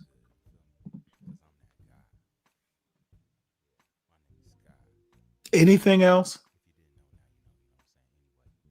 All right, good. All right, so then Garvey, we can move on. Hold on, Garvey started the Black Star Line. I don't give a fuck about Garvey. And you don't like Garvey. I've already told you my opinion. Frederick Douglass did the same thing. I have Frederick Douglass was dead by the time Garvey. And the Black Star Line wasn't stop actually, your bullshit. Frederick Douglass was dead by the time the Garvey movement started, correct? Am I correct? What's the difference? Motherfucker, I answer my question. Frederick Douglass died in like 1896 or 97. Can't remember which. Garvey's movement did not start until the 20th century, correct? Correct? Right. Okay, then why are you bringing up Frederick Douglass? Because you said he's your idol, right? Don't tell me what I said, motherfucker. Tell me what you said. Watch your why mouth, are man. you? Stop Why? all I don't like these fucking history tap dancers. You don't know your shit, and I know my shit. You speak more words in a day than. You know what? Because I have words to speak, you dumb Everybody hit that like bitch. button. I have words for motherfucking years. I, as a black man, know words. How to What all use the them, curses, bitch. man? No, you know what? He's gonna be my Dang, little whipping. bro. He's gonna be my little whipping bitch today. This is sad, man. You know Jesus what? Christ, Sad Stanley, for we you. trying to get But you know what? monetized. It is so sad. Your ass is still here. You like to hear yourself speak, isn't it? That's what Oh, it is, I right? absolutely love to hear myself speak, mostly on this microphone to you right now. I have some Yeah, you always want to discipline, speak man. on We not late if night. you would like me to stop speaking to you, do you know what the remedy is? No, Stanley, we're not talking about you just take a speaking to guess, us. King Shenard. If you don't want me You to can't Get even the answer cash questions. out. what Oh, no. Accuse motherfucker, what other I people can of not do is answering questions. okay, dude, you have There's something failed. wrong with you, man. You have failed this goddamn test. You failed your literacy Everybody test. hit Stanley cash out to can't make have them a stop vote. cursing. Hey T, you have failed your literacy test for the vote, so you have no vote on this panel. What you have already failed is you don't know about Frederick Douglass, yet you want to keep bringing him up. You thought Frederick didn't know Douglass about was a the- slave. You how you thought said- Frederick Douglass was a slave owner. Oh, everybody thought Frederick Douglass was This motherfucker thought Frederick Everybody Douglass thought Frederick Douglass was you, slave man. owner. I didn't say Motherfucker, you have failed Yeah, every I think you test is that Frederick you have Douglass. tried to You pass don't listen to today. nothing, man. You are the tap Talk, dancer, talk. Queen Shenard. Now you're a queen. You Don't grown- make me, how many don't words make me you use in a change. day, man? Don't make me change. It says King Shenard. Don't make me demote you. Can we please watch the Pop the Balloon? No, I'm kind of fixated see? on dealing with our passive I aggressive. knew it. I knew it. All right. You better I knew thank it. Solid Snake. It's been on your mind. I know. Shenard, you better thank your Solid Snake.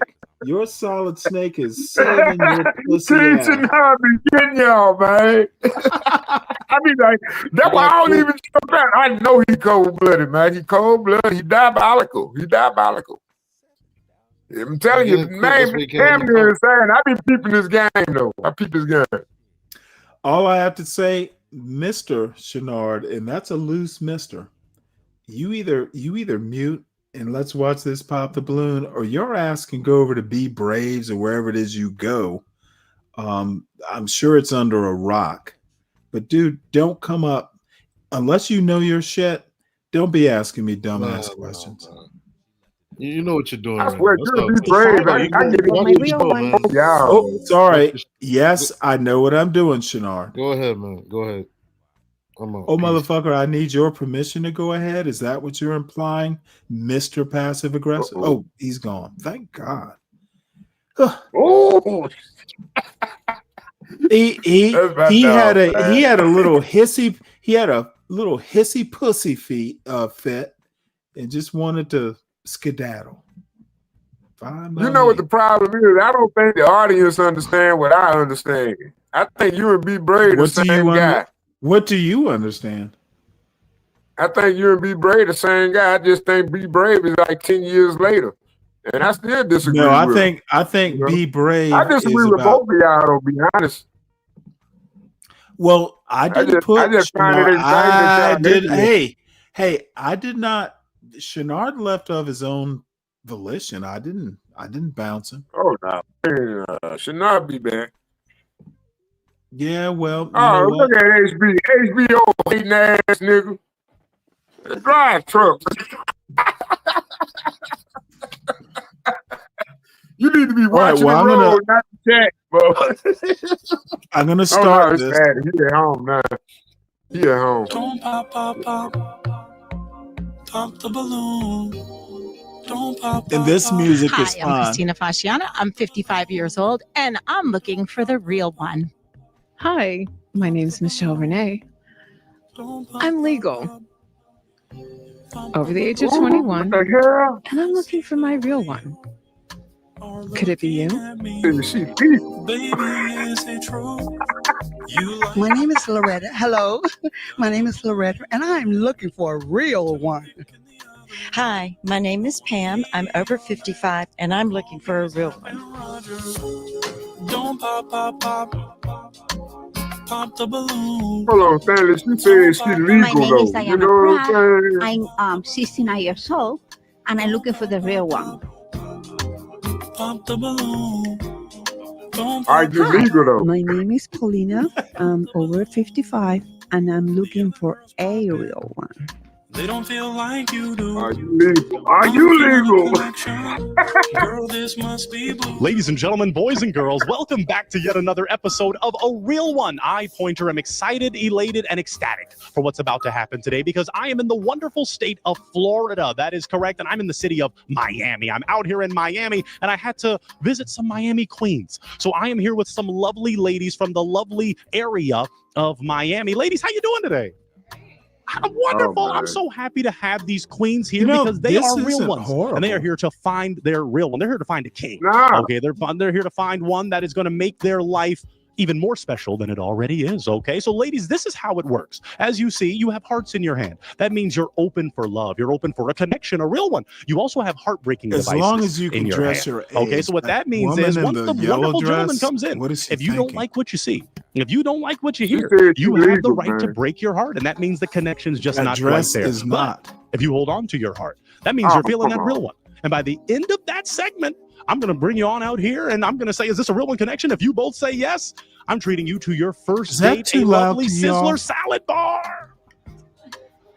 Okay, all right, sponsor us either way, you know, but it's a wonderful thing to be able to connect with real ones. I'm excited. Ladies, are you excited? Wonderful. All right, well, if that's the case, let's bring out our first real one, our first Miami real one. We are ready for our first real one. Well, my first real one, come on in, that handsome gentleman. I see him, and we are ready to converse. Hello there, kind sir. Hello, Pointer. How are you, Pointer? Doing well. Hi, ladies. Would you share with these lovely ladies your name, your age, and what you do? Well, I'm Al. I'm 67. I used to sell cars, so I'm used to being around people, and I'm semi-retired. I just work overnight a few nights a week. Beautiful. Okay. Tell us this. What makes you a real one? Overnight? Wow. I don't know what that means, but as what far makes as that you goes, but what makes you a genuine person? No, I know what that okay, means. but the I still know about the okay. balloon. We'll find out. Well, you know, I'm a old school kind of guy. You know, I think women should always be treated very nicely, like ladies. I like classy, cute, curvy, little sassy, you know, that kind of thing. And it's just, I'm an old school guy. I'm going to treat you like a lady until you tell me not to. Oh, wow. Okay. Now tell us this. What are you looking for in a real one? Do women ever tell nice personality men and not to treat them like ladies? I mean, I need to meet those women. well, physically, I didn't know that was the I thing. like cute, curvy. I like cleavage. I mean, you know. Okay. Yeah, I'm kind of like most guys. Boom. What is up with that? We'll find out in a moment. But you have the right to like what you like. You're a real But one. kind of There looks you go. like I think Peter everybody here Rabbit. is gorgeous. Starter. Okay, that's a beautiful thing. Okay. Now, that as you girl saw in in the green- relationships, there are woman in the green heartbreakers, dress, deal she's breakers. kinda We call them tall. red flags. What are some things you're not going for? Oh, that's a good one. Wow. Well, you know, somebody who's that thinks right, they're Juan? better somebody else, and so I just like people with an open mind. Those aren't girls. Those are You know, those if you have are kids that live at home, that's kind of a older deal breaker. ladies. I had bad experiences with that. So, It's the you know, power of the because sun, you know, if they're living at home, power of the we don't have sun. privacy. So, Okay. Interesting. And just for the fun of it, what do you like to do for fun? Damn. What do they put in those anything balloons to outdoors, make them like sound like dining on the gunshots? water, car shows, air shows, walking through a mall, whatever. You know, just sightseeing. Yeah. You know, being with my woman, that's like a big thing right there. Beautiful. You know, it's just I don't need to hang out with the guys if I'm with a woman. I'm just gonna basically that is funny. the majority of my time is gonna that's be with a her show if it title. can be. That's a real one. That's a real one right there. Yeah. Thank you so much for sharing that, kind That sir. Now, it made me appears we laugh. did get a few How broken is she hearts. So you're gonna going to step pop a in with me and walk balloon towards with this lovely one lady so arm? we can figure out what Yeah, happened. that Name, age, and why you broke your heart. Michelle show Renee. title. I'm legal, not going to say my age.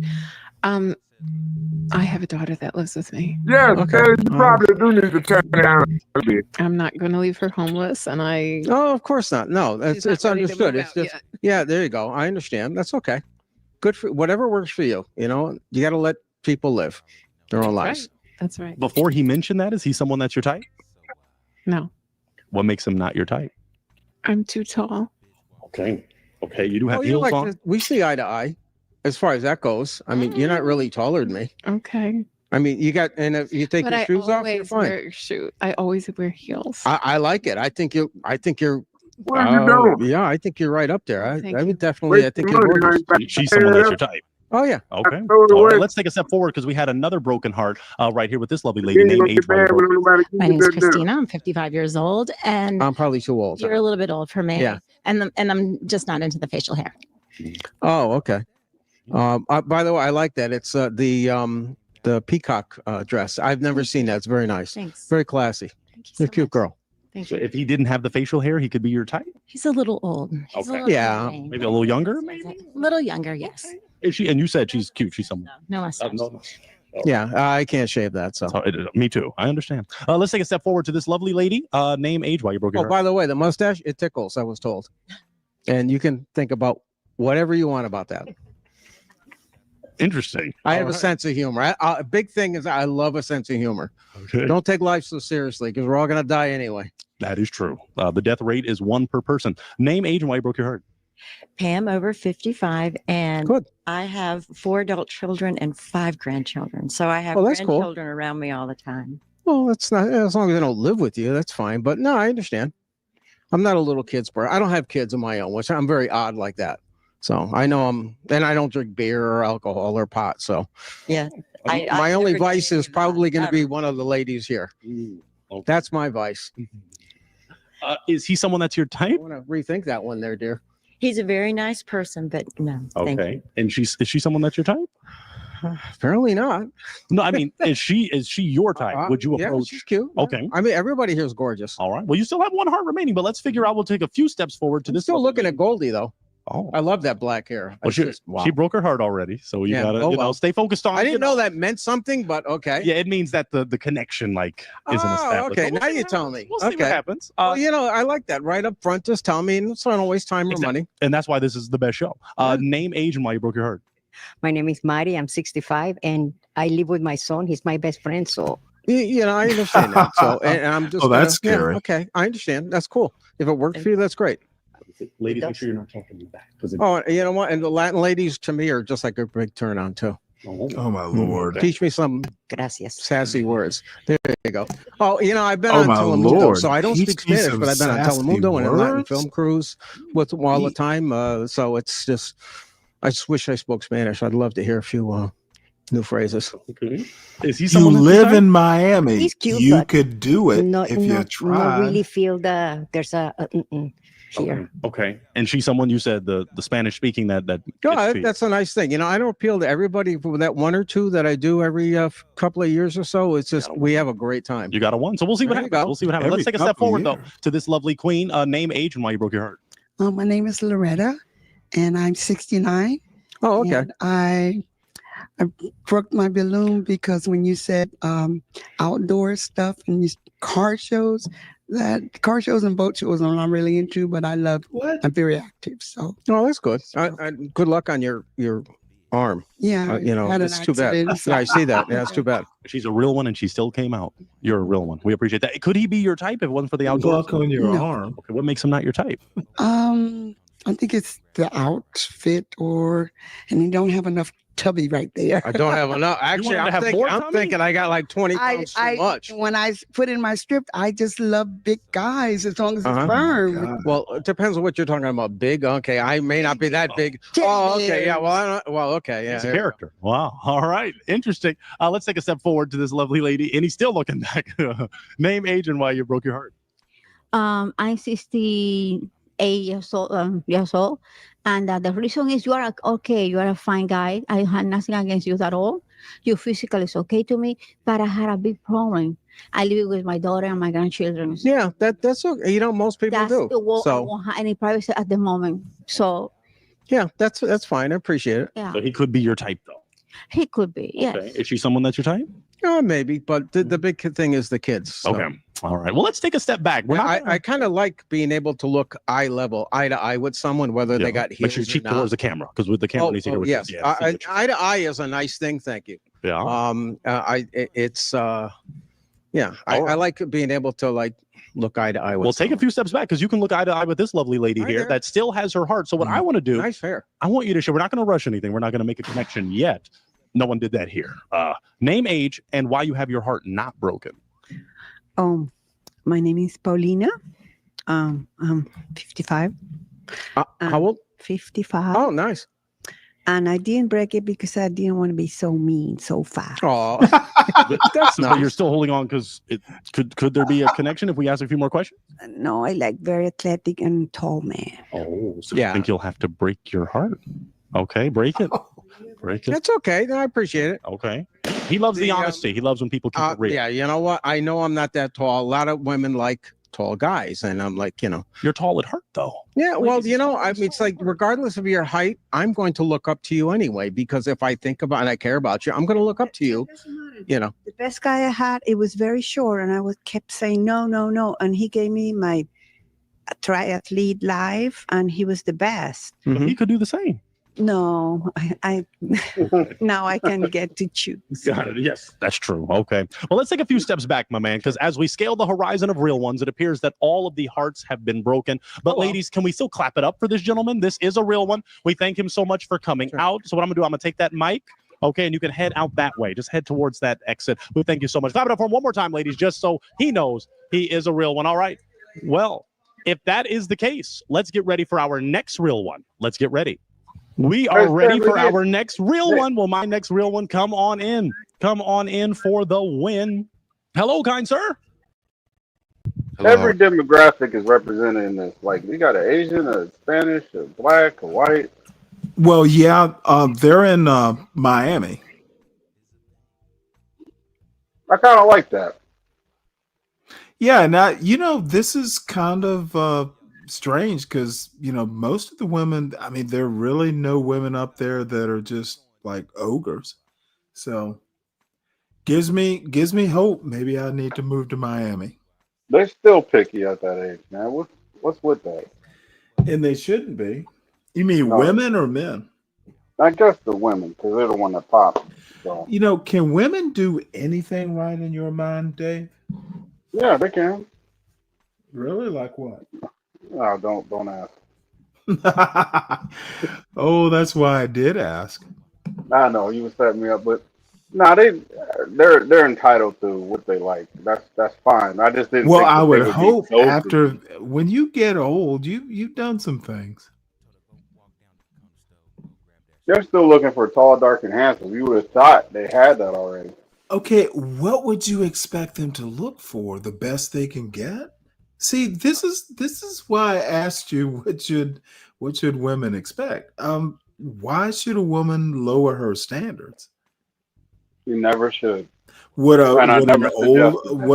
did what's his name? Did Shannon Sharp lower his standards? Absolutely not.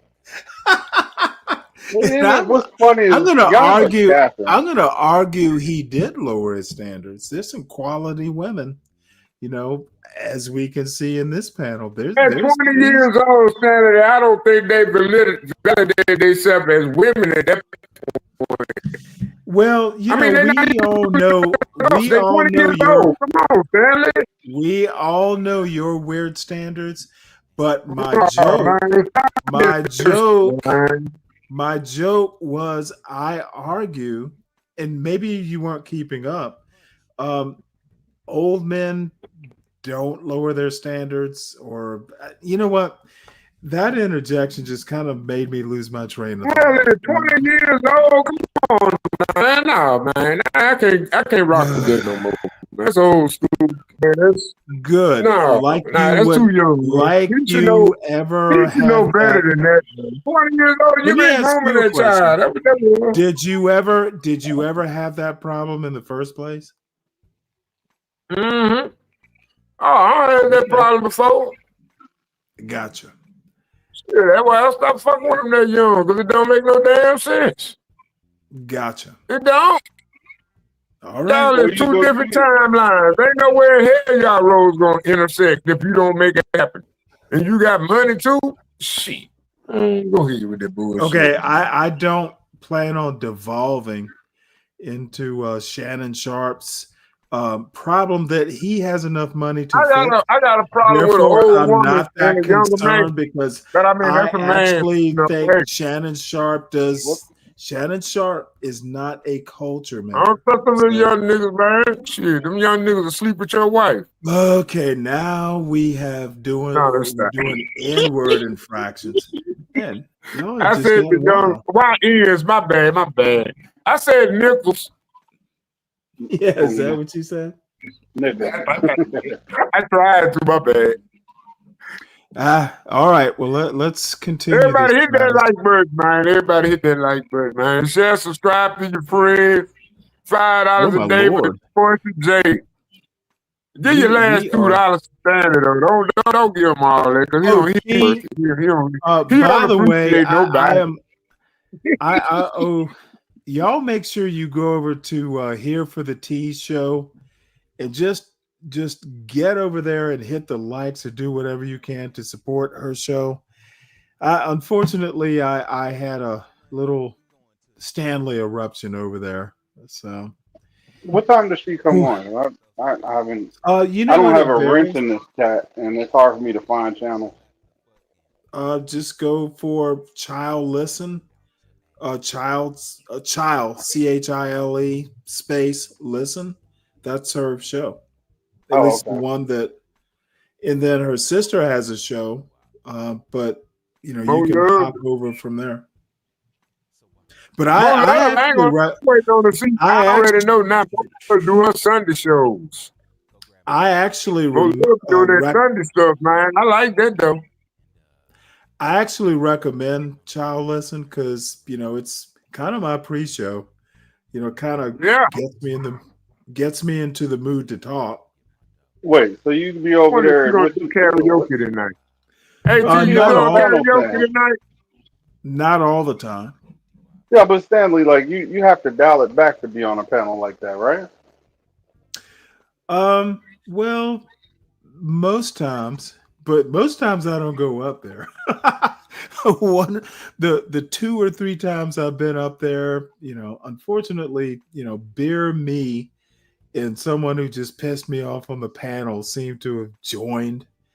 And I should know. I should honestly. I should honestly know better, but T and Mo Love just kind of make me feel so welcome. You know, I kind of showed out, and I feel bad about that. So T and Mo Love especially. I gotta get that cash. I apologize. Oh, so they let you do your thing over there a little bit. No, I think they just like many people just kind of go, well, what the fuck? I mean, I ain't gonna lie. I like it because you know they let a lot of stuff go on, but they let it run its course till they stop it. Yeah, I mean they know what they're doing. I mean, well, they are actually very nice women, and they very good at what they do. I don't know. I like the topics they cover because I could be just thinking about a topic, and here for the tea. They got the topic. Boom! I ain't gotta call it. I work on my buddy. I just be listening. I don't even know what music sound like sometimes. I went a bridge too far, and they were very nice about it, but in honesty, it was all on me, and I apologize, and I will try not to do that again. But you know, then fucking Kev Studders comes up there and tries. There's some motherfuckers who just like, dude, how about just, you know, don't come up and confront me because you know that's gonna piss me off. Kev and I broke every Kev Studders. You know what? Kev Studders is like King Shenard, except someone who doesn't ask annoying questions. So. Yeah. Oh, that's cold blooded though. Oh, so you Oh, found you know what? a worthy See, opponent over there, huh? y'all don't seem to understand how Kev be cold hitting blooded though. I Kev be am. hitting though. Kev be isn't hitting. shit. Kev is honestly weak tea. Oh, And you are welcome to quote me on that. Oh man, see, I ain't I guess trying I'm to gonna throw have no to see this shade. for And myself. I hope you know by now, it's not something I wouldn't say to his face. Shit, it be Don't 96 degrees ever, in the shade. Kev Shit, should sir. never come up on a panel and pretend to be a man. Oh, You need to shut man, you just the got smoke fuck for up. everybody. You need to shut the fuck up until I'm done, and then you tell me who you think you are. Man, I gotta see that dynamic over there. I haven't seen it. Oh man, she going hard over there. Late night, yeah. Between like However, I will 7 and do 2 better o'clock, about just yeah, staying not down here on the for the panel. TV going hard. But I think today gonna be Sunday, so I'm pretty sure Mo Love gonna take over at like Yeah, I 3, have 4 no o'clock in the fucking morning. idea why you're even talking right now. Why?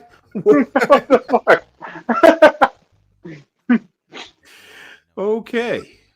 So I'm trying to apologize for here for the tea, and especially to Mo Love, who likes peace. So just sincere apologies, and I will do better. I will. You know what?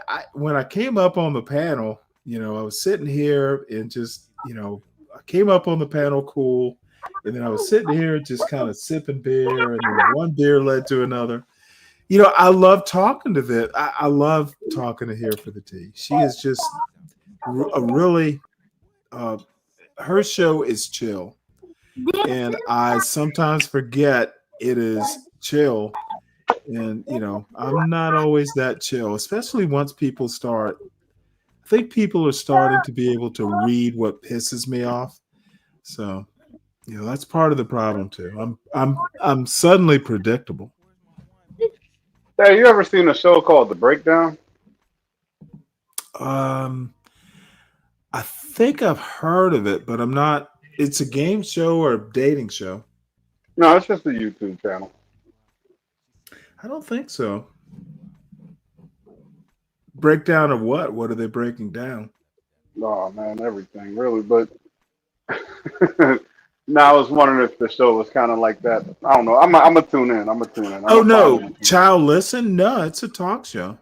It's kind of like this show. Kind of like the way John Galt does it. People. She has topics, but people come up and. I mean, it's just like a John Galt show, except it's a little bit more chill, a lot less anti-black. Oh, It's really like men and women getting up there and just kind of talking about current day issues, and it's definitely not anti-black and not that political actually. And you know what? I actually like before a lot of times before I go, start my show, I'll go over there just to listen because it's such a chill vibe. And as a matter of fact, I get kind of, you'll never believe this, but I kind of get, I won't call it stage fright, but it takes me a minute or an hour or two to kind of warm up. Especially that time of the morning. You don't know what your microphone's doing right now, do you? You have no idea how bad your microphone is. Yeah, man. So anyway, I'll stop talking. We can get back to me picking out a woman. Oh, how are you? How you doing? Pretty good, thank you. Wonderful. Would you share with these lovely ladies your name, your age, and what you do? My name is Hugo. Have you ever thought that old women shouldn't wear sandals? Yeah, man, them feet be busted at 67. Holy, oh, that is so horrible. They're probably swollen and bunioned out. Yeah. No. That's not what I meant. But what you mean? I don't know. Wearing a pair of sneakers would work for me. Unless they got those what are they, like where Okay, the soles are real thick and you're thinking they're of uneven. hammer toes and corns and bunions. Yeah, These are actually decent looking older ladies. So like, stop your fussing. You'll they understand have to when put you get Velcro on, don't they? when you get my age, Dave. You'll understand. My brother, who is probably around your age, he's definitely around Solid Snake's age. I've told him a time or two, hey, tease me now, but you'll get here one day and you will understand what I mean. And there's been at least a couple times he's gone, well, you remember when you told me? And I'm like, yep. And he's like, yeah, you were right. And you know what? Oh, I got the show title. Sober Saturdays with Stanley and Snake. Okay. How's that sound? Email it and then suggest a time. When will Snake be sober on Saturdays? That's the big question. That's gonna be probably a fairly decent question. That's the irony of the show. Man, Stanley, you just be making me drink. I don't be wanting to drink. It's just the conversation. And the way you be going, I be like, nah, let me take a drink on that one. Nah, That's funny. Nah. Let me That get is that funny. liquid Kirby Jimmy. I gotta get that liquid Kirby because I ain't gonna be able to argue with you. I can't argue with you. You too well read. No, I don't know that it's well read, just well practiced is probably better. Hey, they say John Galt the holy man. John Galt, he a holy man, but yeah, you the well, one that's well read. Do you mean holy as in holy drawers? Don't wear holy drawers to school. John Galt the holy man. John Galt the holy man. You just is a powerful. Well, he's a holy, that's a magical Negro to white racists like Solid Snake. Stanley, you the only magical Negro in the room. No, they want magical Negroes to say what saying what they want to say. The racist whites like Be Brave. Now, Be Brave is pretty courageous. However, most racist white people they need a John Galt. He is holy or magic because he says what they might think is socially unacceptable. And there's a role. There is a role we all have to play. And nothing wrong with him doing his part for white racism. But Stanley, come on now. You're the biggest racist in the room, though. You are the biggest for your low expectations. See, this is what anti-blacks like yourself don't understand. I'm literally the least racist. Oh my God! Pointing out racism and racist behavior is not being a racist. It's pointing out being racist, Stanley. What are you defending, Stanley? That's what I want to know. I'm not defending anything. See, why would you think I'm defending? I'm pointing fingers at. Okay.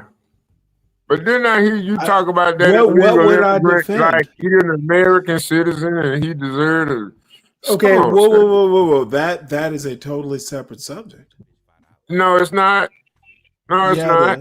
Yeah, it is. Right? Yeah, it is. When I call the anti-black blacks the racist, what does that have to do with immigration? I think pro-immigration is anti-black. How you like that? Who's pro-immigration? Pro-legal immigration? Sure, who wouldn't be? I wouldn't even put legal in it because are you against? See, again, anti-black blacks have there you go. Have no sense of nuance or subtlety. You know what? They take the Constitution to make us. You bring your fucking Louisville Slugger to surgery. You're I not a mean, good but come doctor. on, Stanley. How do Don't women get the right to vote no. because the black Don't men come on. got the right to vote? Don't How that come work? on. Don't Oh, come because on. black men got the right to vote. Don't Now we come gotta let on, women vote. Stanley. Now we gotta let Don't illegal come on. immigrants. We gotta Don't sacrifice the American culture for the fuck off. illegal immigrants Fuck that just American come over there. culture. Just Hey, because they want to show up at the doorstep. Now I gotta pay half the rent for them motherfuckers all for I free. have to say, While my kids in gotta your oh little, man, come on, Stan, stop it. in your little Louisiana town, you're making it up. No, Stan, it don't work like that though. See, that's why Immigration is not hurting you, Solid Snake. You're making it up and damn lie. pretending you are Damn lie. pretending, Making it up. motherfucker. Apparently, you're not so bright to understand that your life will be the same whether they're immigrants here or not. Get a fucking grip, anti-black MAGA folks. You'll still be black. Hey, when Garcia Abrego rots in that El Salvadoran prison, you're still gonna be black. And guess what's gonna happen?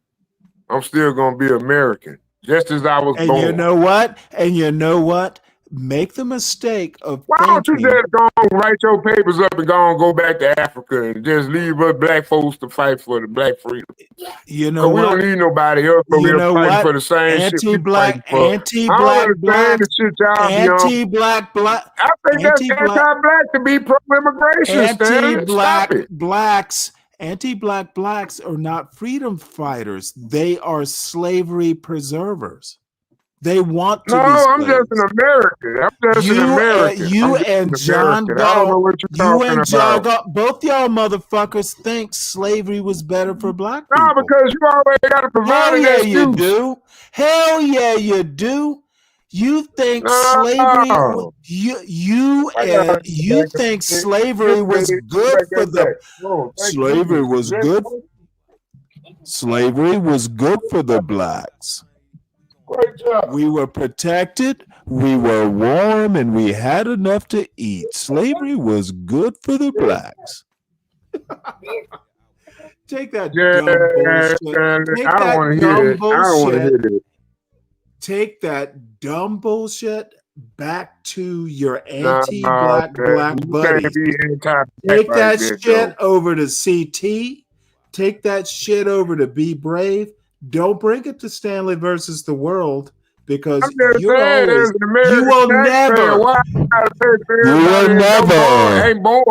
never get away with that fucking magical Negro my people came over here 400 years ago and you just want to put everybody in front of the line. You have no You just want to put everybody in front of the line. And then have reparations on top of that. Man, get the fuck out of my face. What the hell you talking about? You putting everybody else in front of the line. Solid Snake. You have no fucking clue. I don't understand you people. You are repeating. You are repeating what the white man told you to repeat. No, there you go with that big brain bullshit. That's that big brain bullshit. It's like y'all don't want to hold nobody accountable that needs to be held accountable. You just want to blame it on. You don't want to blame it on the white man. Blame it on the white man. When you're in the 90%. Hey, Be Brave. You would make a good overseer on this here John Galt plantation. Against each other. Stop it. You would make a good overseer, Be Brave, on my plantation. I'm gonna buy the plantation. I'm gonna buy the plantation. I'm gonna buy the plantation. A woman is. I'm gonna buy. Dude, I will get this joke out. You will not overtalk it. I'm gonna make the Solid Snake. You are the type. Okay, done. You need to take a breath. Be Brave is the type to buy the motherfucking plantation, be a slave on his own plantation, and hire Be Brave to be his overseer. I'm not that kind of black man. Motherfucker, anti-black blacks are not freedom fighters or even understanding of the nature of what America is. The anti-black blacks just want to serve. They still think white people are the best people on earth. Y'all No, I crazy. look at the white people. I look at the white people as majority population, and I think they Hey, are different too. those white people, And I those want to white buy their people, dollar too. I white want to people, advertise for their dollar. white people invented Reese's peanut butter cups after all. I know green. You know what? They got me. I'm sold. I'm a capitalist, Stanley. I'm not a communist like you. White people, white people invented the Milky Way Man, candy drink you bar. some water. Get you some water. White people invented peanut M&Ms. I tell you what, they got three all more. bad. They can't be They all can. bad. Hey, go on, sign your papers on over since you so mad at the white people. Since the white people did you so wrong, why don't you take your Hey, ass on look back at this to Africa? dumb son of a bitch. Without Well, take whites, your ass. blacks, and no, you may shut up. You can be silent right now while I address this idiot's point. Without whites, blacks in Africa would never have got to. I don't even know what the fuck that means. You know what? Whites went to Africa, not the other way around, Brian Nichols. I think Africa would have been just fine without the white incursion. Dumb motherfuckers like you playing this whataboutism, this fucking counterfactual What rape. about the white people? That's what Motherfucker, you about. will be quiet, Solid Snake, or you'll be gone. Now you've gone too far. Without whites, blacks in Africa would never have gotten to over 400 million pop the balloons. I think Africa would have survived without the incursion. Okay. But they wouldn't have had the YouTube view count. Why do you feel this motherfucking need to interrupt you when from I'm not Africa, talking to you? nigga. Dude, you're about to be gone. This is annoying. Right. Don't interrupt. Brian Nichols, you need to learn, you need to read a book. Okay. Africa would be fine without white people. Are you serious? With this counterfactual what ifism y'all want to do, you sound like motherfucking morons. Oh my God. Oh my God. You wouldn't even have a Christian God without white people. Thank you, white people, for giving me something to believe in. Oh, so what you saying Next is I'm black going to go So Jesus you Christ, saying all because the tribes in Africa didn't understand where the God the was. white man told me about Jesus Christ. That's why I believe in Jesus They Christ. worship The white gods in man their gave it to country. me. You better The white shut the people fuck ain't up. did shit. This What in the hell this you talking Saturday, about? We this didn't know about Saturday with God. Snake, this Saturday with Oh, Stanley and man, Snake come on, will man. not be overtalked. Who you think the oldest, the Asian community or the African community? I don't give a fuck. And It's that's your irrelevant. problem. It is irrelevant to my point. This is what the anti-black Be Brave lovers do. Try and move the goalpost. When you nail their jello brains down, I'm not even you nail I'm not that even at that jello point. brain. You take their jello brains and engage them, then they I just squirm want to over end to all another these point. goddamn And you know liberals. what? Anti-black jello And I'm brains, just it ain't not anti-black. I think you liberal. anti-black jello brains are lime flavored. My least favorite flavor of jello is anti-black flavored, and it's lime.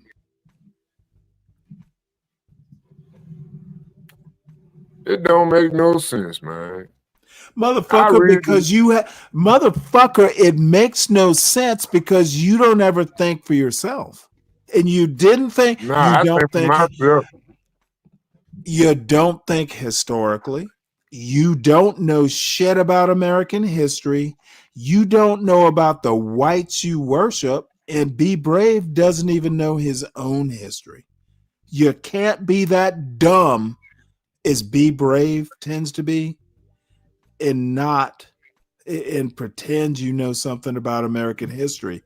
This motherfucker literally, like, 2024 is Be Brave's like historical reference. Failed whiteness.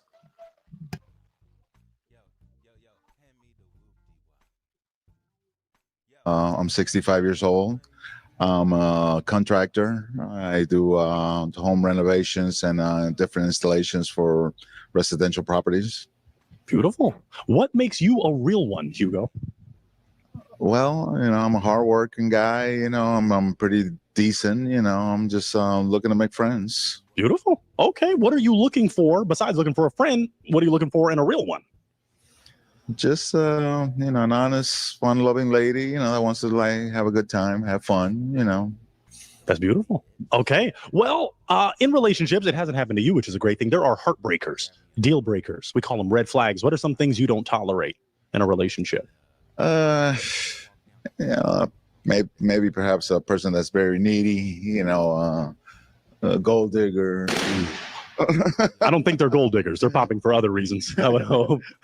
Okay, what else? A possessive person, possessive personality. Okay. What's up, P. Black? Controlling personality. Man. Just Hey, jealous Fred, what's up? type, Yeah.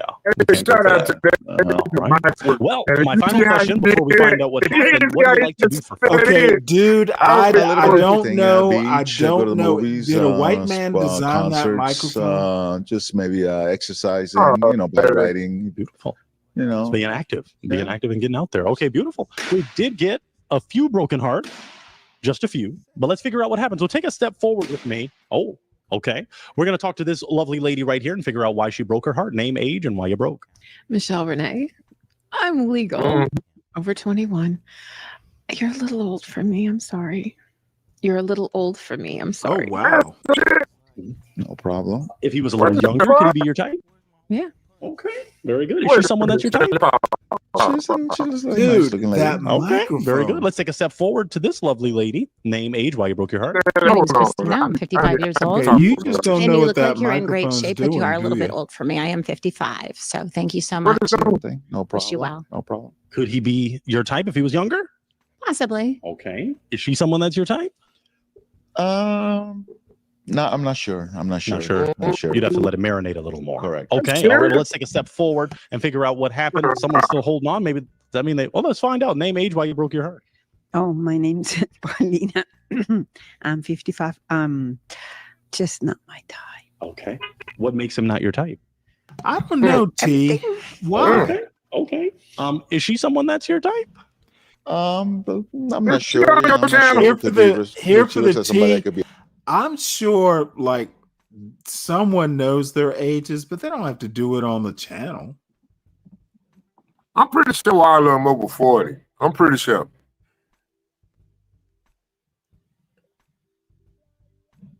That's just my theory. I think all of them over 40. How all anyway. these old people trying to say he too old? HB, aren't you in your 40s?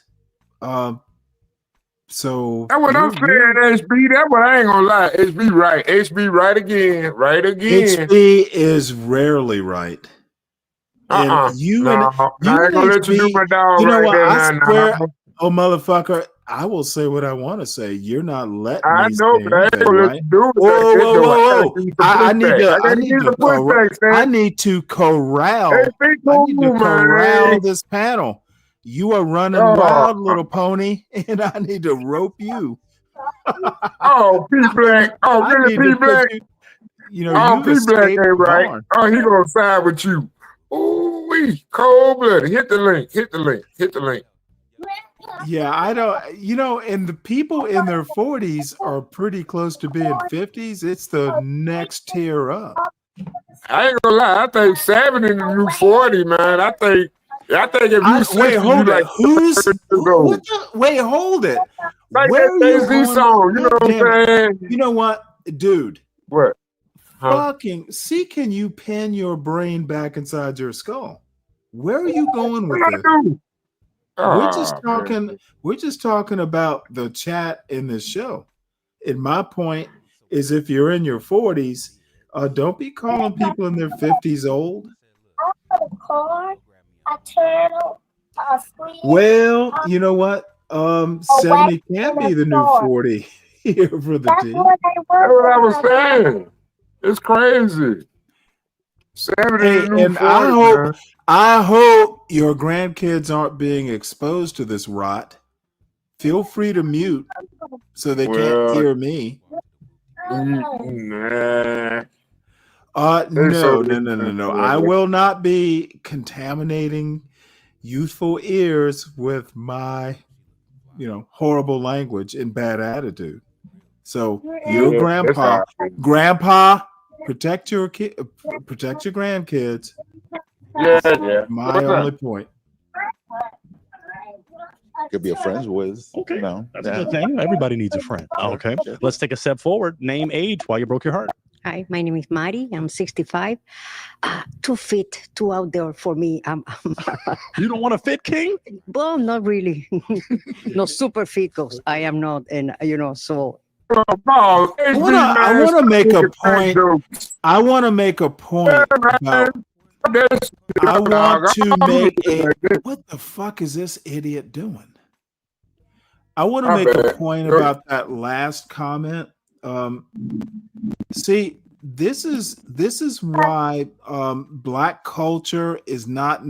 Well, it isn't separate from American culture. Hear what these people. Hear this comment this guy makes.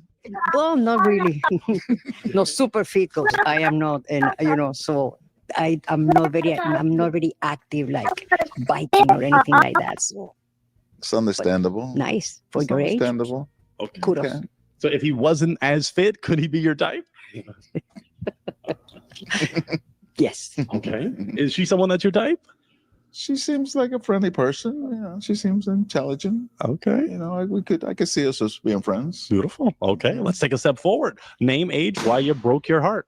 My name is Loretta. I'm 60. There was a comment about a fit king, and you know what? I don't even know why I waste my time like thinking about these fucking racists, anti-black racists, white racists, anti-black blacks / racists are the biggest problem. The Black community in America, and this is north, south, east, west, the anti-black blacks are worse and more corrosive to any sort of self-esteem that Black youth might have than the white racists. We expect white people to be racist. Excuse my generalization, but Black racists against blacks, horrible. They are the worst. And I challenge a motherfucker to dispute it. 69 years old. And I broke my heart because when you first came in. Well, that's fine, Fred. I made my point. And I'm not always dressed to a T, but I love looking nice, and I like my man to look nice also. How old did you say you were? 65. Okay, that's fine. It's because I'm 69. But the needy was the real reason. I'm a very needy person. Okay. But okay. I give back more than what he gives to me. The more he gives to me, still needy, then I though. do much more. Beautiful thing. Wow. So if it wasn't for some of the things you said, could he be your Senior type? Pop the Balloon, P-Block. Is she someone that's your type? No. Okay. All right. Well, let's take a step back. We got a broken heart You're back here. right, So come back Fred. with me, You Hugo, did. because she still has her heart alive. So we'll go and talk to her. But let's talk to the broken heart. Name, age, and why you broke it. Hi, my name's Pam. I'm over 55. You're wonderful. I love your personality. You come across very sweet, but I've just never really dated construction workers. I'm sorry. I understand. Is there a reason why? They're very vocal and they kind of get out there with saying things, and I'm a little bit conservative. Okay. Okay. If he wasn't a construction worker, like you said, he could be your type. Yeah, he's got a great personality. He's Fuck wrong- smart. what the He fuck is talks wrong with a well. construction He holds worker? What himself kind of well. He's got retard? many great characteristics. You're saying great things. He could be your Bob the Builder. He could be elite. Bob the All right. Builder. All right. Is she someone that's your type? Yeah, and it's a shame though that she Use a I don't know limiting my chances by thinking that I can be as sophisticated as a person in a different profession. You know, It's not about that. It's just I've dealt with a lot of people. Let me address this. I'm just anti stank ass nickel.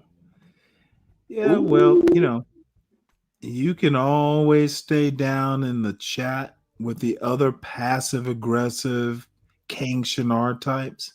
Stay your dumb ass down there, Simon, where it's safe. When you decide to come to the adult table, I'll be here to serve you up what you need to be served. Yeah. Yeah, I was going to use the F word, but I can't do that. What's up, Ignat?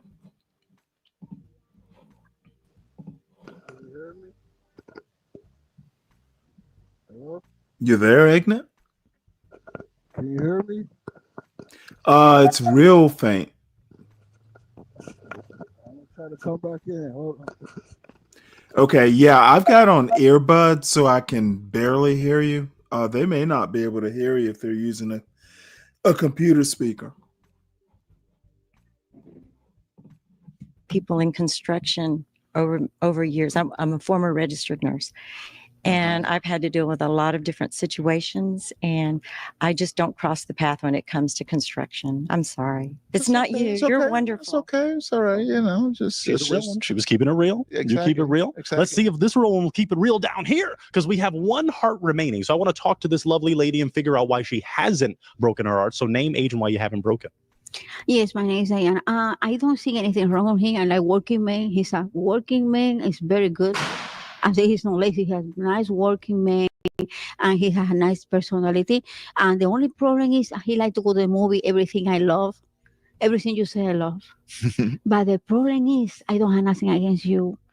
I don't have nothing against you. Everything you say is fine to me. And you are working man. I don't have nothing to do against that. For the contrary.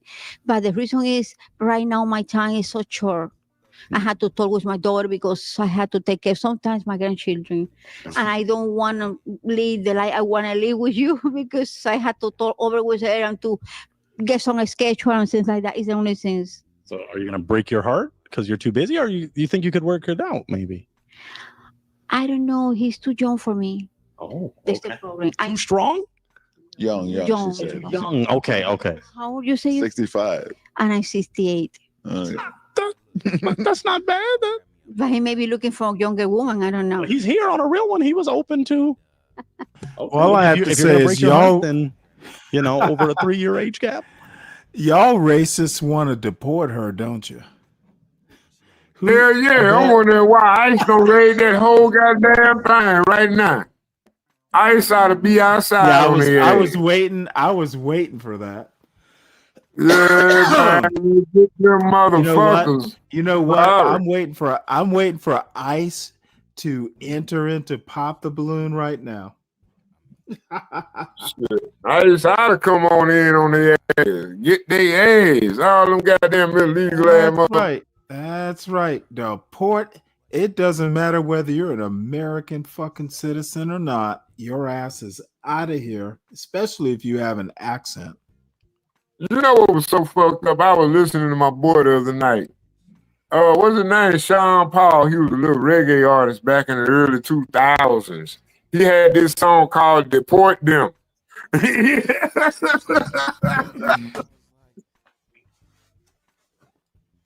Did it make you laugh like that back then? I agree. Deport them. Okay. I do like him, but my schedule right now is so tight, so I don't know what to do. Okay. Right, I'm confused. So right now. Okay. Well, what we could do is if you still want to give it now, we have to see if he feels the same way about it possibly being a real one connection. You could at least maybe schedule a date in the future. You know, it doesn't have to be today, doesn't have to be next week, but if you had time, or if you're just like, you know what, I just due to maybe other things, I'm just going to break my heart. It's up to you. Maybe in the future, yes. Oh, score. Okay. Now let me ask you an essential question. She looks Is she someone older that's your than type? her age. No. Okay, so let me borrow your heartbreaking device, and then if you want to break her heart, because if she's not your type, then I thought that meant it's meant to be. What makes her not your type, Hugo? Well, she seems face the camera a little more so She they can see. seems like she's not sure what she wants. You know, why would you come to a contest to begin with if you know you don't have the time? You know, I mean, Love it. Love it. Let's be realistic. Okay. Break here, it you know? down, I mean, buddy. I'm not here to waste anybody's You time. silly woman. You know, by not Why would being you be real. here? You know. I understand that. All right.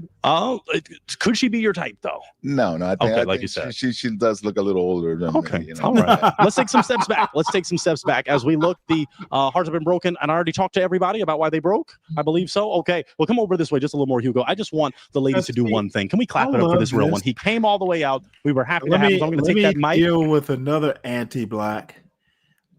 Dude, let me rewind this a little bit because HB, all these anti-black blacks think they know niggas. They think they know. Hey, but Stanley, I ain't gonna agree with Motherfucker, you better not interrupt me when I'm doing a. Why do you need to talk now? She legal. Yellow dress legal. Okay, irrelevant to my point. Let me okay. talk to HB here. Why would I hang a nigga? That's what that says. A nigga for yellow dress. The fuck are you? Might talking have to, about? Stanley. You just might have to. She's not my type. Now, if you knew my She's mine. type, the taller woman to her right, Oh, no, she more my legal, type. Stanley. Okay, She you know what? legal. Why the fuck do you constantly need to talk? My bad. Solid Snake. My bad. HB, you don't know me. You don't know to use the word, which is against the rules. You don't know me. You don't know the type of nigga I am. Stop acting like you do. You simply don't know shit. Concentrate on yourself, son. Don't concentrate on your elders. I'm already where you want to be. So stop. All I'm saying, she legal, Motherfucker, Stanley. I don't care what you have to say. What are you doing? I'm just saying she legal. Okay, why do you have to talk at all? Is Come it on, she necessary? Asian too, Stanley. You telling me No, you don't like the Asian chick? seriously. I You literally telling me just you don't made a like the point Asian about chick? HB. This isn't Saturday with Snake and Stanley yet. No, I'm just saying. You don't like the Asian chick? I picked the Asian chick I don't earlier. know what I the said the fuck Asian are chick you when it even. started. You know what? She said she legal, Stanley. Hey, she got my vote. Maybe I fucking went to morons. audience. Everybody else saying you pro-Asian anyway. Maybe the anti-black morons make connections I can't fully comprehend. But you pro-Asian too, Stanley. Now stop you it. are. You ain't no anti-black, but I know you I never pro-Asian. said I was pro-Asian. See, You did. morons. You did. You did. Morons. Yes, you did. Morons. Nope, you did. You love Asian model. That's what you literally said. said I I'm remember. pro-Asian. Dude, you can't behave yourself. Dude, I'm very precise generally in my language. If I was pro-Asian, I would actually use the term. When it's the anti-black blacks telling me what I said or how I feel or how I like yellow dresses, y'all just basically look like morons, at least in my eye. Do better, anti-black blacks. You don't speak for me, and you don't speak for most blacks for that matter. I don't know why he tripping. Go buy that man a bill because he tripping. Get him a bill. Hey, Stanley, you know what I found out yesterday? Do I have to they know? got this stuff. Yeah, okay, listen. They got this stuff they sell in these stores called Kratom, right? So I Kratom? had some Kratom. Yeah, it's called Kratom. Kratom. What is it? Okay, so it's like a like a herbal pill, basically made for people that was on opiates. It's like a subsidiary drug where they use it. Where do you buy this from? Where do you buy this from? Where they just passed a law in Mississippi where they telling you not motherfucker, to I gotta be didn't ask 21 you years. about laws. You said you were just in the store. Where do they sell it? I mean, they've been selling it. They've been had it. Okay, so it's an over-the-counter thing? Yeah, it's like an Then I over-the-counter, don't give a over fuck about supplement. it. Why But it's do I like need to an care about opiate reducer. Like Why it do keeps I you need to oppressed. care about this? I don't know. I just think it's a damn good model. I think that Last time I did an I opiate. want to know the research results. I want to know what's going on with it. Is Kratom actually working? Well, you don't have a computer? You're Nah, supposed to I got my build. phone. You're But supposed to build you one. yeah, but shit, man, you got to find a graphics card. I bought I bought a workstation, So, but I need a graphics card, Stanley. okay, well, why not just go on Amazon and get a used computer? There are plenty of them, refurbished. Yeah, You it can ain't get, that simple, Stanley. I get don't one even for a want the couple processor $100. they got. I'm picking Stanley. I want to. Okay, well, you keep being picky, and your research projects will go unresearched. Trump won't have to take your grant money. I said that about 2 more weeks. I have it already ready though, Stanley. I got 2 more weeks. I ain't gonna lie. I'm trying out different processors. I'm gonna do a review on them. Good. And that's what I really want to do. I want to do a review on it. And then I had about 8 different types of RAM, each one 16 gigabytes. So I want to see if they run in parallel how with much each other. RAM? About 8 16 gigabyte stick RAM. Yeah, I'm broke, Stanley. I'm Okay, broke. you need at least a half a terabyte. Not a RAM. No. I got any what they call it, that I'm NAND sorry. drive. I'm thinking storage. Yeah, no. I got the solid state storage. I got 2 of them. I got a Good. Barracuda. Okay, can we move I on? ordered 2 of them. So it's both of them 5, 6 terabytes each. Because I was I probably wouldn't need that much. Because really I just want to run GTA 5 on it. That's all I'm gonna do. So that's why the graphics card is very important, because I'm just gonna be doing GTA 5 Richard, in the my bad. background. I was thinking storage. Or Red Dead Redemption. So Oh man, we can have fun. Just Solid Snake, Red Dead Redemption playthrough. Oh man, we'll go hard up in that thing, man. We'll go hard up in that thing. Well, you know what? Better you deal with video games than actual culture, history, politics. Well, Occupy your time with stories for boys.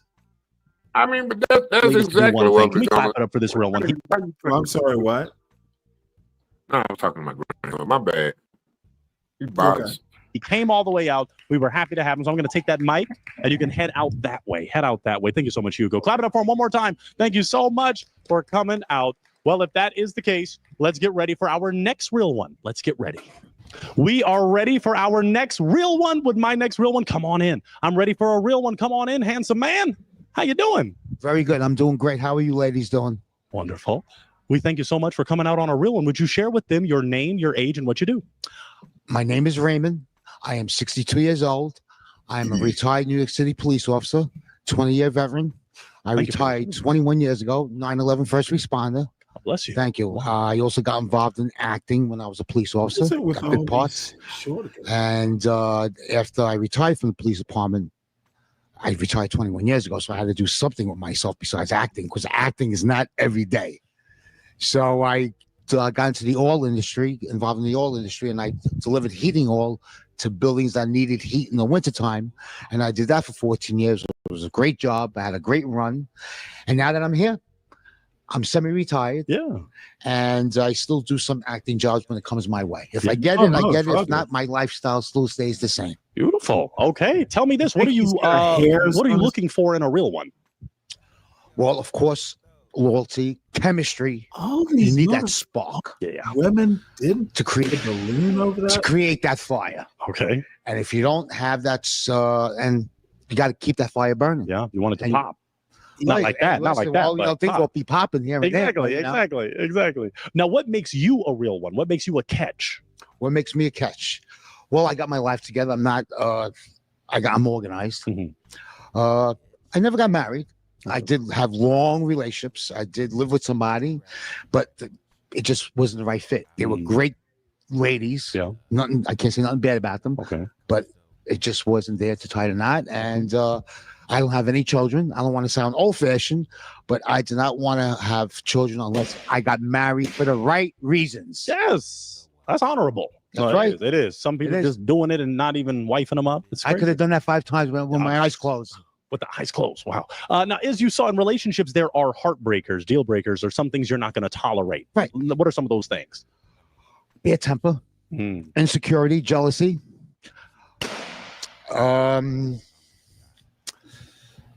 Maybe somebody with young children is very it'd be not that easy. Okay. Things like Okay. that. Yeah. And my final question before we figure out what happened here, what do you like to do for fun? Fishing, boating. I like being outdoors, the beach, restaurants, going out with family, my sisters, my brother-in-law, friends. That's beautiful. Yes. Okay, that's a great thing. We did get a few broken hearts. You still have some alive, though, but let's talk to this lovely lady and figure out what happened. Name, age, why you broke your heart. Michelle Renee. I'm sorry? Michelle Renee. Michelle, my name. how are you? I'm over 21. I am a Oh, very lady. jealous person. Stop that. And when I'm in a Step up. relationship, I'm sorry. Say it again. I'm a very jealous person. And when you said that, I had to be Oh, my honest. Lord. So Not a problem. Yeah. This Is it is a good becoming jealous or- painful. it's good. It's just that I was married to someone who cheated on me. Daddy, And I can't have that. Oh yeah, well, so my And I don't deserve that. Nobody really deserves that. Okay. I'm sorry. What? Man, what you think about that? What you think about that? She say she a very jealous person. What you think about that? She got a jealous mood. What you think? Okay, you really asked me to stop this video for that? I don't think anything of it. Why would I care? Oh, she said, And obviously you have thoughts on it. What do you think? I think she's selfish. You think she's what? Selfish. That's a gigantic. I don't even know. Why do you think she's selfish? I'm going down this rabbit hole. You got to Why rewatch. do you give a fuck? Actually, I'm curious to know why you care. How you gonna be jealous? What? I mean, that's something. She too honest. She brutal. But she literally. But anyway, go ahead. She literally had a husband or something that cheated. Maybe that's why she's jealous. Do you ever motherfucking listen to people? Seriously. Yeah, but goddamn, why you got No. Let's slow this motherfucker down. Because actually, I've been curious about you and the other anti-blacks for quite some time. Oh man. Do y'all ever fucking listen to people? We listen to you, Stanley. We just don't agree with you. No, not just me. I didn't say, do you listen to Stanley? Do you listen to people? We listen to each other. Yeah, and that's called an echo chamber, or basically I wouldn't say that. it's an echo chamber, or it's anti-black reverb. I'm pretty sure we pretty much y'all motherfuckers listen to the same bad ideas repeated back and forth to each of you, and there is no growth.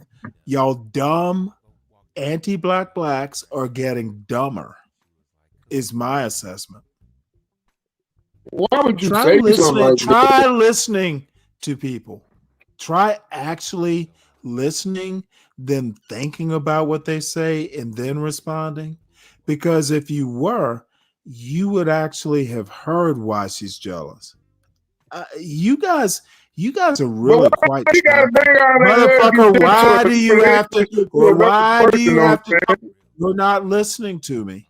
You just want to I'm talk. just What saying, you're Stanley, doing, why is what that? you're doing is that anti-black fucking red pill. I That's got the a type of cock woman. logic. That's the It's type of woman most order the most. literally And he be anti-black talking about her black. boyfriend I at the same got a time. cock logic.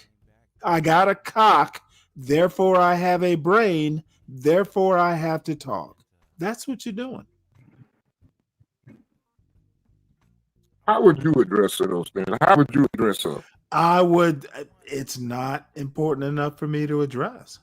I'm just saying, she popped up. It's literally Stanley, what you gonna not say? important enough for me to address. I have no thoughts It because won't be important for me if I already picked out love at first sight type shit, and then she gonna bring that bullshit to me. Yeah, all I have. She's not bringing shit to you. She doesn't know who the fuck you are. She bringing her shit to She me. literally has no clue who you are. Why do you think she's bringing this to you? Why is she bringing it up?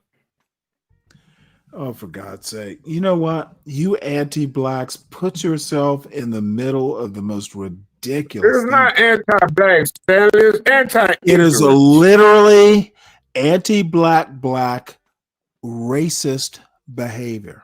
Why gotta be ignorant to be black? I don't get you, Stanley. I don't understand.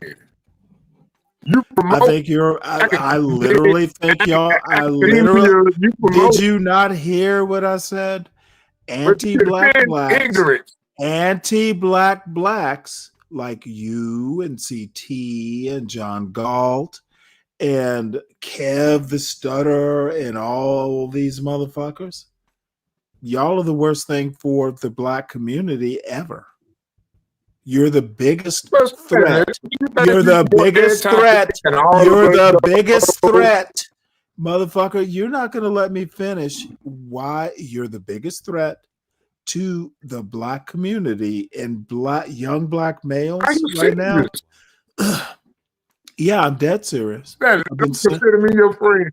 Don't you consider me your friend? You know what? Friendship has nothing to do with it. You can be my friend and But I'm still saying, be okay, dude. Don't know how this is going to work. You can be my friend. I'm not a young black male who gives a fuck what you think. It's just my opinion.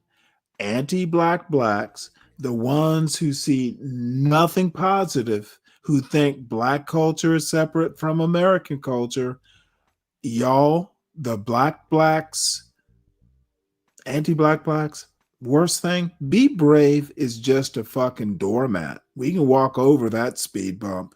But the anti-black blacks, y'all are raising kids and grandkids. Y'all are the problem.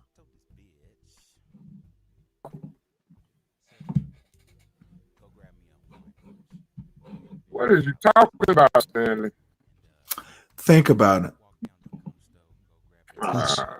So, yeah. But what I meant when, not to be jealous, I meant insecurities. Oh, I'm not insecure. Well, that's what I meant.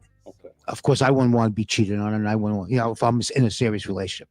But when somebody's insecure and they always think you're up to something, that's in being insecure. That's what I meant by jealous. Okay. Oh, okay. I misunderstood. It's okay. Did you want a heart back? You can, unless you're settled with your brain. No, it's okay. It's all good. Okay. Is he someone that's your type? Could be, yeah. Okay. Is she someone that's your type? Anything's possible. We don't even know each other yet. Okay, but what about aesthetic? Lovely dress, lovely. She dresses very nice. Okay. She's a very classy lady. Okay, let's step forward to another classy lady right here that broke her heart. Name, age, and why you broke it. My name is Christina. I'm 55. Hello. You're very charming. You're very sweet, but not quite tall enough for me. And actually, your age is great too. Thank you. What about if you took the heels off? Maybe could same height? Maybe? No. Okay. So he could be your type, though, if he was a little tall. Give a couple more inches. Okay. Is she someone that's your type? It's possible, but everybody's got their preference, just like I do.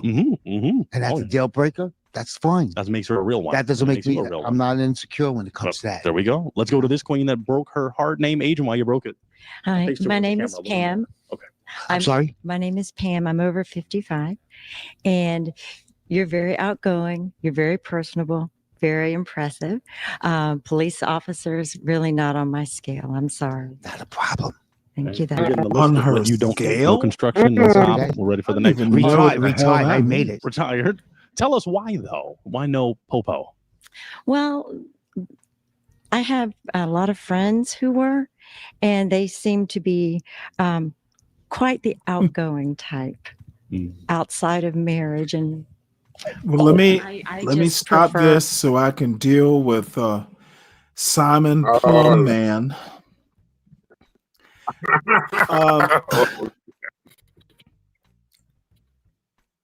Well, I don't give a fuck if they see it. I won't be here probably. So do better with your insults, young man. You can do better if you try. What a weakling. Or to stay away. I'm not trying to be ugly. Well, I don't know. I understand. You're keeping it real. Could he be your type if he wasn't the ops, as the kids say? Well, he's very sweet. It would take me time. Okay. Is she someone that's your type? It's possible, but like I said, we don't know each other, so I couldn't say that. you know? Okay. All right. And I know I usually want stereotype. It doesn't matter what you do for a living. If you're gonna cheat, you're gonna be a cheater. He's preaching right now. But let's take a step forward to this lovely lady that broke her heart. Name, age, and why you broke it. Hi, my name is Mari. I'm 65. Love the fit, love the attitude, love the accent, but two of my red flags are never been married and no kids. So Why are those red flags? because if at 60 something you still haven't been married and you still don't have kids, I'm not sure what's going to happen. Not that I'm looking to have kids, but marriage and long-term relationships. So fear of committing. Okay. Was it a fear of committing for you? Not at all. I just was smart enough not to do it because I was not in love, or there was just too much drama. And when I was in my Smart 20s, enough 30s, not to do it. most of my money was involved I wasn't in serious love, relationship. and no one They loved had me. little infants, and I was not ready to be a father at that time. So that was another thing. Okay. And I could have got married. Like anytime Dick and Harry could do it. Yeah. But anytime I just didn't want to do it, and I didn't want to have any kids unless I got married for the right reasons, and I have You a little wonderful man. life. Could he be your type How aesthetically? about just say, hey? Hold on, man. Okay. Could she be your type aesthetically? Do you need me to pause? Do you need me to Yeah, pause I mean, the video? it's chemistry. Okay. Because you didn't feel that spark? And then pause and say what you said. And then we can play what he said. Because I think he was on point. I'm sorry. I ain't married. I ain't trying to get married. Competition leads to death in these streets, man. Okay, I think that's I ain't just got time coping. for it. I think I just you want to make money. and Be Brave and this little man are just coping You ready because to it be didn't brave? happen. Don't Be Brave's a fucking, there's a reason. All I have to say is the one thing he never conquered or was successful at is marriage. I didn't never get married, and I ain't never thinking about it. Motherfucker, I'm not talking about you. I was literally just Everybody talking ain't about meant to people. be in a See, monogamous this is the relationship, bullshit that fucking pisses me the fuck off. I'm talking about Be Brave, and you bring yourself into it. Every dumb anti-black on this channel, as soon as I start bringing up someone else, you bring yourself into it. Anti-black narcissism. What the fuck is wrong with y'all? It's a skin thing. I don't think it's a race thing. I think it's a reality thing, Stanley. I think that's just reality. I don't Okay, think I'm totally lost. Why do you think it's a skin thing? Maybe because you expect better out of him because he white, Stanley. No, I think motherfucker, because I you just said expect black, you I just feel expect with better white out of the nation. anti-blacks is my point. I expect No, better out of I think that's everybody. why you call us Should I anti-black, because expect you better of you? Should I expect better of you? You don't have to expect it. Should Just know I it exists. expect better of you? That's a yes no But question. Stanley, you got the bar in hell. Okay, That's what hold thank you. on. Let's try it again. Should I expect better of you, Solid Snake? Stanley, I expect better of you, so of course. You know what? Then tell me what I can do better. I'm not going to be anti-black, so we can cross that off your You gotta wish stop list. that anti-black bullshit. That Y'all anti-bullshit. motherfuckers are racist. No, ain't. You are a racist. John Galt Wait a is a minute, racist. how you HB gonna is a call me a racist. racist? CT Wait a minute, is a wait a minute, racist. Stanley. How And many y'all many other blame me? motherfuckers on How here many are blame simply me? racist. Stanley. How many young black men call you? Motherfucker, I'm not Stanley? talking about many Uncle young Stanley. black men. I'm talking about I mean, you use your real name, but I ain't I'm gonna use talking mine about because you. Uncle You Didi, don't Uncle Didi, see they all say Uncle Didi. again. Y'all motherfucking racist cake is frosted with whataboutism. What the fuck are y'all doing? Dude, it is so glaring and no one ever calls your dumb asses on it. That's why you get so pissed off. I'm willing to call you what you are, a fucking racist. And an anti-black racist, to be specific. And then there are other, types of racism y'all display. Motherfucker, get used to it. If I think you're a racist, it's not because I throw the word around. It's because you've given me reason to think so. What degree racist do you think I am, Stanley? That's the question. An I ain't gonna lie, anti-black brave right racist, about for that. starters. Brave And right about that shit. you're Nope. motherfucking, I'm not anti-black, Stanley. I love black people. your I think you're critical microphone of the is African American your culture, Stanley. I microphone do. is hell I on really ears. appreciate it. Your microphone is hell on ears. My bad. What is bad? It's loud. Well, it's real, just staticky. Oh, shit. All right. Well, here's your buddy, and I'm telling you right I now. think I got. I think I Whoa! got. Oh, dynamic duo. Oh, It's man, not something. Y'all will be gone quick. Yeah, you're going. Don't be the first to go, Solid Snake. Oh, that's right. Oh, my bad. What's up, 12? Good morning, And guys. Happy Saturday. mic is still fucking up, Solid Snake. Let What's me up, drop 12, out and come man? back in. Happy that or Saturday, no? guys. Happy there. Saturday, man. Let me go out here and come back in. What's going on, 12, man? Oh, not much. Enjoying the pop the balloon this afternoon. Kind of Well, good for you. kind of a funny You're one. you're one of the ones who says that's all I know how to do. So I'm glad you're enjoying it. No, I never said that. Tim. You have. So let's not argue over that. How many beers you got left? Oh, okay. Okay. What was that? You know Of what? course. Let me ask you a We're question. Do you need a couple spares? I can spare you one if you need one. Yep, might need some. Friends. Beautiful. Amigos, let's If move I forward. seen you, I would say hello to you. There you go. I love it. Okay. They're gonna. Oh yeah. All right. Now let's go to this broken heart right here. Just happened. Name, age, and why you broke it. My name is Diana. Diana? Diana. The reason I broke it is because it's not chemical. The thing Okay. to say it's not chemical on me. I'm sorry. That's fine. No, you don't have to be sorry. I'm not sorry. Okay. Aesthetically, though, so you don't feel the chemistry. Is it because of the aesthetic or something he said, or I keep it my in your heart? Yes. Okay. And you broke it, so yeah, you didn't feel it. Could she be your type aesthetically?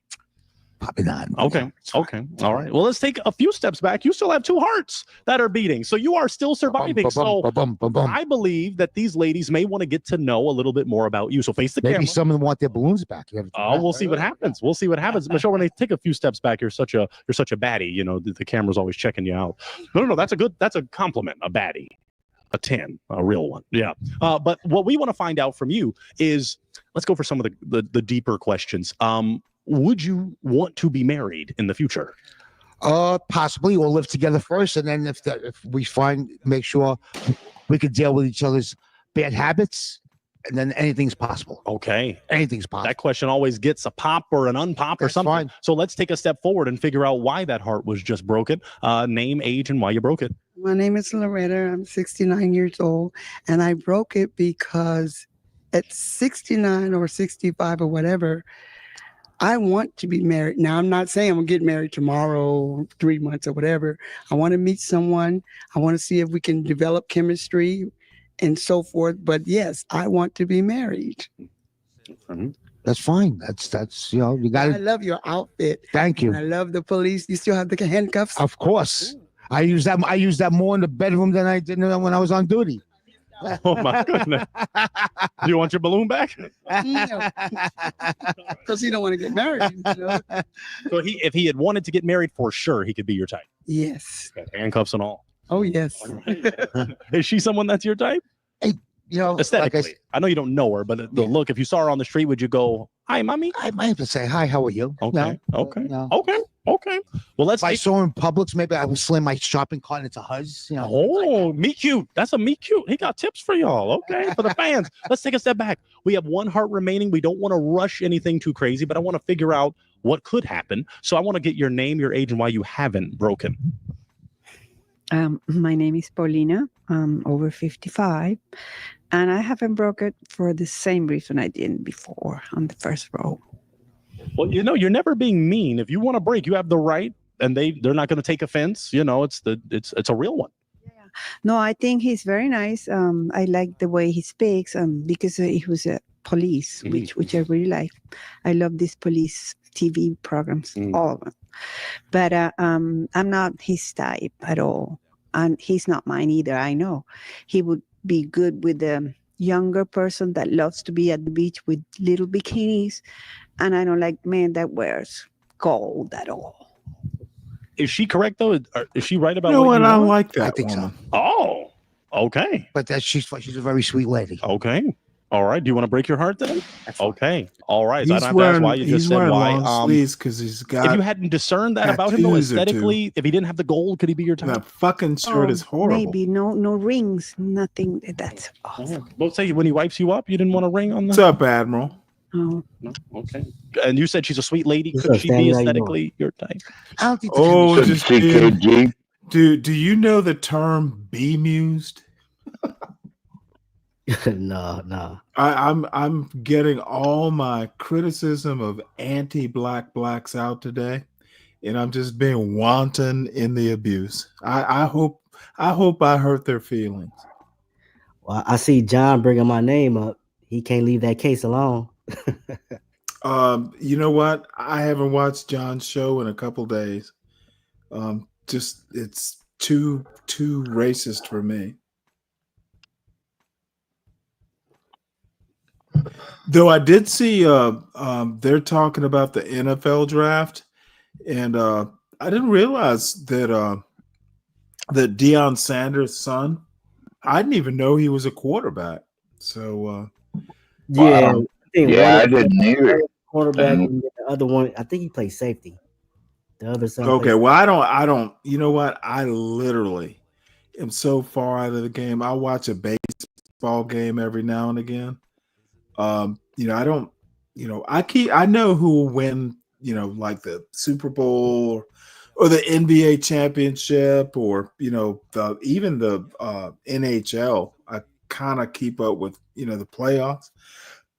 But I looked yesterday and You like hockey, Stanley? No way. I don't like it because I didn't grow up with it, but I used to go to hockey games when I lived up near DC. So, I used to go to Caps games. So, I know who Ovechkin is and all that stuff. So, but it's a very family friendly game if you go at the right times. They used to do afternoon games. So my wife and I and our son, used to go and, had a pretty damn good time. It's fun to go downtown and watch a pro game of any sort. And, we used to, it's really neat, to catch like an after school game. And the Caps used to do like after school games, around about say 3 or 4 o'clock, and really cool. So And anyway, excuse me, Little League down here, if you want to catch a professional game, you have to go to Anchorage. That's where the Anchorage Avalanche is. Maybe I'll do that sometime. That's a NHL team. hockey's a pretty cool sport. Now the problem is, you can I think up on the jumbotrons or whatever they're called, you can kind of keep up because they mark that puck. But if you're actually looking down on the ice, sometimes you'll lose where the puck is visually. So yeah, but it's you'll get your ass body checked into the plexiglass. But I think it's still a cool game. And to be honest, I've never taken my son to an NFL game, and one of these days we'll really go. I fucking hated NFL games. The worst thing they do is sell fucking straight liquor. You're selling like liquor to amped up motherfuckers.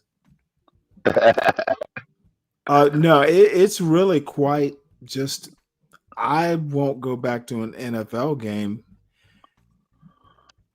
I just, and I love football, but part of the reason I kind of lost my taste for the NFL is, I've seen a couple fights there.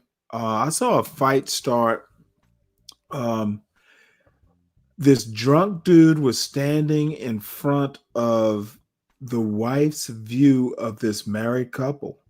And so the husband is crazy enough to get up and go, well, hey, sir, would you mind moving? My wife can't see the game. And, this motherfucker, this drunk son of a bitch just fucking like slaps the dude for asking. Jesus. It was, and I was there, I used to go with my father-in-law and one of his buddies. And he had another friend who had like season tickets every year. And I just, one day we were sitting there and, there's a family in front of us, a couple little girls, like young kids, probably maybe around 10 to 12 and younger. And then there was a mother or two. Fathers weren't there, at least, right in front of me. So behind me, these dudes just doing the foulest language, but they're kids within earshot. And you know what? I know, if you go to a football game, you might get what you get. But God damn it, don't you see these kids here? And someone said, hey, look, there are kids here. Motherfucker, if it's just the guys, fuck you didn't get in a fight over that. No, not that I know of. But my point is that NFL games just, and you know what, I like to hurl around that language. Damn it, I was a sailor, but god damn, when they're kids, and if a woman can fucking take the language, and there's some women who can hang, but still kids, tisk. So anyway, I haven't been to NFL games since the late 70s and early 80s. since I've been to a Seahawks game. Probably A lot better must have behaved back then. changed. This was in the 2000s. Like, Yeah. I don't know, around Make me not 2008, want to go 2009. to. You make me not want to go see the Seahawks live. Well, I don't care. That's what You it's know, maybe like they're nowadays. maybe I they're mean, now this is back mid 2000s, maybe around 2009, 2010. could you go Because I know see Stanley? my son was born because I was thinking, hey, you know, it'll be really cool to take my son to one of these games. And I just remember, you know what? I'm not taking my son to one of these games till he's like 15 or 16. You know, these motherfuckers are corrupters of kids.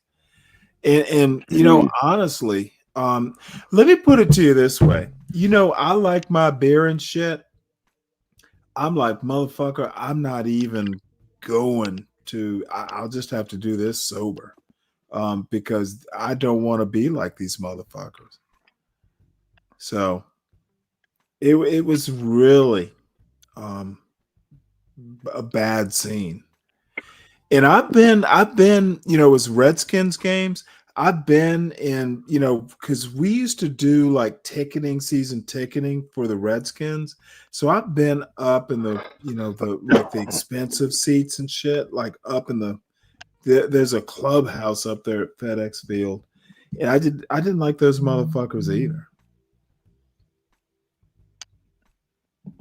Of course, this was back in the Dan Snyder days, so you know there was a creepy factor.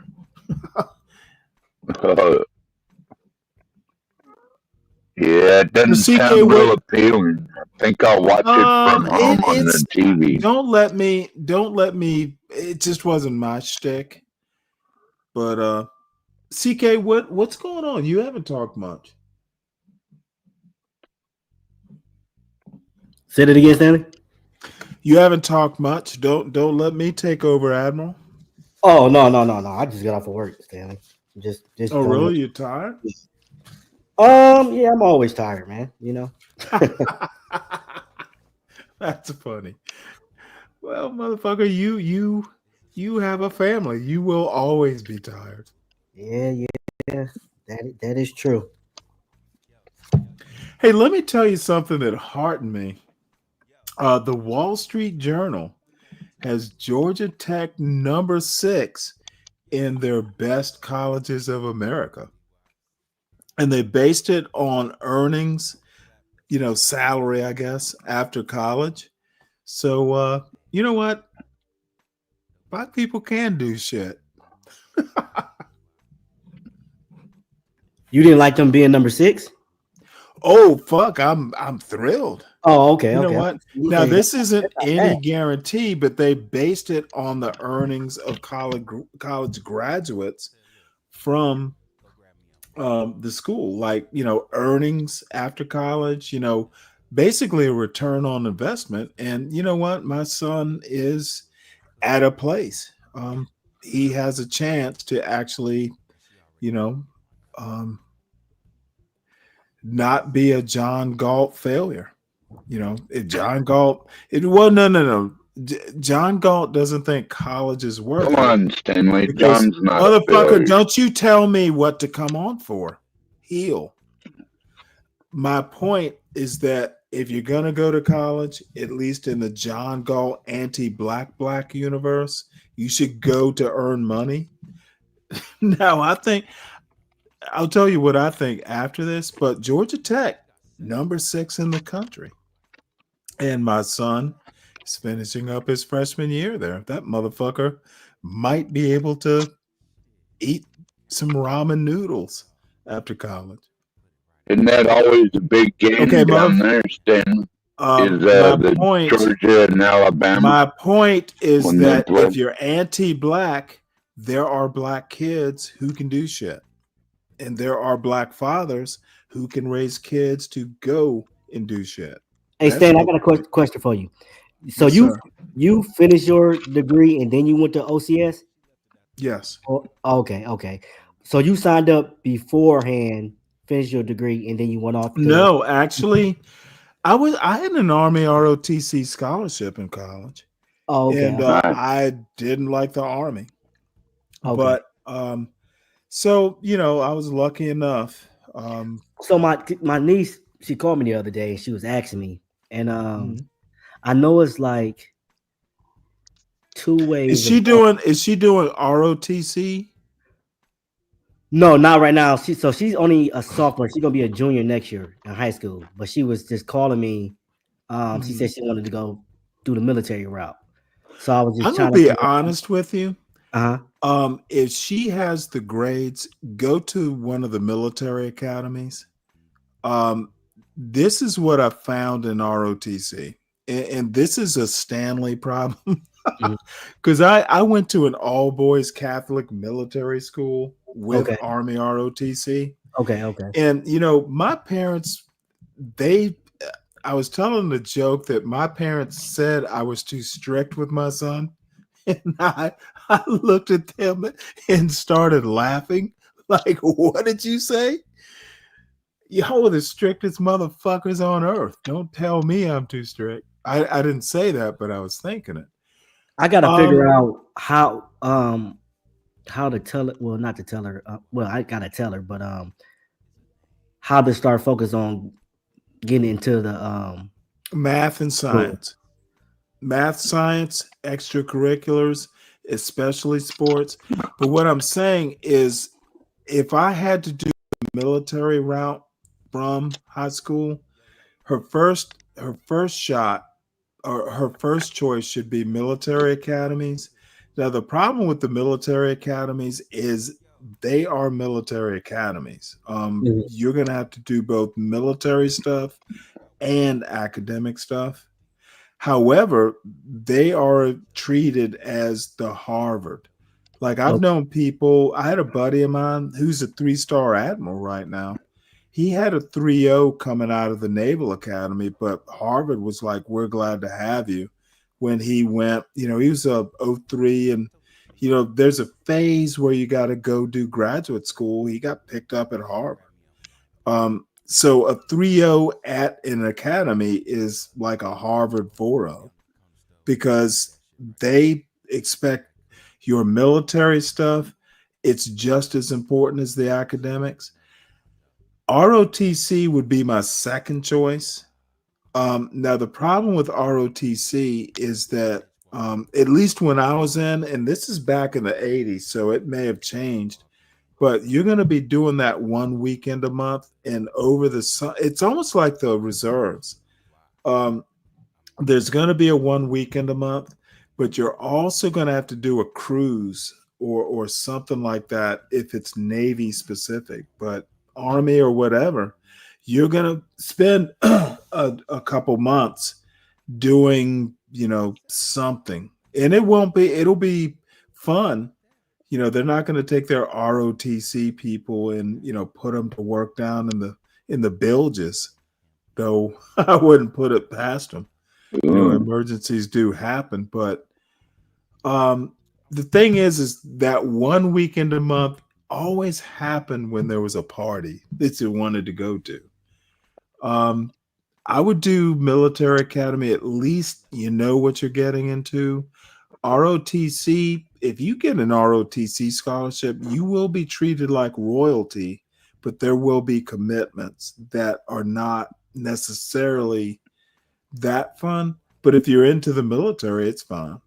Now to apply is just the same. You apply to like any school. I can't. To be honest, it's a separate process. You apply to a college, but there's a separate application process to a scholarship. It's not like on the same application.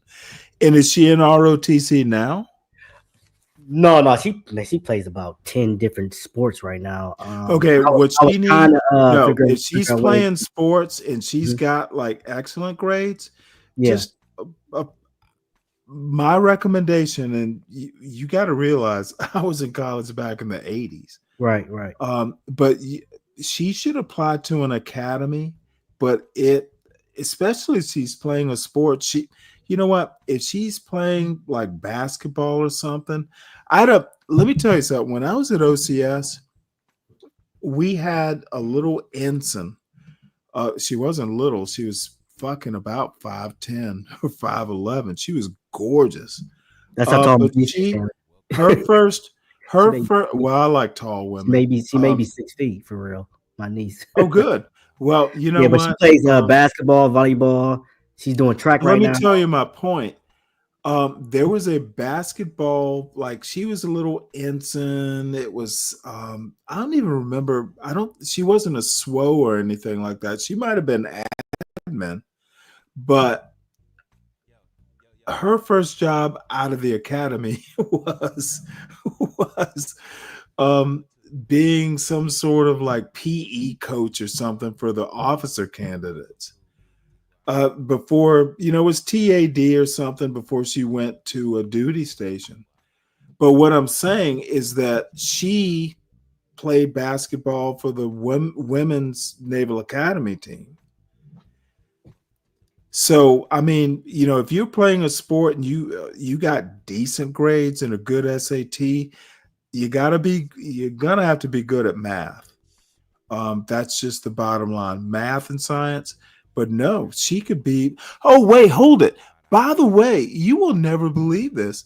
My across the street neighbor, when I was growing up, I used to mow her father's lawn.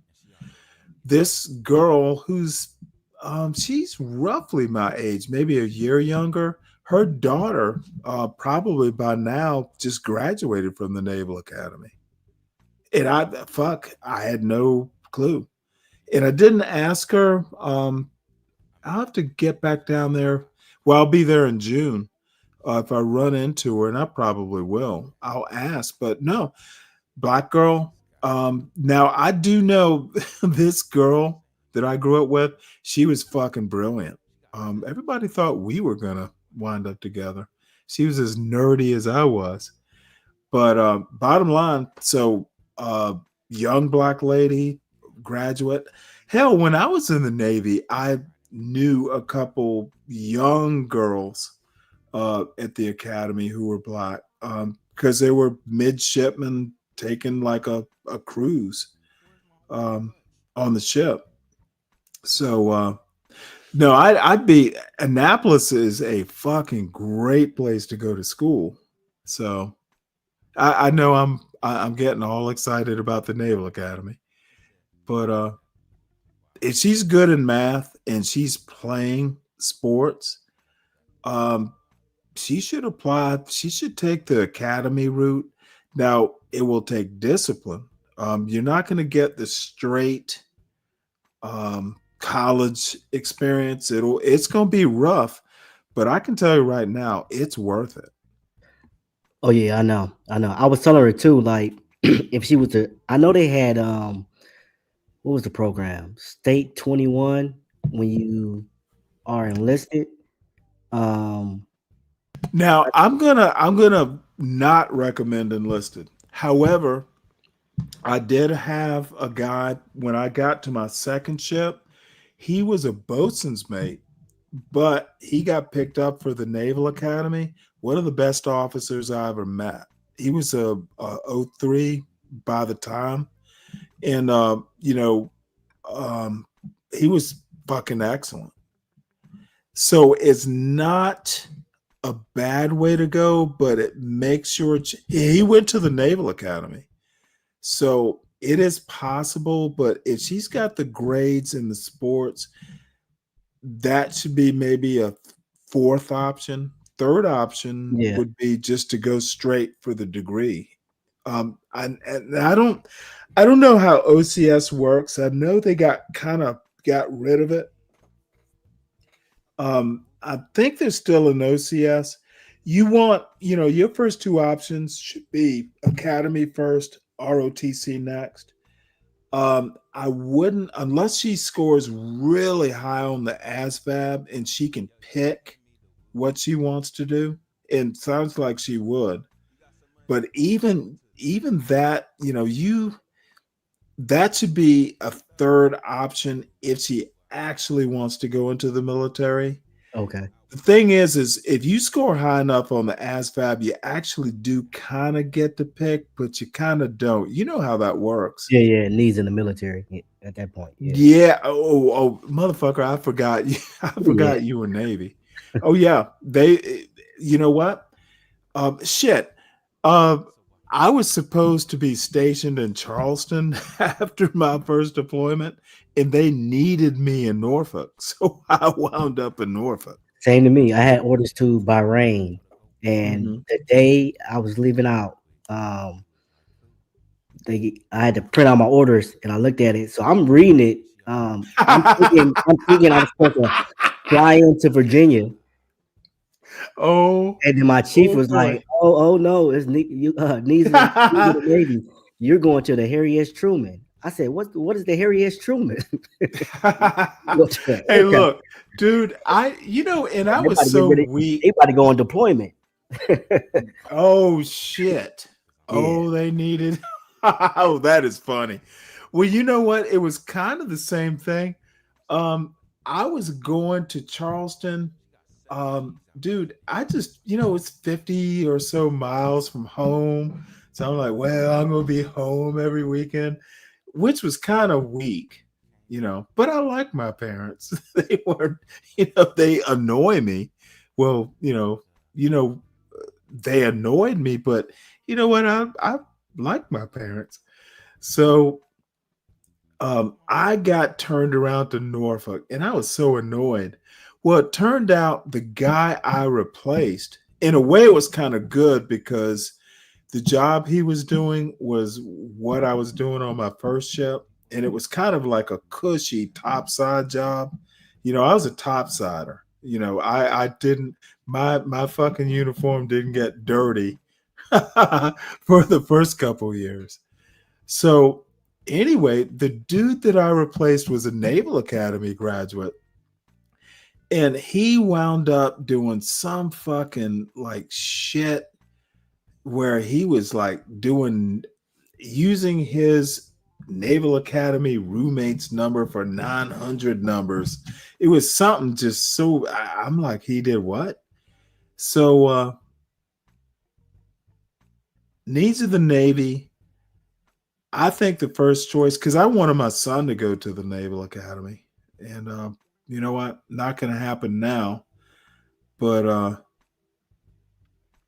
ROTC scholarship second. You would have to check out what OCS does. And I'm just talking Navy because I honestly don't know the other branches.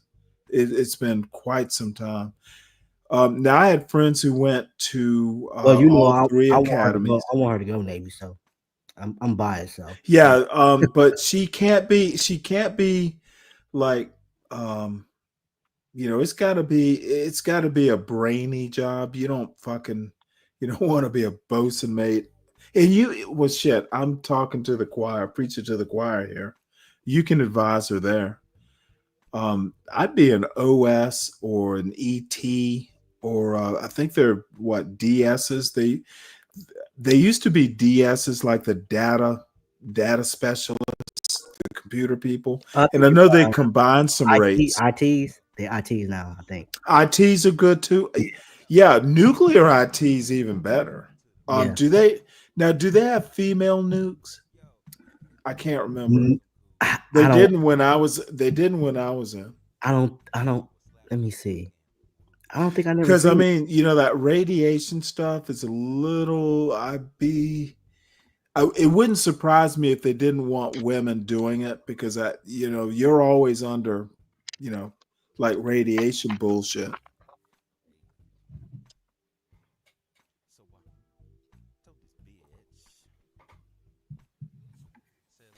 You see but I know they have. John is looking for me. That's what HB say. John who? John Galt is looking for me.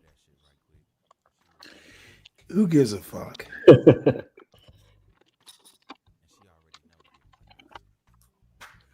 What is John? John must have a show going or something. Yeah, that's what HB say. He say he's looking for me. I don't know. Who knows? John's always looking for. Well, Oh, you're he does right have a here. show going. You're not that Something far about away. You're something, right here, motherfucker. CK. Do you know what Come your? on, Stan. Yeah, John. No, you come on. Fix your microphone. The Casey Allison case is much different than the Carmel Anthony case. My microphone This not motherfucker. good, This Stan. mother. Oh, it's good. It's better now. Yeah, John's still doing that true crime. I'm anti-black bullshit. My whole point about the case, I was just telling him it's 2 stabbings in Texas. That's the only thing I was comparing it to. Well, my thing is, why so dark all the time? Why all the anti-black bullshit? I've never been able to figure that out. That motherfucker has. I'm surprised. Shit. He must have had a bad, hard time of it or something. He liked to live around the mess. So I don't know. I don't get that part. You know what? I swear it's because he needs content. I'll be right back. 12. What's the Yeah, weather? Stan, What's the weather? What's the weather out there today? CKJ, it's pretty nice. Getting a lot of sun on my solar panel today, and just chilling out. Oh, okay. Really nice outside. Really, I should go out there.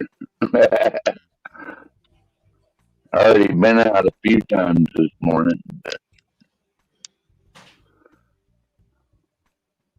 To take care of chores before I got time to waste on panels. So, what was the deal with beers and cheers? You weren't there once I wound up checking it out. I'm gonna be honest, 12th man. I don't even know. It's a There's mess. nothing Man. of. Oh, it's worse than a mess.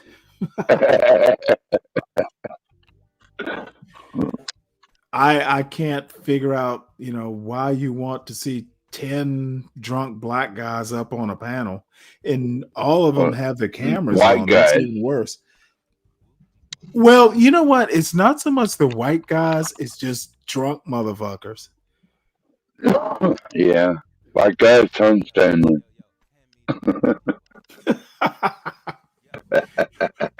So, CK, I hope I helped. I bet I didn't much, but is she good in math?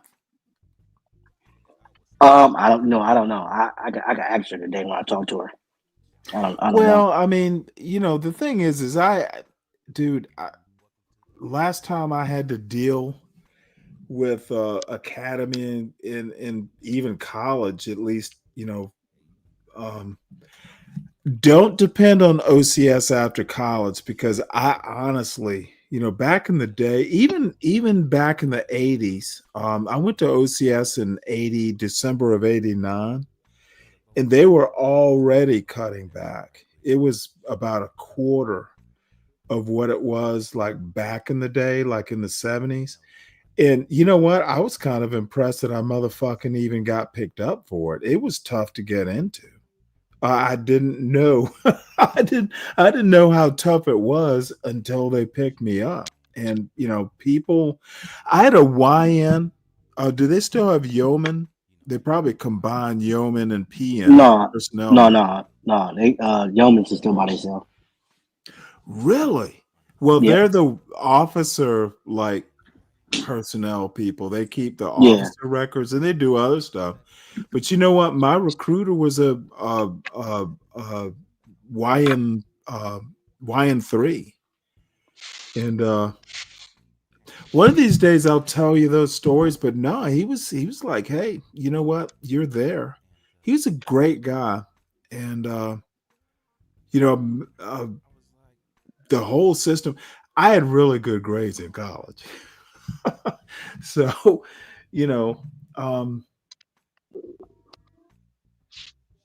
I hope your niece isn't. Yeah, my niece. Yep. Mm-hmm. She better get her buttocks into the Navy. Yeah. Like I said, she'll be a junior next year, so that's why I just wanted to ask you what was the steps. I think if she's going to be a junior now, she needs to be thinking about how to apply. Because the other thing, you have to, the nominations from congressmen and stuff like that.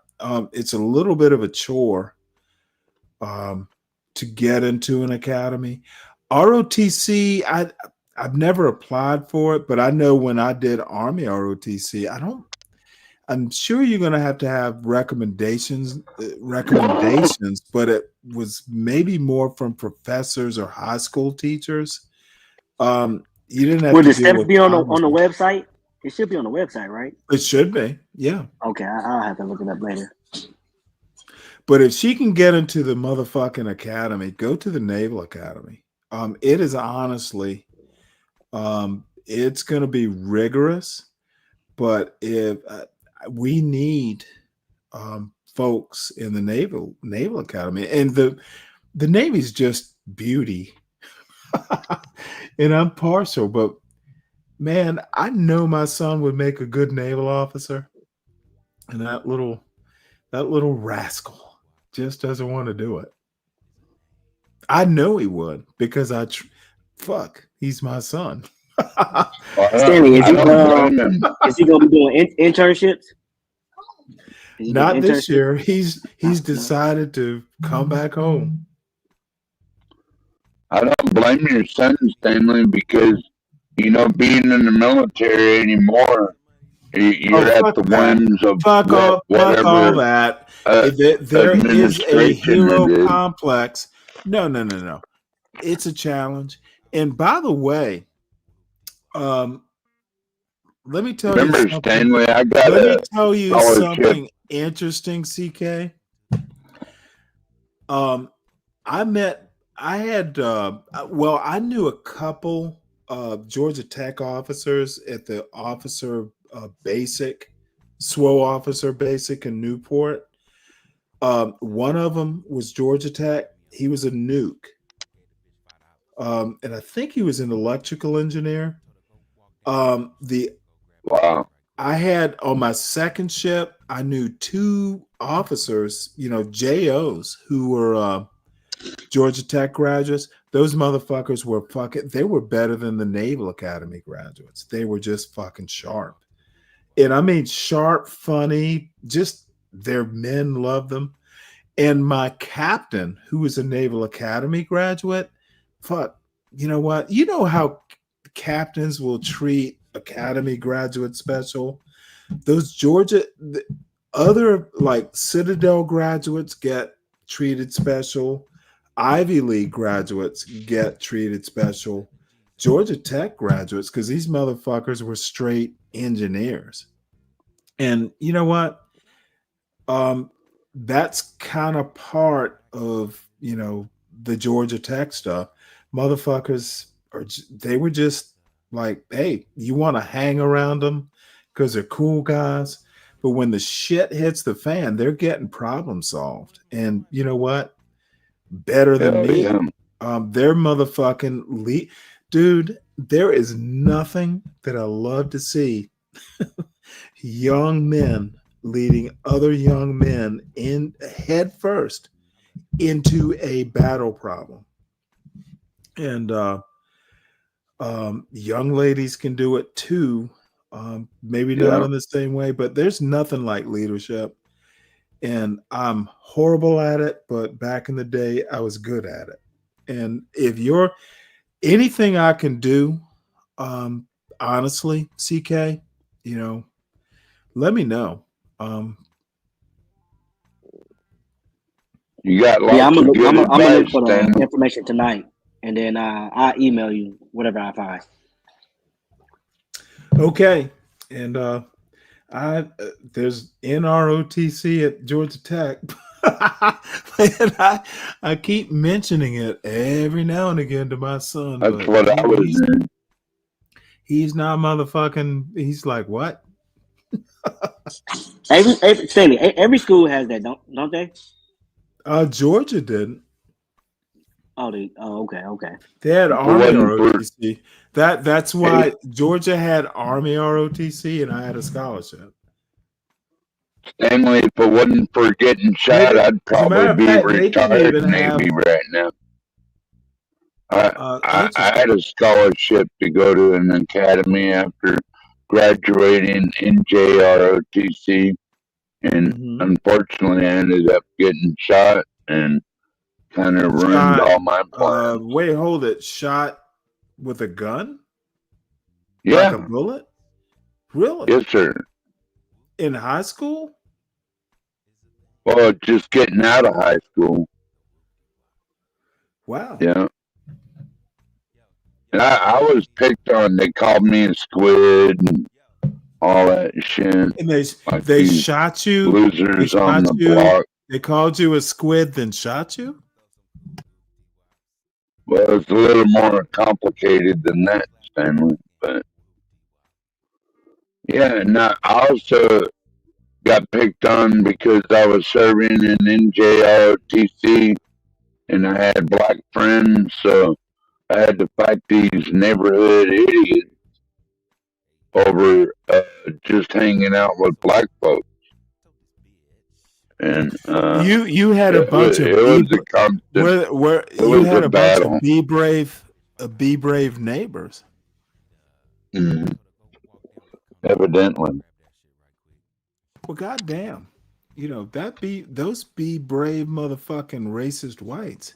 They are a problem. Have been since like fucking 1612.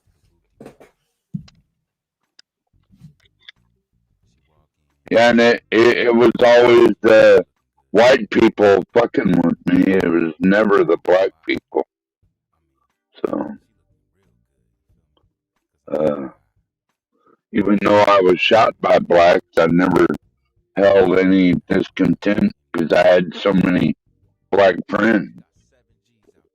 Right. It was just a freak accident why I was shot and kind of ruined all my naval dreams that I had at the time. Well, life happens.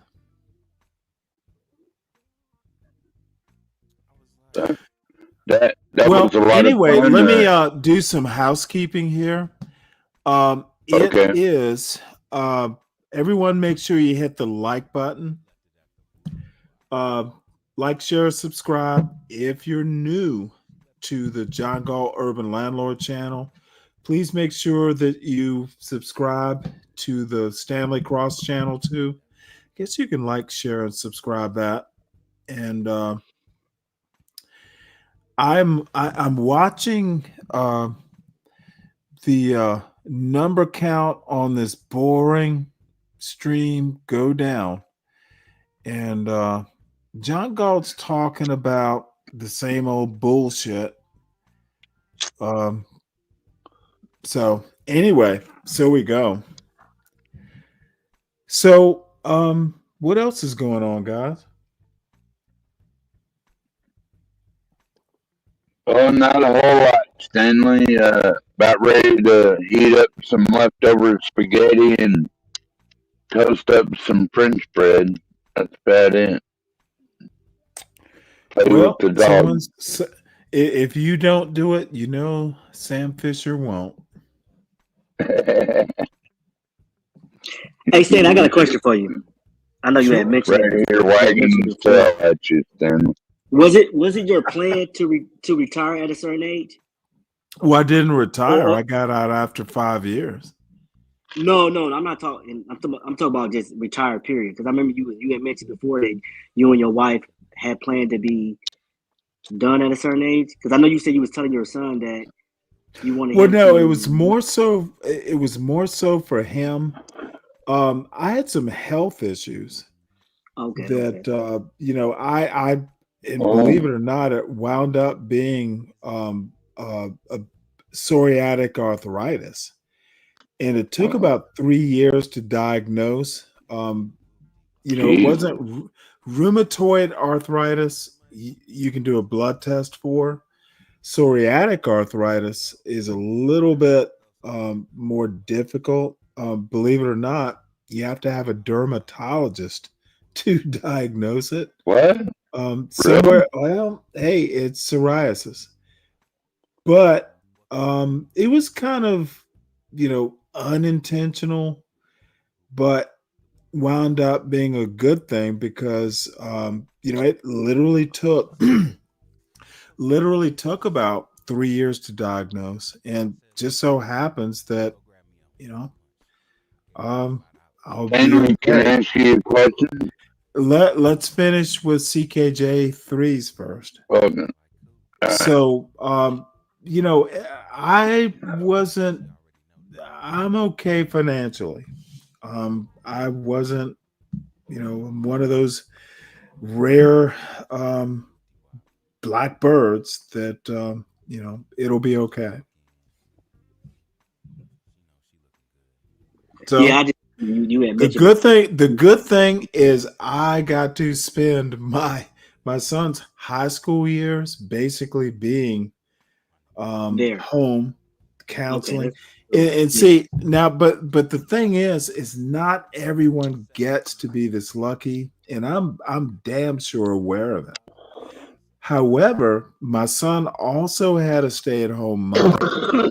My son is almost a hothouse flower, and I know it. However, the funny thing is, he's doing fine at college, and I don't. I'm kind of skipping away from your question. I'm fine. It wasn't necessarily a voluntary retirement, but because shit, I'd keep working because it's what I like to do. But it became hard to work, driving and all that stuff for a couple years. Now I'm fully mobile now. I get to go where I want. You would never know I was sick. I'll put it that way. But I was sick. So now here's the rub. I was up in Northern Virginia. I'm down in Georgia, and the reason I moved here is because my sister lives not too far away. And you know what? I was a single parent, and I needed help from my family because it was difficult, bedridden for times, that sort of thing. So that's the other thing that's important. My family is a good family. My wife's family is a good family. So somehow or another, it all worked. And not everyone gets as lucky as I am. Yeah, that's good. So you know what? Again, who knows? I might go back to work, but this is my work now. It's this couple enjoying that I watch yourself. on YouTube. They you ever heard of the fire movement, Stanley? Fire movement? Yeah. It stands No, I don't for think I have. financial independent, retire early. So you have like Oh, these yeah. I'm So familiar with that, but I don't know the channel. But it's why. But see, here's the. How life sometimes is happy coincidences. I never would have thought to retire. I never would have. And you know what? I can go back to work. I could do computer shit, but I don't have to. But like I used to tell my son, I put in the work ahead of time. I front loaded, and you know what? I'm not going to be driving a Mercedes Benz anytime soon, but I got a house. I'm, Paid off, right, Stanley? Your house is paid off. we got furniture in the house. I can eat what I want to eat. It's not going to, but I never had expensive taste in the first place. You know, you give me a fishing rod, I would fucking pitch a tent and be happy. And that's part of, it's part of what, I've told my son. Now, my son is motherfucking in a way better position than I was at his age. This motherfucker, that Georgia Tech degree, if he can get through it. And so far, he seems to be doing fine. He's not flunking out yet. But I had no clue that Georgia Tech was so well respected, other than, I knew what I knew in the Navy. It's a motherfucking engineering school. Yeah. That's gonna look good on his resume too, Stanley. Yeah, you don't get in by accident. But see, CK, this is what I'm saying. Black people actually have like actual problems. Like, how do I get my niece into the Naval Academy? That's a real grown folks problem, because you wouldn't even be asking that question if your niece wasn't doing well. And I don't see this accounted for in that Be Brave John Galt world. Y'all, if you ever watch their bullshit, you would think we're all failures. What'd you do when you got out of the Navy, Stanley? I want to hear more. Job. I got a job. HB. I'm sorry. Doing what? Like, what'd you do? If I come fresh off the boat, what am I gonna do? I went to work for Home Depot. Nice.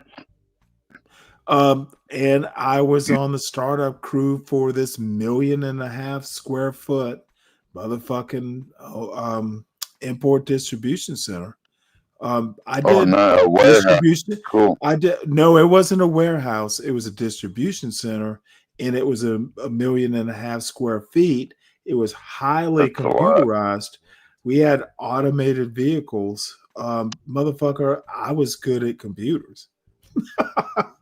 So, I've done some things, and I was in the receiving department until they realized that, oh shit, this motherfuckers. Then they discovered what I could do with computers. It was kind of, I remember being in a staff meeting, and the general manager's like, well, it's such and such a way, right, Stanley? And I go, yes, sir. Motherfucker, we were just fucking joking back and forth because, motherfucker, I'll tell you something that's so funny. We had a yard management system, which, you need to know where to park the trailers, and, you got like, I don't know, like 200 containers on one side. On the receiving side, you got 200 or more trailers, like non-containers. Containers are the import stuff.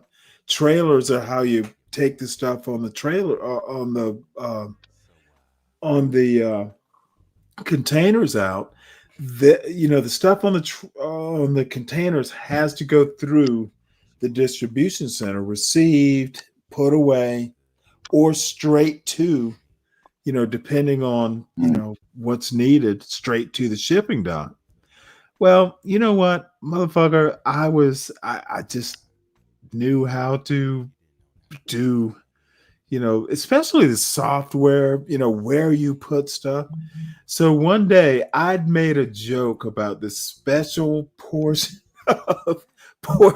of the of the trailer yard, and I named it 666. Oh. And it just so happened I motherfucking get, and this is back in the days of the beepers. So I had like that little beeper thing you had to take home with you. This is back in the, I don't know, mid 90s. I had a Sounds lady about who right. worked out. I had a lady who worked in the yard, in the trailer yard, because it was a 24-hour facility. So I get this call, and she is freaked the fuck out because I thought I had isolated this zone. Well, for some reason, it pops up on Halloween. You will never believe this. So 666, this special zone, and the system wants to put a trailer into the 666 zone. Oh, she was fucking. Oh, she freaked Blasphemy, the fuck out. Stanley. Hey, and better yet, I had to drive all the way in, and this was like a fucking practically a 40-minute drive to get from where I was to there. And I'm just trying to call her down. And I'm like, well, it was just a joke. I didn't think it would pop up. Oh, she was like, you need to change that name and you never do something like that again. I was like, holy shit. Well, my point is that what I did after the Navy was get jobs. A lot of them were logistics. A lot of them were computers. And actually, my main job wasn't computers, but they figured it out. Well, you know what? He can scare his people with dumb jokes.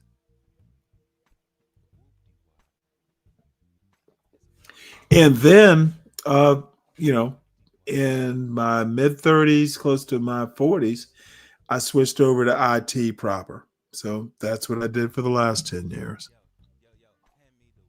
Nice. Yeah, well, somebody's got to do it.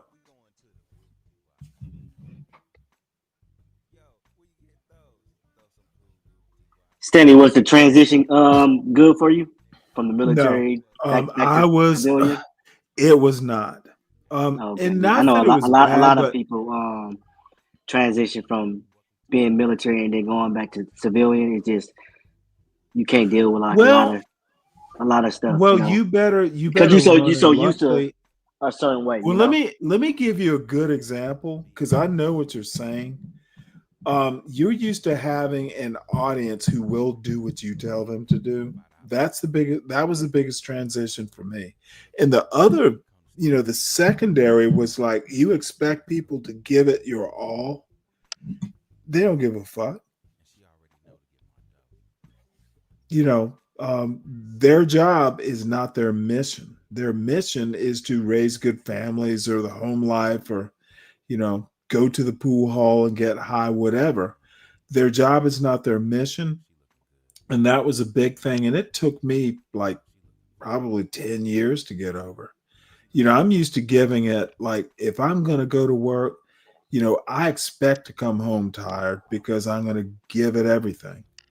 And civilians aren't like that. And they shouldn't be. They don't have to be. They don't even appreciate your effort at giving it all either. Well, do they, why Stanley? should they? Now, at the time, I'm like, well, don't y'all see? But, here I am 40 years later. They probably shouldn't. And CK, we had a 1-star Air Force general at corporate. And they hired him. He's a good-looking guy, former pilot. That motherfucker lasted a year because he was used to giving orders. And you know what? There before the grace of God, I didn't have a star. I just had a couple. I had railroad tracks. Luckily, I wasn't.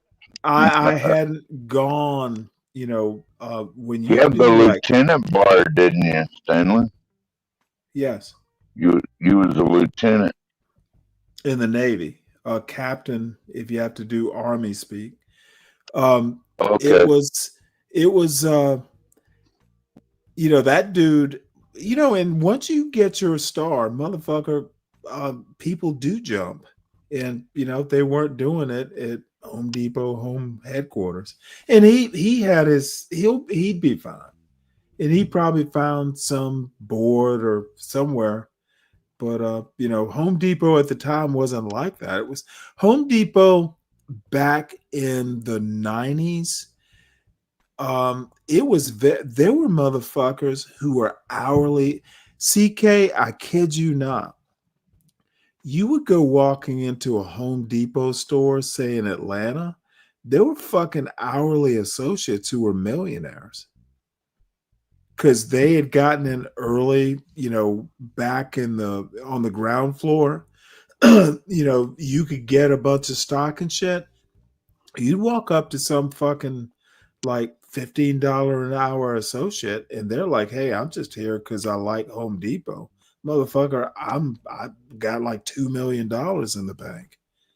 It was. Oh, they gave him stock options at that time. Oh fuck yeah! Oh my god! Home Depot back in the day. Oh shit yeah! Oh shit yeah, dude! I had a boss. This motherfucker. Let me tell you something, dude. This is back in like 1997 or so. This dude bought a motherfucking BMW for cash. And it wasn't like, the 320 or whatever the base level was. This motherfucker bought cars for cash. Now he was management level, he was my boss. So I mean, he was famous in the distribution part. Home Depot, it's sort of funny. Distribution, and then there was the stores. Distribution back in those days. I mean, people knew each other because Home Depot, I don't even know that it was national yet. It was very regional. So everyone knew who my boss was. Like, motherfucker, shit. Fucking like Bernie. Were you part of the protest? The fucking CEO would be calling my boss. He was that famous. But no, this motherfucker, black dude, motherfucker, my BMW. Fuck, I'll catch some fucking options or some stock. Yeah, that's a big thing now. I know a lot of last time I was at Home Depot. These companies. And they bounce from job to job, and they getting stock options. Just building up. Yeah. Those motherfucking options, dude. Oh shit. But man. back in those days, even as a junior manager like I was, oh fuck yeah. After you were kind of vested, and it wasn't even 5 years. I mean, you were kind of vested maybe after a year or two. It was back in the mid 90s. You could be getting stock options a couple years in. Been rich now. Yeah. My wife's sister, she had worked for Intuit, and they was allowing her. They was allowing her. She worked for Walmart now, but corporate. But they was allowing her to purchase it at 15% at discount. I said, man, you know how how you could just rack up and just have that good old nest egg when you could just man, it's crazy. It's crazy. Well, all I have to say is that the 90s, those mid 90s. You probably worth half a billion now with the way I would say half a billion, but you know what? I'm exaggerating, but however, but let me also tell you something, and this is kind of a different side of it. I'm talking about my parents. My father is still around. My mother, died a year and a half ago. Those parents of mine, they're low key, like low budget, but they're not poor. Like, let me put it to you this way. My mother died at home after a very long illness. My father, now he had insurance and all that shit, but no, it wasn't she never went to some facility. He had everything. Now, this is going to be very low key. Look, all I have to say is those motherfuckers weren't poor, and they nickel, dime, policeman, teacher. They were very judicious. They invested in stuff like that. You know, one day they bought a motherfucking Volvo, like a top of the line, some weird form of Volvo. And my sister told me how much the car cost. And I'm like, what? These motherfuckers were buying a 6-figure car. Now, part of it was, you know, because my mother had some special needs, but I'm like, the motherfuckers who used to like tell me you couldn't have an Azad shirt because it was too expensive. And you know what? I'm motherfucking proud of them. Those are my parents. And you know what? Your parents, they was born in the 30s, the 30s. No, I 40s? think early 40s, like 40s. I think maybe like 44. I can't remember. But no, it was early 40s. You know, my great grandmother, she was born in 19. Well, she passed away now, but I used to always go over there when I started to drive to cut her grass, take out the garbage for her and stuff like that. She always told me, she's like, it's not what you make, it's what you do, what you make. And she was loaded, like big time loaded. Like she's very smart with her money, man. Very smart with her money. But you could learn a lot from these people if you listen to them, man. I tell people, you can learn a lot, man.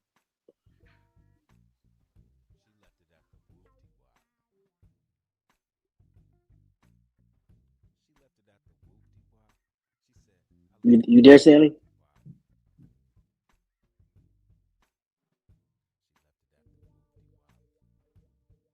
Yeah, I'm sorry. I had to step away right quick. Look, y'all are sleeping on the old folks, like my mother used to call them. You need to listen to these old folks. You know, they may say things that you think are weird, or maybe look, and you know, CK, you remind me of, you know, or a person like you motherfucking know how to listen to people. Um, and sometimes I don't, but I actually do listen to people. Um, you have a very, and this is my impression, you have a very respectful way of listening to what my mother used to call the old folks. Okay, people know wisdom when they hear it. And I don't think all young people, I don't think my son, now he is a good listener, but he's yet to convince me that he actually listens to the old folks. I think he listens to my father-in-law. He definitely listens to my father. Kind of shocking, actually. He listens to my father. They, you know what? I could leave those two alone and walk away, and they would never miss me. You know, that's good that they have a good relationship like that, man. Oh, Because he hell could pour yeah. a lot of My father. wisdom into him. A lot of wisdom into him, you know. My father. Well, look, you know me. My father, my mother and I could talk for hours. My father just thinks I'm kind of, you know, we after about a day or two, we're pretty much ready to, you know, we'll see you next time. My mother and I could stay together for days because we were just personality wise. You know, we like to bullshit and, bullshit and read books. So I miss my mother, actually. Miss my You know wife. why I like talking like to like older people because they tell you about like the past, like what was really going on. You know, this Right. what happened when I was coming up, and you know, I remember I was sitting on the porch one day talking to my father, and he Mhm. was telling me about the Huff fire, because it's like across town, like on the other side of town and stuff. So he was telling me that like what was like going on and what happened around that time and stuff like that. So Mhm. you know, it's Well, don't sit there and just my listen to him. father, I know exactly what you mean. And you know what? Let me tell you something. My father used to tell me stories of his time in Vietnam. And you know, he was in the Air Force, he was an MP. However, the MPs at the forward bases were basically infantry. So I remember I was scared as a motherfucker before my first deployment. Um, and you know what? I remember him calling me like the night before my deployment. And, you know, you know, I was a little like, fuck. You know, I wasn't gonna like run away or anything, but I was a little jittery. And you know what? Um, basically said, you know what? It's gonna make you or break you. that that is my father. You know, don't be broken. Yeah, straight to the point, right? Yeah, my father doesn't bullshit. Now he's the nicest guy, but you know, in the end, he makes it sound nice. No, it's gonna either make you or break you. And now you are my son. Therefore, you know, that sort of thing. You know, he had perfect confidence. And you know what? Motherfucking dude, I got a Navy Achievement Medal after as an ensign. I got SWO qualified as an ensign. So I come walking into my second ship with my warfare qualification and a motherfucking Navy Achievement Medal. You know what? I was royalty on my second ship. Um, so, you know, there were, you know, I was a little bit intimidating to even the chief. It's like, you know, and he's been in Desert Storm, he's got his warfare qualification. Like, what the fuck? You can't build me, chief. I'm gonna build you. And I was a little bit of a bastard, as you can imagine. So, I've seen my glory days.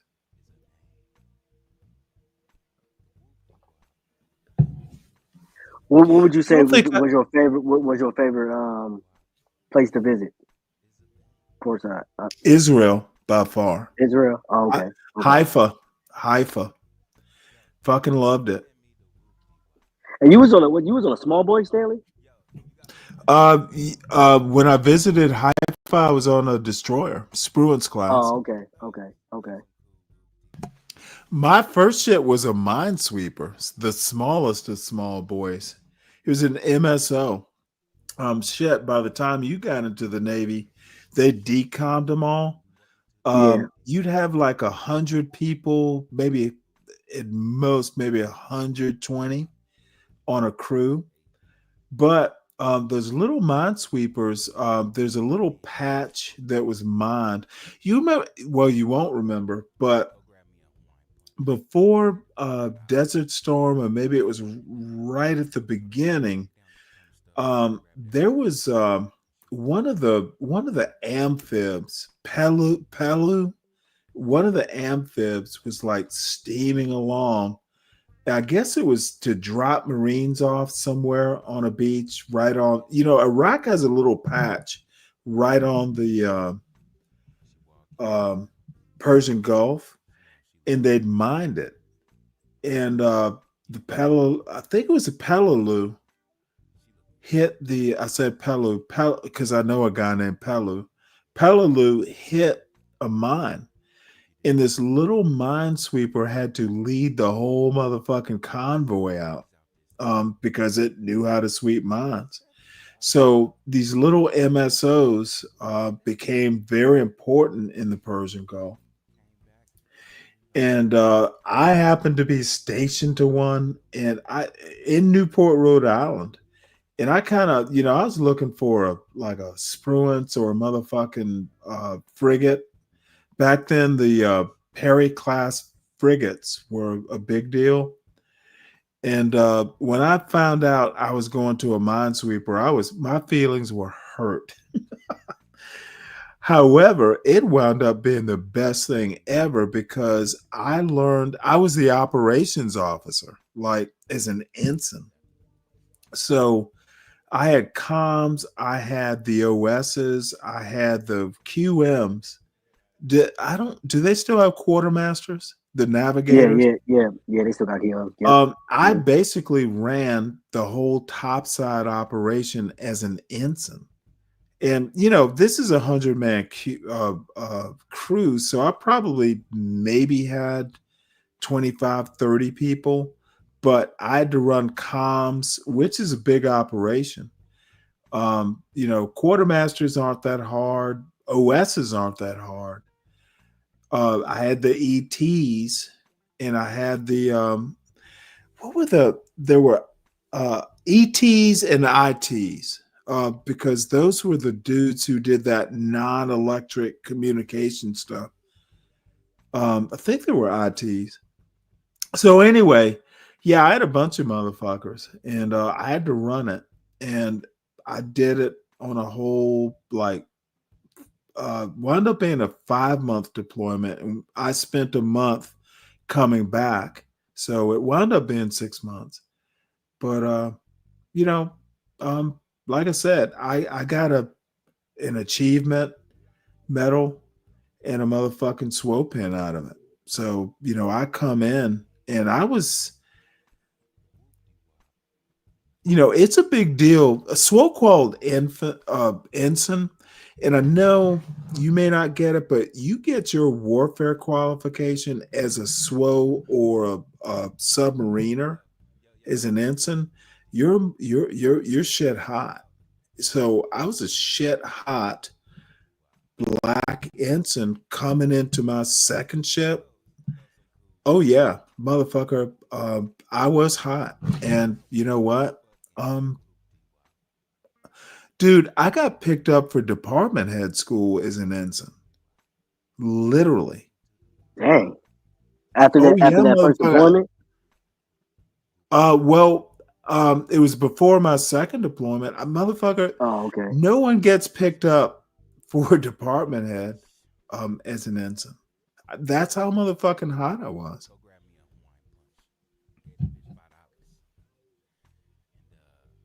So now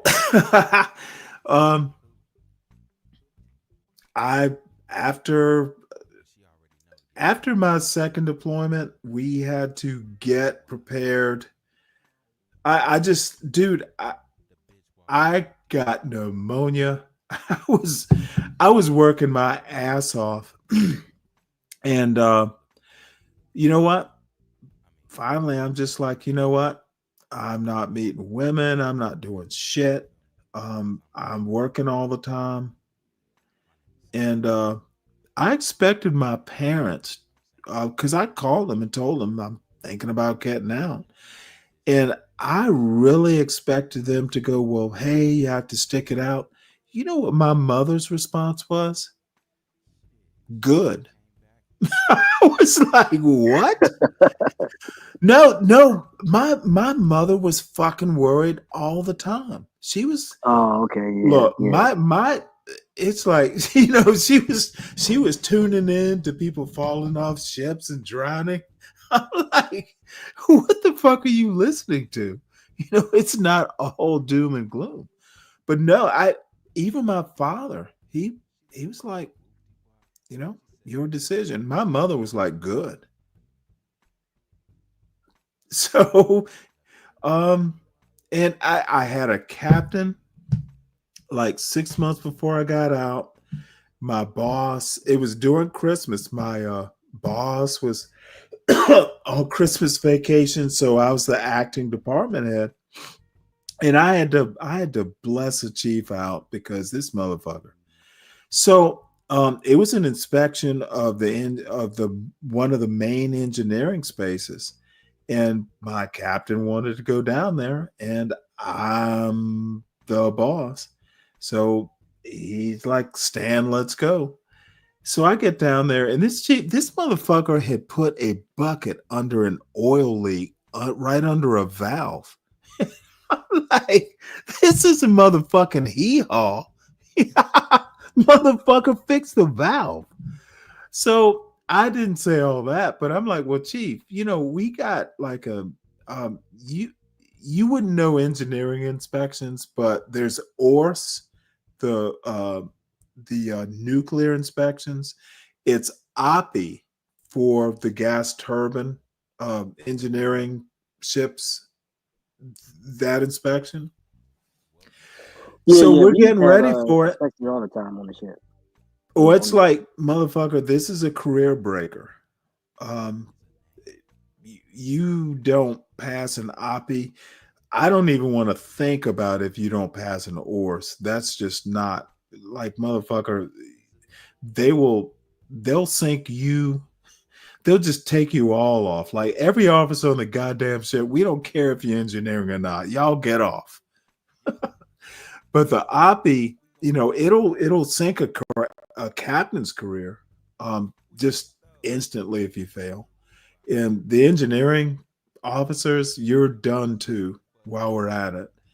But anyway, I had to tell this chief, and I was so pissed off, much like I get pissed off on this channel, where it's just pure stupidity and I just have to say something. I don't care who's around.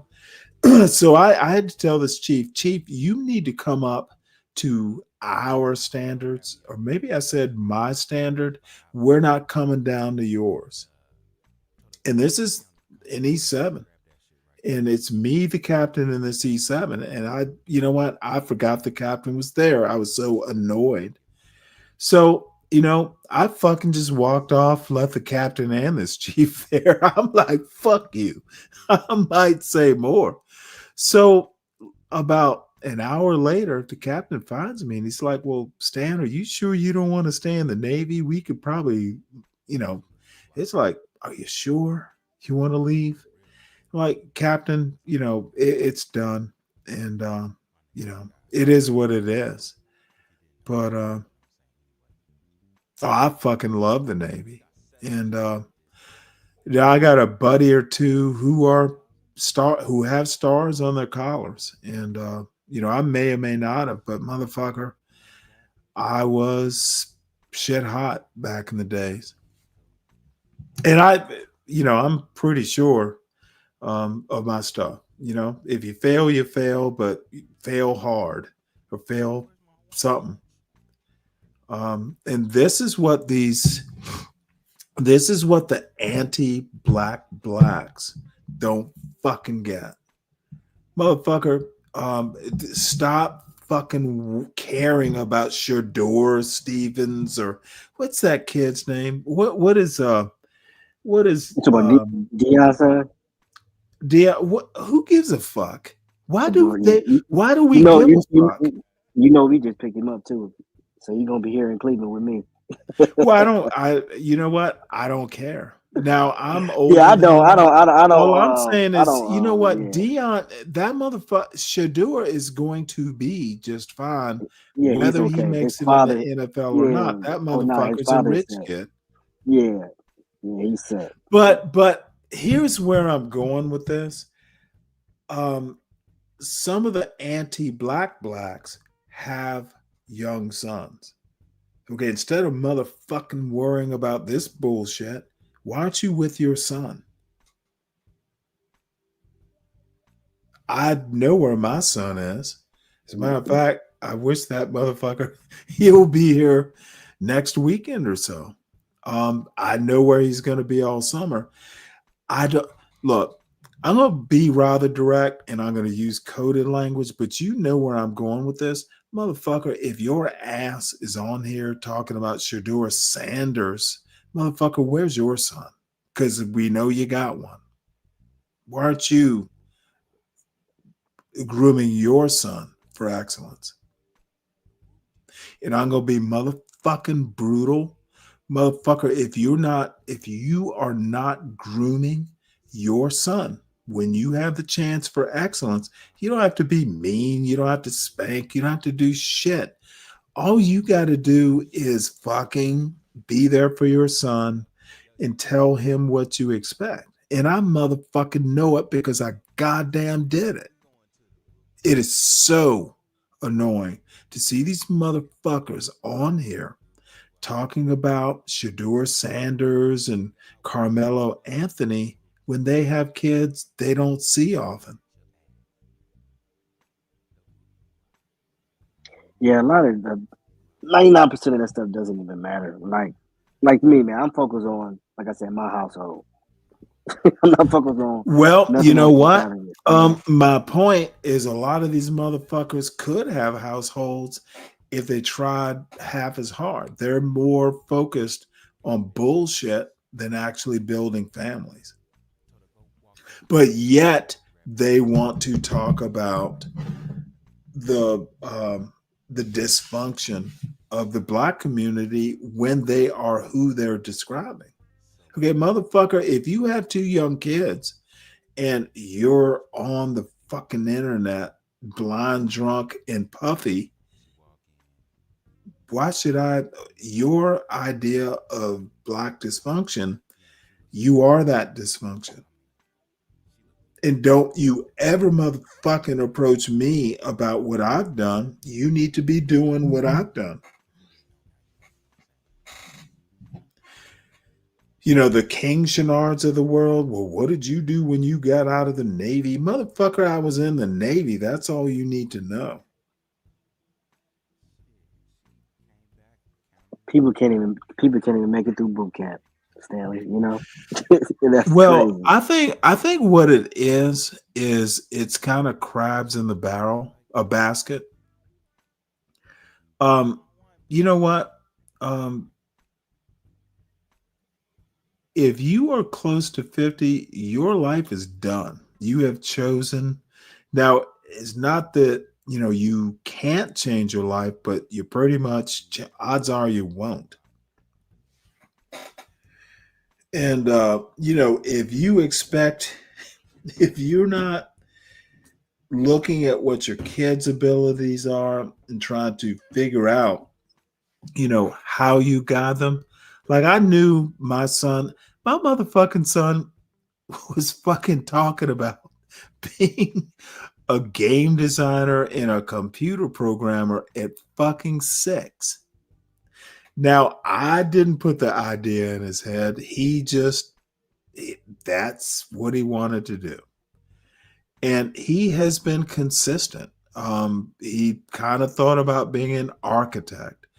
He thought about aeronautical engineering, but you know, he is probably will be good because he's well balanced. You know, he can read and he can do math.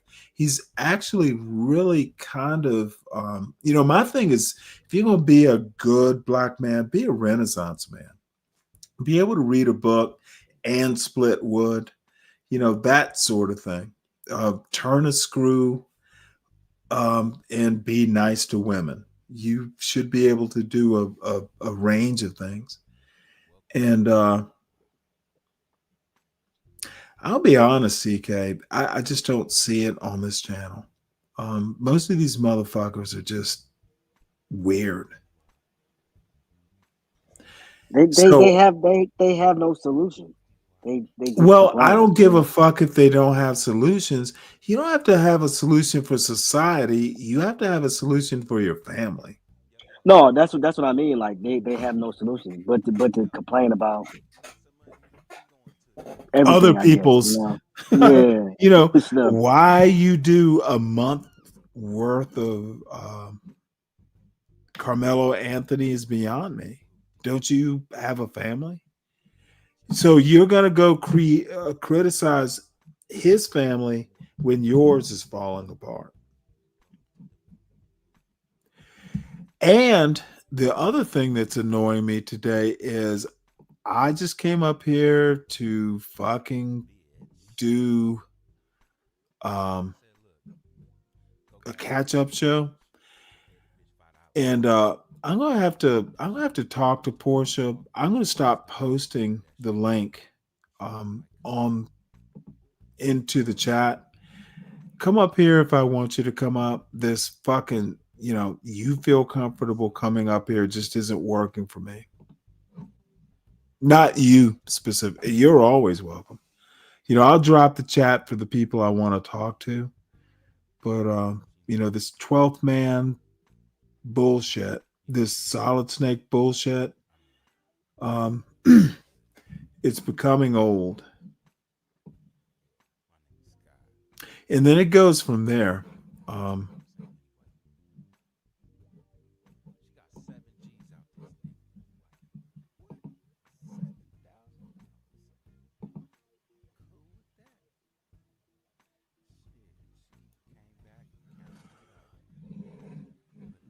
Yeah, I know. I feel you. I know you gotta cut back and rewind.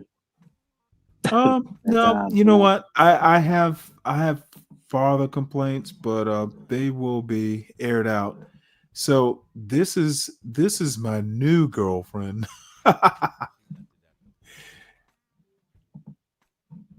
This woman is hot, in my opinion.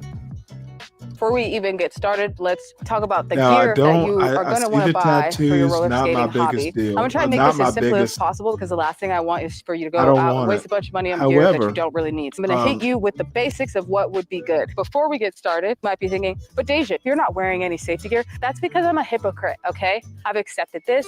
I fully acknowledge that I am being very hypocritical right now. I also acknowledge that I'm an athlete and I have been working out for the past 6 years, which means I have a very strong connection to my body. Mind-body connection is like on 10. Not meaning that I never fall. I definitely fall, but I'm more aware of how to fall, which I will teach you. The whole reason why I created this roller skating course with the idea of helping you develop your mind-body connection is so that you can get to that point where if you don't want to have safety gear on, you don't have to have it. Is it highly recommended? Because no matter what, you can't control anything? Absolutely. I know that she didn't have roller those skating is already scary. sleeves, So what she would gear be do I need? damn How do I near not waste my perfect. money? The first thing that you need is a helmet. The biggest mistake that I see a lot of adult skaters make is they get a helmet that is too small for their adult size head. So get a helmet that fits your head appropriately. The next thing you're gonna need, knee sleeves. A lot of times they'll have this cute little sleeve that you can actually put your knee inside of, and you wanna make sure that they fit nice and snug. For the purposes of this video, you guys already know I'm a hypocrite, but okay, if I wasn't a hypocrite, this is what they would look like. You want to make sure that they are right side up and that you're not accidentally putting elbow sleeves onto your knees and wondering why your knees aren't protected. The next thing that I would recommend is elbow sleeves, because few things suck more than chipping an elbow on hard concrete. We're styling, we're profiling. Safety is sexy, okay? Don't let anybody steer you in the wrong direction or make you feel like you are not cool for gearing up, okay? And the final thing that I would definitely recommend are wrist guards. These bad boys should have a nice little firm piece inside, and that's just gonna make sure that we don't break any wrists, okay? Few things suck worse than when I get a message from someone and they're like, Lord, that is so try roller unsexy. skating, this is gonna be so fun. And I'm like, yeah, hell yeah, man, you're doing the damn thing. And then they DM me and they're like, oh, I broke my wrist. And I'm like, God, I'm so sorry. I'm sorry that you don't get to There's participate a in the video awesomeness that is roller after this skating. I wanna Boom, we're watch, geared up. man. I don't have a helmet because again, I'm a hypocrite and I don't know where it is, but you should definitely have a helmet. Make sure it fits your adult brain. Falling becomes that much less scary when you have gear on. If this still does not feel enough for you, the only other thing that I would recommend is this bad boy. Let's see if we can put these on. I already put my skates on, but we're gonna see. This is not a good plan. I should have put all of this on first, but you can tell that I don't. Oh, it worked. Okay. Okay. Pull that bad boy up. Oh, boom. Do you see that? Pull this bad boy up and you don't even know that we're geared up. Okay, so these shorts make it so that if you were to, bust your ass, it would hurt considerably less. And you can just put these on right under your skirt. You guys know how I feel about skating in skirts, So if you need a little bit of extra cushion for your pushing, money. We are in here. This is the safety gear that I would recommend. Don't go wasting your money on a whole bunch of other stuff. Make sure you just have the basics. If you're gonna do it, some pads, some wrist guards, some knees. Go ahead and get some little booty and hip pads. I feel so supported. I almost want to run into stuff just to get some booty and hip pads, and I promise you'll be fine. Let's talk about falling. falling is going to happen. If you are geared up, falling becomes less scary. But you should still know techniques for falling. Let's start how to avoid falling. The best way to avoid falling is to make sure that your knees stay nice and bent. Stay nice and bent.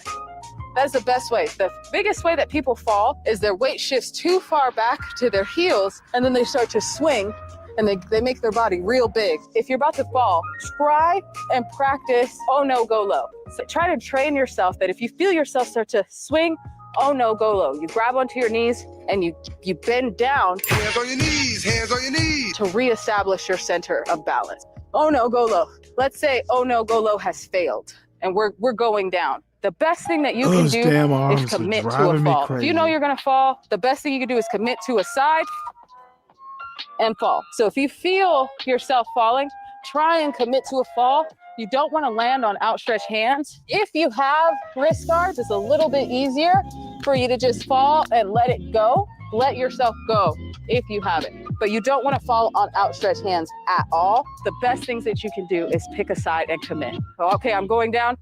I'm committing to that side. And if I have hip pads on, like I do right now, I would just, boom, let that baby rest on the hips. Commit to the fall. I like to practice falling into a push-up, which prevents me from falling on outstretched hands, and it makes my elbows act as shock absorbers for me.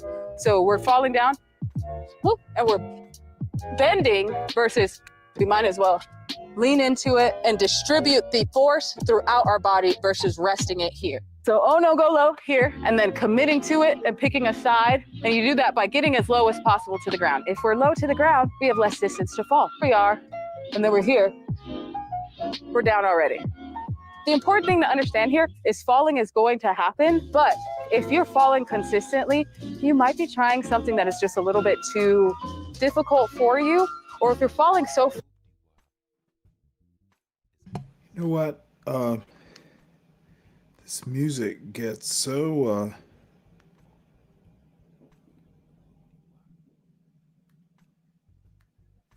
music is so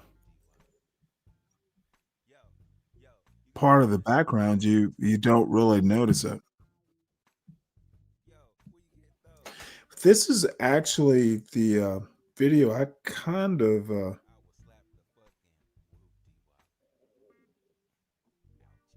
wanted to watch today. Let's see here. Stanley, can she skate? Actually, she can. You Okay. remember? Did you see that skate thing she did with the? No, No, this is my first she. time seeing this. Oh, Yeah, really? Okay. Well, hold yeah, on one yeah, second yeah. here. I have seen I seen a clip of this one girl. She was teaching herself how to jump rope, and I guess she was like doing like a documentary of herself or whatever. But she's real good like now. Like you could just watch her for like days, just doing all these tricks, and she does it for exercise too. So I know jump rope is a good way of doing Well, cardio. this girl does it too, but this is the one that's just. I'm gonna have to mute it because it's got music. Um, this is just like holy shit. Just go home with me.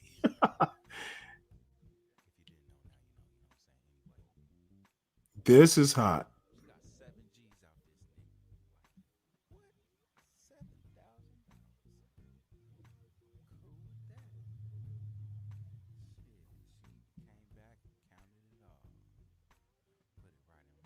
And it's a short, so I Stanley, can't really enlarge it. she got a nice toned body. She in shape. Yeah, well, she said she's an athlete. She's Yeah, not she kidding about definitely is. Nice tone. Yeah, there is nothing wrong with that.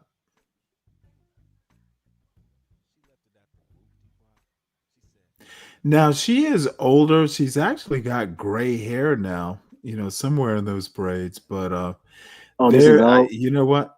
I am same girl. Now let's see. I think it's within the same year or two. This might be a year ago, but I'm not shit. Where can I get me one of those? However, Oh, this they is all the down same. here where you can ask Stanley. They all down in Georgia. You know what? I will have to get out more.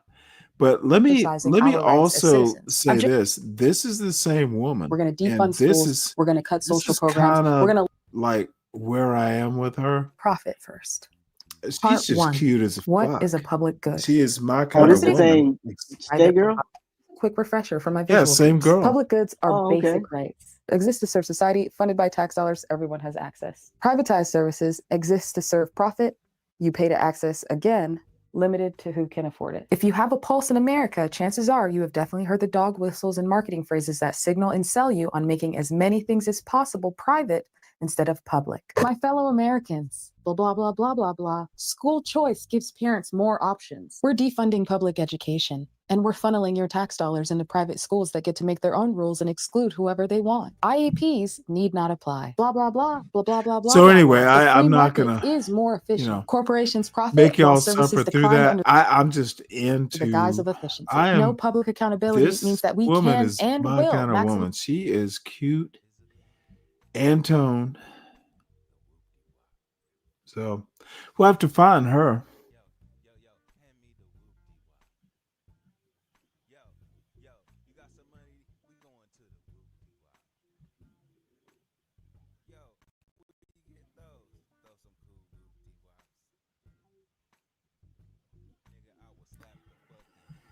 Well, let's see. We are down to 5 viewers. Damn it.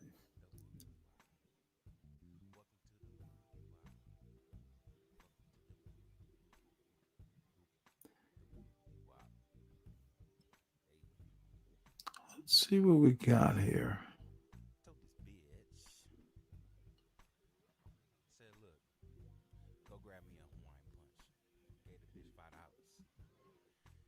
Uh-oh.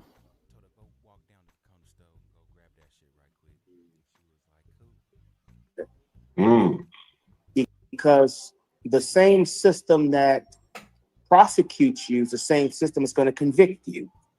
So changing Well, within you doesn't really mean this anything. You have no power Is that to Linwood? yourself in that Is that court Linwood? I have because no you got the enemy on the I think bench, it is. you got the enemy Sounds like it. prosecuting you, But and you have here's the the enemy. deal. There are 30 motherfuckers into this. And you know what? Can't compete with this kind of oh look at Universal Jones. Linwood don't run them for me, boy. And I must respond. 12th man is over there. I can't understand why they want this kind of fucking just, it is what it is. And Universal,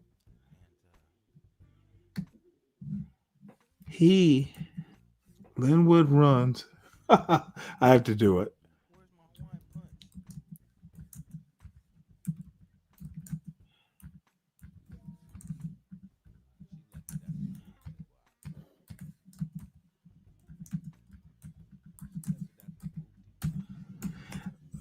Universal's a pussy.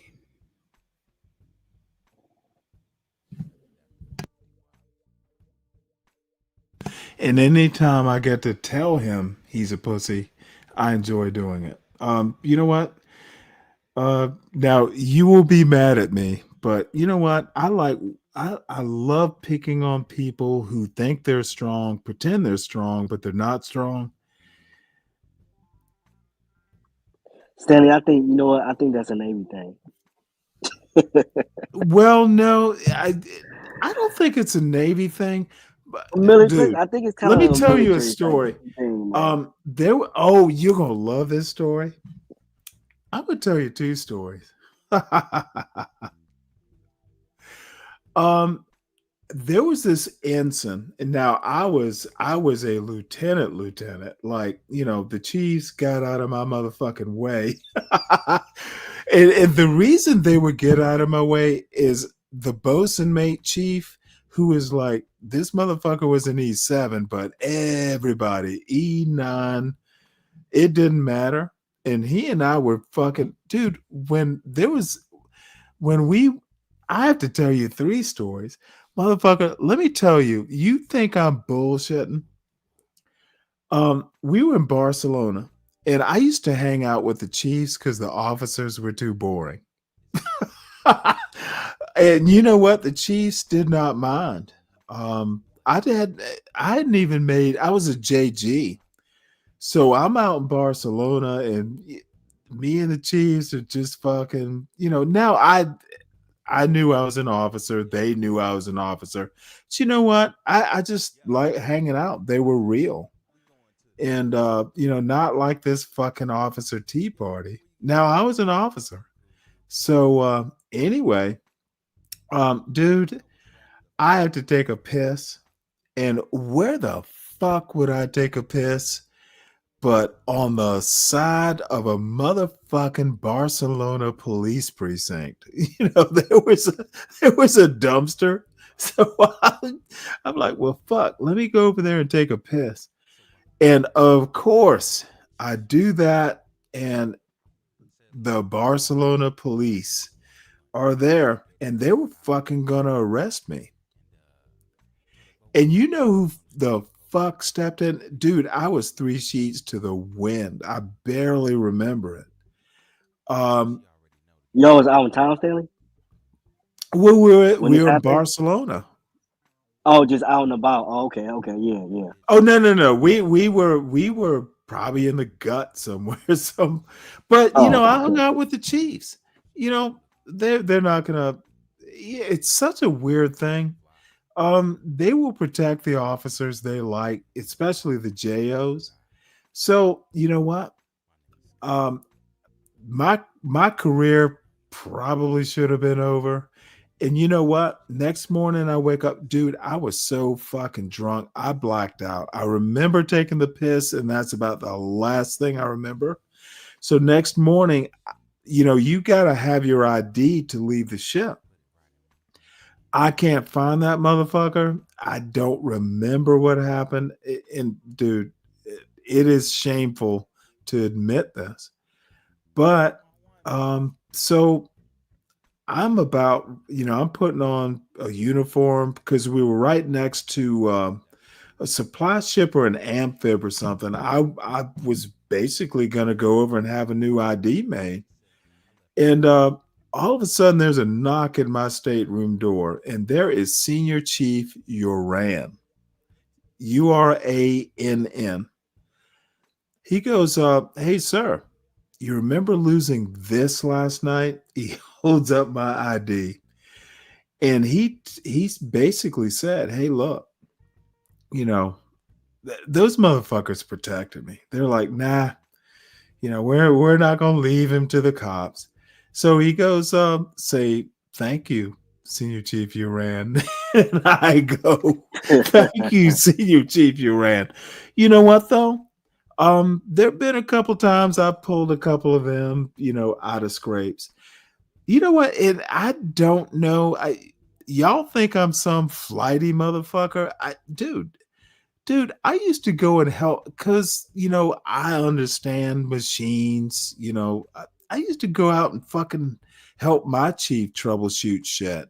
You know what? We need to get this motherfucker done. If it means I have to get my goddamn uniform dirty, we will get this done. I will stay all night with y'all. Bottom line is that I was all into the Navy. I loved my people. Now I was mean as a fuck to them, but the one thing they knew is no one's gonna fuck with y'all except for me. If another officer or chief comes and fucks with y'all, you best be coming to find me so I can fuck with them back. No one fucking messed with my folks. No one. Because they would have to deal with me. I'm a consistent asshole. Now my people, you know what? They fucking love me. It's like, hey, you know what? We know who's gonna fuss at us. Me, you are the chief. Yeah, that's the type of no one else. you No want. one else.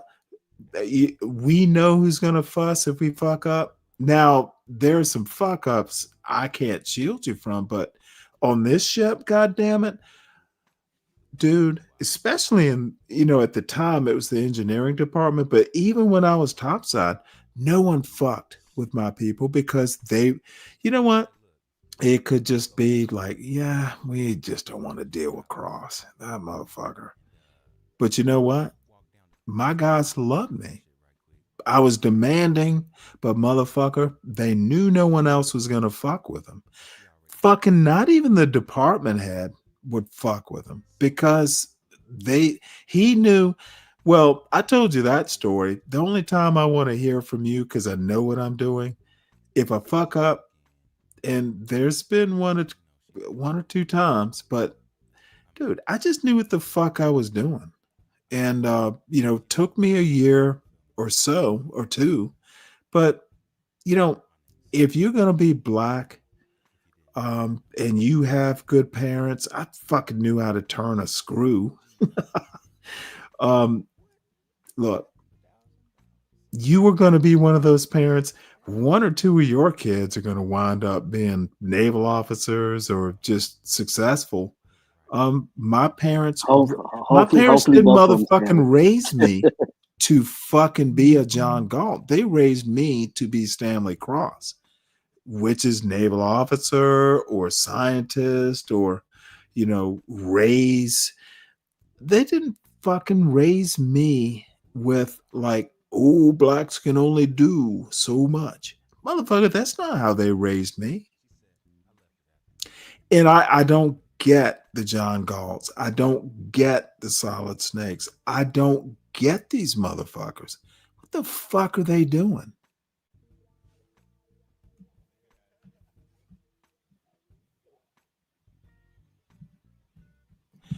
And I know it's a weird question to ask, but what the fuck are they actually doing? You're not helping black people by doing body cam videos. Why do they think they are? Highlighting the worst of us is not elevating the kids or even the young people. Yeah, it really does nothing, nothing at all. Besides bringing the wicked worlds and people in just to joke with you. That's about it. Or to be braves. Well, what it'll do is give you 35 viewers. And it'll get up to 50. And I just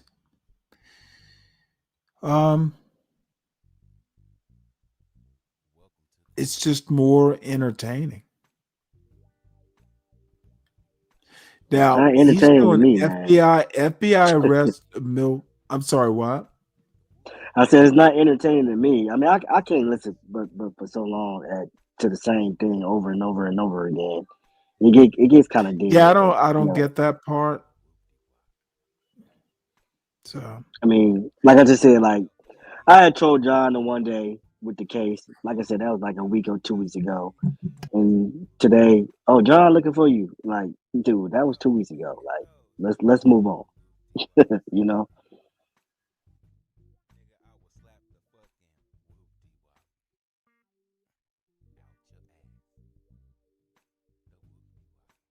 Yeah, I don't know. I'm gonna have to at some point, this kind of stuff. Hey, what's up, Seven Steel? At some point, I'm gonna have to evaluate what I'm associating with. And these are good people, but it's a little too dark for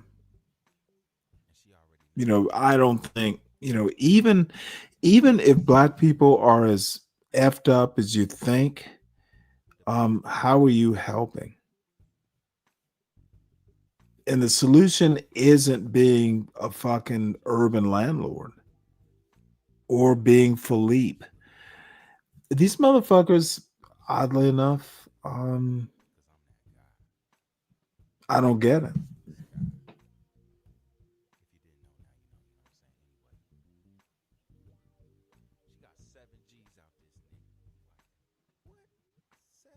But so we go.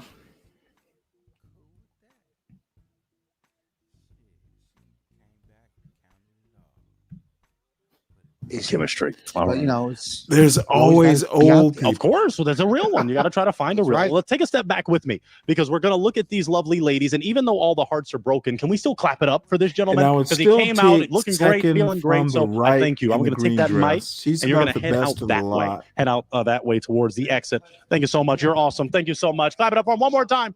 We thank him. All your wishes come true. All your wishes. Beautiful. All right. Our next wish is for our next real one to come on out. So let's get ready for our next Miami King. We are ready for our penultimate real one with my next handsome king. Come on in. Come on in, kind sir. Welcome. The wig on his head. Doing On his head. wonderful. Come on in. More. okay. We want to be. I'm sorry, what? Is that a wig on his head? Is he just acting? Oh yeah, like you this? know, Or- he's trying to be some parody of Oh, okay. like a 70s game show host. Game host. Okay. However, he has let's have a look. He has like 150,000 subscribers. You know, my cousin sent me a video of And this Who's it, this the Johnny particular Carson video show? has over 25,000 views. Oh, okay. So he's doing something. What were you telling me about your cousin? I was saying, yeah, he sent me a video of what's that guy name? The Johnny Carson show. Is that his name? Did I say his name right? Oh, the Tonight Show with Johnny Carson. Yeah, he was talking with the. You ever seen the movie with Leonardo DiCaprio, Catch Me If You Can, with Tom Hanks? And the I've guy never was seen the like, whole thing, but I'm familiar with it. yeah, I guess it was based on a true story. I guess, but I guess he was talking to the Yeah. guy. Abagnale, I think Yeah, his name I was was. watching. I'm Yeah, like, it was an "Did he actually really?" he was an actual person. Yeah. Actually, I think And he he's ended up still working for the alive. FBI, right? I think he ended up working for the FBI. Probably, you know. Like, damn, how the hell you pull off? Well, I mean, it was back in the day, so it was what? Well, you know, they 80s or have something. you know, there have been times when the government has hired these little teenage hackers. So Yeah, I mean, yeah. but that's so rare. Very few people get to be so good that we're not going to convict you, we're going to hire you. That doesn't happen too often.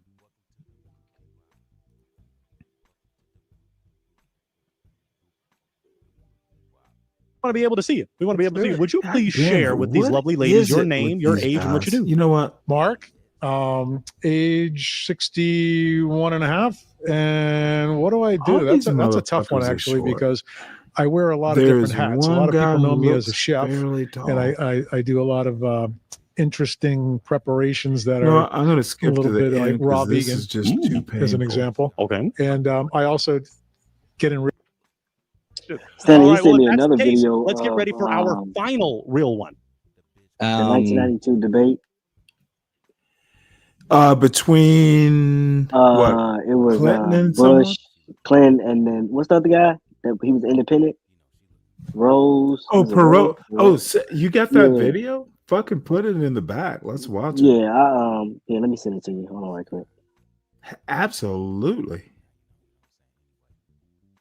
But my cousin was telling me like they you know, I was young, so I didn't know. He was like, I guess they threatened him. They said he had like a good shot to win or something. I mean, I don't know. You'll know No, more than me. Perot never actually did, but he got like 14% of the vote. So I mean, he wasn't chopped liver, but you know, it's one of these things where he was a Naval Academy graduate, by the way. He had just enough to pull voters. You don't have that the reason the two parties don't like third party is because that third party leaning right will pull voters away from the Republican Party, and then the opposite for the Democrats. That's why they don't like third parties.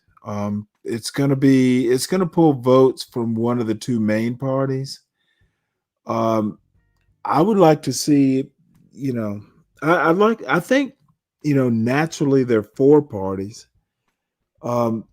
And the thing is the progressives and say MAGA, if it's split off from the Republican Party, I actually think it would be Democrats, like the more centrist Democrats versus MAGA.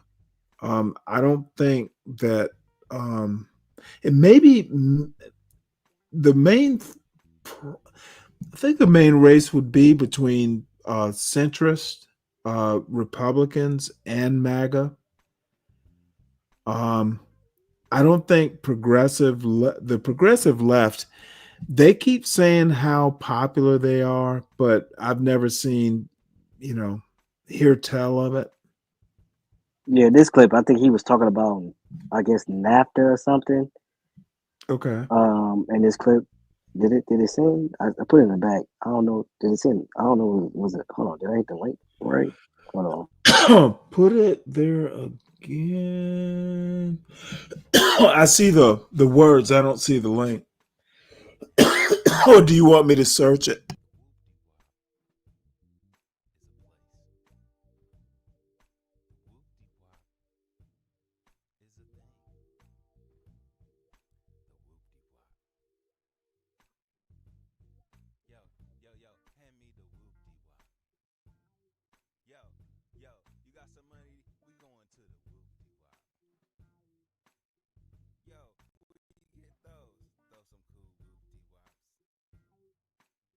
Yeah, I think they're gonna link. Hold on. Oh wait, I found it. I think I did. Is that the one you're looking at? You can move your factory south of the border, pay $1 an hour for labor, hire a young 25. That's assuming you've been in business for a long time. You've got a mature workforce. Pay $1 an hour for your labor. Can you hear it? Have no health care. That's the most expensive single element. Yeah, I can hear it. Have no environmental controls, no pollution controls, and no retirement.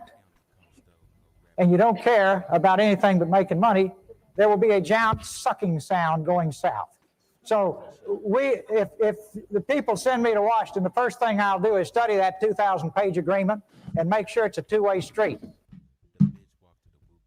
Almost sounds like Trump. And then look how young Bill looked at. Clinton looked? Yeah. Let's see here.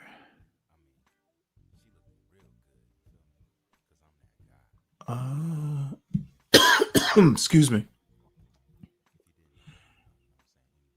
Because I'm going to play the link you sent.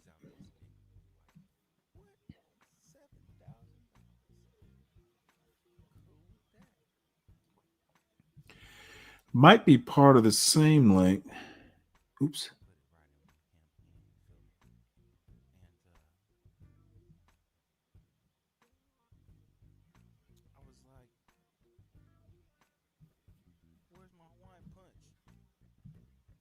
And I think the first question is over here. Yes, I'd like to direct my question to Mr. Perot.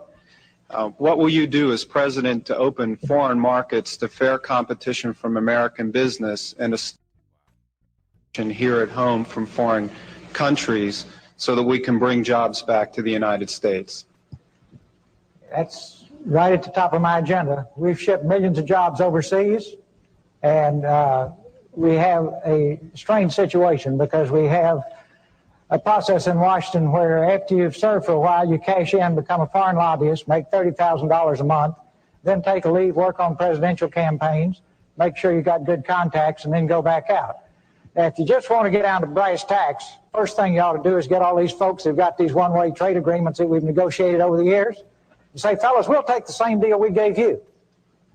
And they'll gridlock right at that point because, for example, we've got international competitors who simply could not unload their cars off the ships if they had to comply. Oh, Lord, if it was what was her street, name? Just couldn't do it. We have got to stop sending jobs overseas. She was a great To those of you in the audience who are business people, anchor/reporter. pretty simple. If you're paying $12, $13, $14 an hour for factory workers, and you can move your factory south of the border, pay $1 an hour for labor, hire a young 25. That's assuming you've been in business for a long time. You've got a mature workforce. Pay $1 an hour for your labor. Have no health care. That's the most expensive single element making a car. have no environmental controls, no pollution controls, and no retirement, and you don't care about anything but making money, there will be a giant sucking sound going south. So if the people send me to Washington, the first thing I'll do is study that 2,000-page agreement and make sure it's a two-way street. Okay, this is basically back in the days of NAFTA. Big business created this problem we're having that Trump is not going to fix. The reason all these manufacturing processes went overseas was exactly what Ross Perot is saying. You're paying them $1 an hour. Business created capitalism, capital created this problem, and now they want to charge the taxpayer to bring it back. This is these motherfuckers. So at this time. Oh wait, hold it. It had just started. Oh, whoa. Did you just put that link in the back? Yeah, I sent it to you. Oh, motherfucker. Oh, you are reading my mind, sir. Let's finish this. Okay. I've already run it through OBS. I've already given it to Portia. Be Brave and I will talk about this, but we can watch it here. I'm glad. Damn, dude. Navy minds think alike. Yeah, I know. I'll be sending you a lot of stuff. So. No. I see them. Part of the reason I wasn't even gonna do a show today, but I felt guilty because there were a couple things I didn't get around to. I told Richard I would look at the education stuff. Mississippi with some weird adjustment. Not Mississippi, Alabama is made the best improvement in their education for K through 12. I think it's K through 12. And Alaska's second. And then there was some things that, I didn't get around to that Fred wanted to talk about. So, the way it's going to go is I'm going to do like Monday through Thursday. And, if there's, stuff to talk about that I didn't get to talk about during the week, I'll do it on Saturday. But, I'm going to, if you haven't noticed, I'm not doing these 12-hour shows anymore or 7 days a week or any of that bullshit. No, I see you catching your groove. I don't know that I am. Look, John Galt is the star of the channel. It is his channel, but I just, it's going to have to be a groove that I have to think about because I'm not sure I want to catch much more of this. It's toxic. Dude is not a hero to the Black community. And the funny thing is these motherfuckers call me pro-Black and they are the ones who are pro-Black. Like, what does it mean when people who will criticize everything Black people do will call you not Black if you marry a white woman? These motherfuckers are just weird. These anti-Black Blacks, like, you worship the white man, you worship the Be Brave and the Jason Kesslers, but if a Black person marries a white person, you want to say, well, you're not Black. In my opinion, that's just a confused Black man who does not know what the fuck he's talking about. Right. He has no core values. I didn't marry my wife because she was white. Dude, I was 38 and I was like, well, holy dude, I knew I was going to marry my wife. I think I knew the first time I met her. Dude, I knew I had to have her. And I didn't give a fuck whether she was Black, white. Dude, this is what maybe part of the reason I'm not married now. Dude, it was love at least at second sight. It was my mission to get that woman. And thank God, I never really asked her what she thought, but I think she knew it was going to happen. But women, must be demure. Dude, I knew I was going to marry her. It's like I must have her. There is no other choice. Um, I must have her. And I'd never felt like that before. I'm not that kind of guy, but it was like, motherfucker, failure's not an option. And it was really her sense of humor. She was really smart. And, she had physical attributes, but she could have, I don't get that. I had met women up until I was 38, and I never had like, she's my wife. I pick her. So anyway, and I fucking hope I hope my son knows, has those start choices. Every man should have that motherfucking feeling. And I'm sure you did. It's just like, it's a foregone conclusion. I just need to figure out how to be worthy of her. I knew she was attracted, but you know what? I did the chivalry thing. I was a gentleman thing. And one of these days when we're not online, she made sure I knew that the feelings were reciprocated. I was, kind of hanging back, had been talking to her every night. And you know what? I just waited her out. It was, it was like, holy shit, calm down, Tiger. So, yeah, there's something to be said for making the women wait. And one last point here. I decided I was dumb and didn't understand it, so I called the who's who of the folks who've been around it. And I said, why won't everybody go south? They said, we'll be disruptive. I said, for how long? I finally got them up for 12 to 15 years. And I said, well, how does it stop being disruptive? And that is when their jobs come up from $1 an hour to $6 an hour and ours go down to $6 an hour, then it's leveled again. But in the meantime, you've wrecked the country with these kinds of deals. We've got to cut it out. Thank you, Mr. Perot. I see that the president. Have you watched this video before? Yeah, like I told you, like my cousin sent it to me, so I watched it when he sent it to me, and that's why I emailed it to you to see, like, I was 92, I was what, like 6 or something. Though, I didn't particularly find the video that earth shattering. I did find a bunch of people that reminded me of Be Brave, like that first guy talking about, hey, you talk about the other link. You talk about this link. Yeah. I thought you were talking about what you were just playing. Oh, my fault. Oh, no.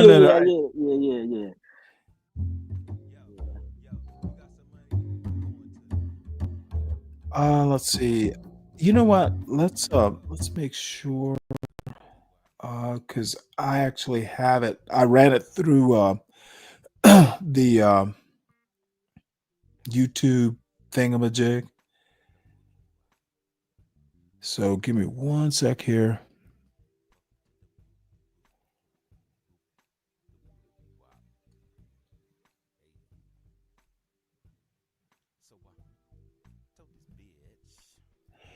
I'm just going to play the one I ran through OBS and then up through the YouTube, like whatever their algorithm is.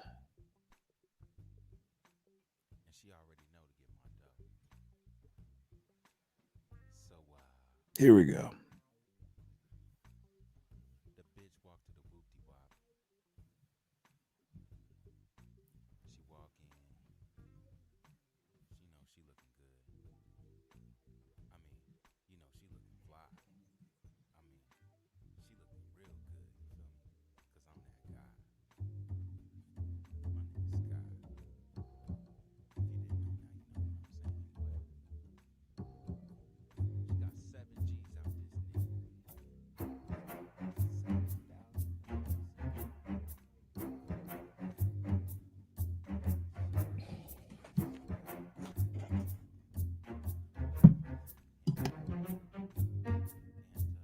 I don't have any trouble admitting that I'm a racist. I think it's absurd to try to fight with that. I grew up in this society. I was conditioned by it.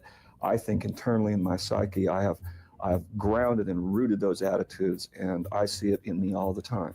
I don't like being a white man. And that's where I still am and working on it, because I know what I've done, what people like me have done. Part of being white is just not in any way acknowledging what it means to be white. I have a white skin, and that with that white skin comes along a whole mess of privileges that I have, and I don't ask for them, they just are there. You have started to break the code of silence a little bit when you start talking about white people and you start talking about this stuff. And you find yourself suddenly all alone.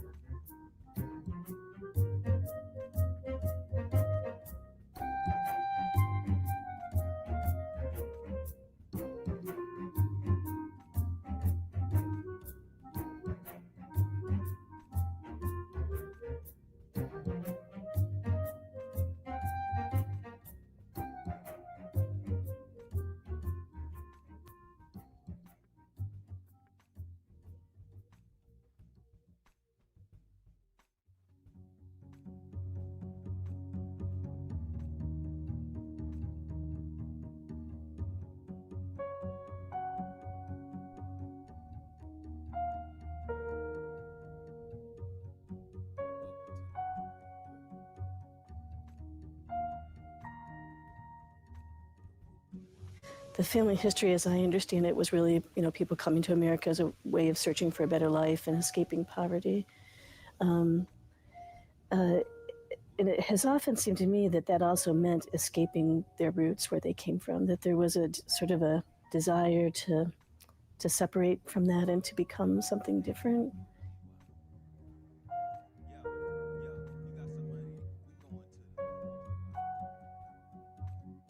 That I have Scotch-Irish ancestry with a little bit of German. I'm European, and I came over some 250 years ago. My ancestors are from England and Germany. My ancestors are German and Russian and Scottish. In my father's side, it was Irish, and my mother's side, it was probably English, but I don't know a lot about her side. I'm French Indian.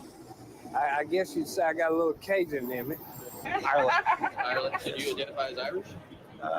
No, not really. I identify as an American. British, Scotch-Irish. Scotch. That's where my ancestors are from, supposedly, but hasn't had any impact on me. Doesn't mean anything. I think pilgrims. When I think of where did I come from, I think pilgrims. But no, but I'm sure somewhere down the line I am.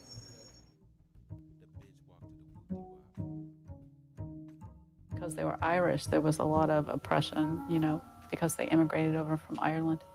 So I thought a lot about what that was like for them as Irish people, but I never thought about what it was like for them and when they became white.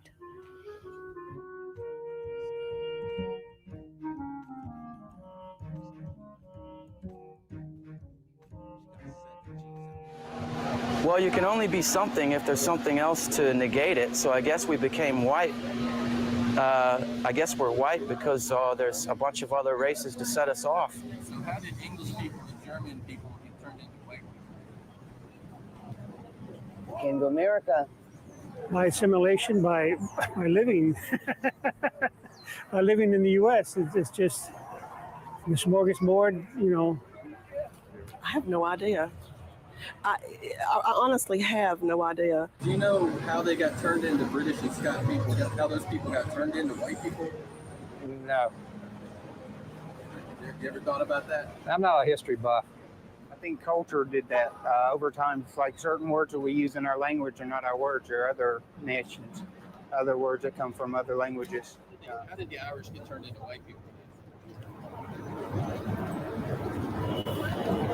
That's a good question. I think a lot of it was early assimilation in the United States, a lot of European ethnics coming over, assimilating for a variety of reasons.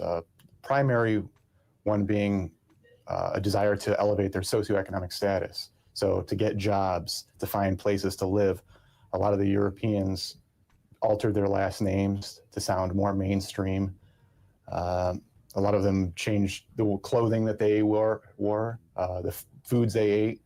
So there's some might call it assimilation. I think of it more as Anglo-conformity, conforming to this kind of dominant white culture. But the reality is that those persons who are white and who are considered white and treated as such in this society, by virtue of being white and treated that way, have had to give up who they really were. If they were Russian American, my father's side of the family, grandfather's side, great-grandfather came here from Russia in 1910. He had to give up what it meant to be a Jew, a Russian Jew from Eastern Europe, to become an American, which really meant to become white. The Irish had to do the same thing. The Italians had to do the same thing. The Greeks had to do the same thing. All these European ethnics who were not white Anglo-Saxon Protestants had to give up their actual identities for the sake of whiteness. I really didn't think about being white, I'd say, growing up, because mainly I think because I was part of the majority and I maybe wasn't forced to think about it.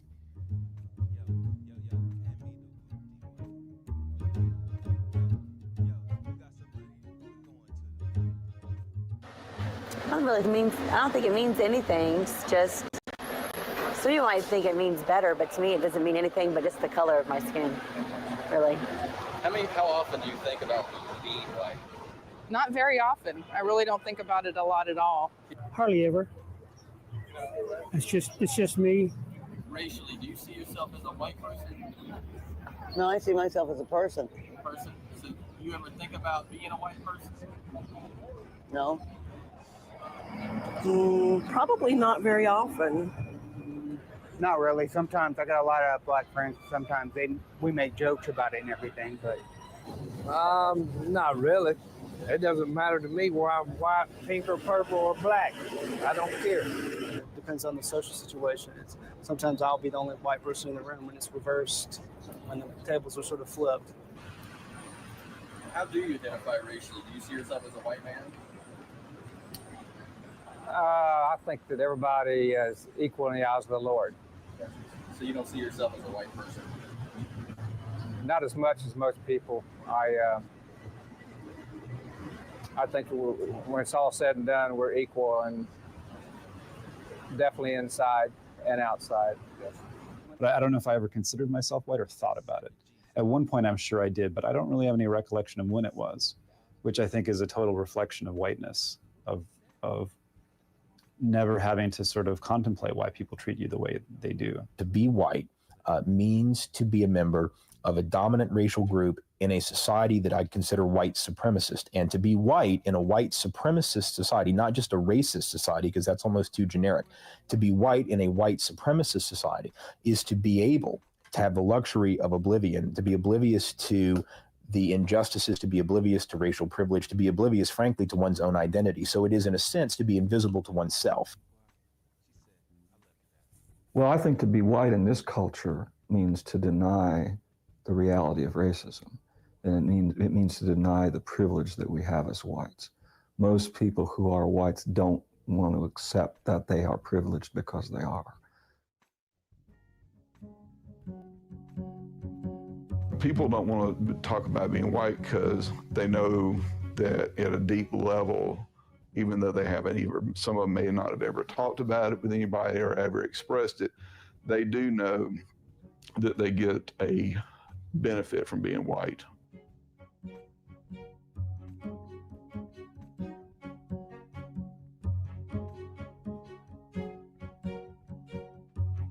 If you're white in this country, there's certain advantages that come your way, and it doesn't really matter whether you want to or not, or whether you're in touch with it or not. Now I know there are privileges that I enjoy simply because I'm white. Every minute of my life, I'm aware of my white privilege, of the fact that I have a white skin, and that with that white skin comes along a whole mess of privileges that I have, and I don't ask for them, they just are there. There are things that come to me, that belong to me, that I'm given and that I expect just because I'm white, that I never wonder about, ask about, discuss. And that's the power of it, is that the privilege of expecting that I'm going to go to good schools and that I'm going to have choices no matter what, that there will always be a choice that will be probably pretty reasonable, that will work out pretty well for me. To me, it's about privilege. A lot of people get to walk around thinking that we live in a meritocracy and thinking that their own hard work is the only thing that's, responsible for their achievements. I think that it means, it has, and I think that it shapes everything. White privilege is probably the freedom to move through the world fearlessly in a way that Black people cannot move through the world. That you can take advantage.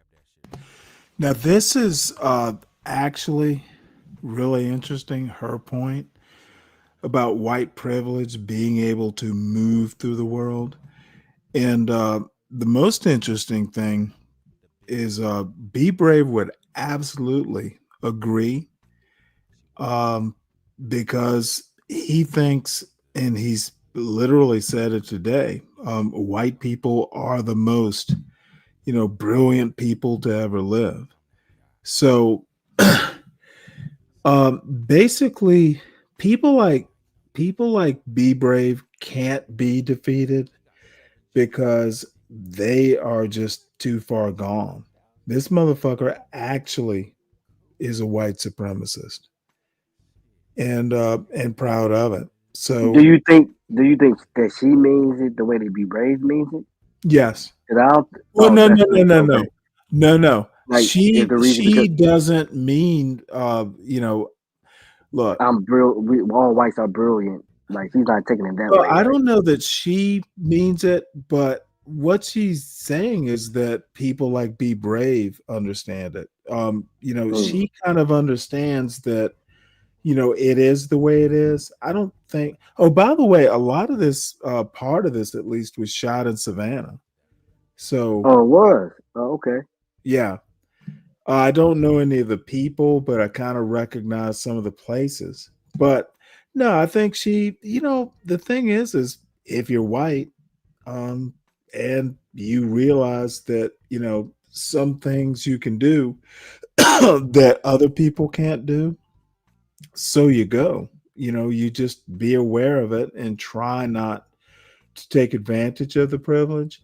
But the other thing that I must say is that people like Be Brave, there are more of them these days than there were back when I was in high school.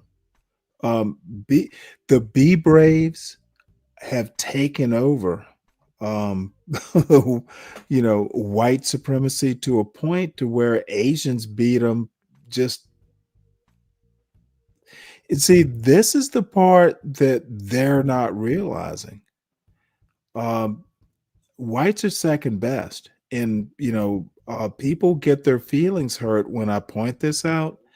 That's why they don't want more Asians here, because god damn it, the culture's gonna change because white people just aren't living up to their own expectations.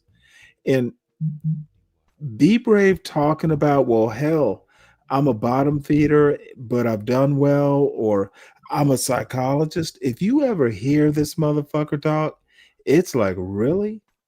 The only place, there's a reason he's not on white channels talking this bullshit. He only does it on places like, talking to John Galt or wherever it is he goes.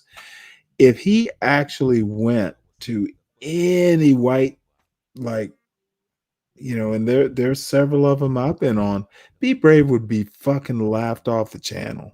So, he's having his fellow bottom feeders come over, and he's kind of enjoying his time, as well he should at his age, but he's not fooling anyone.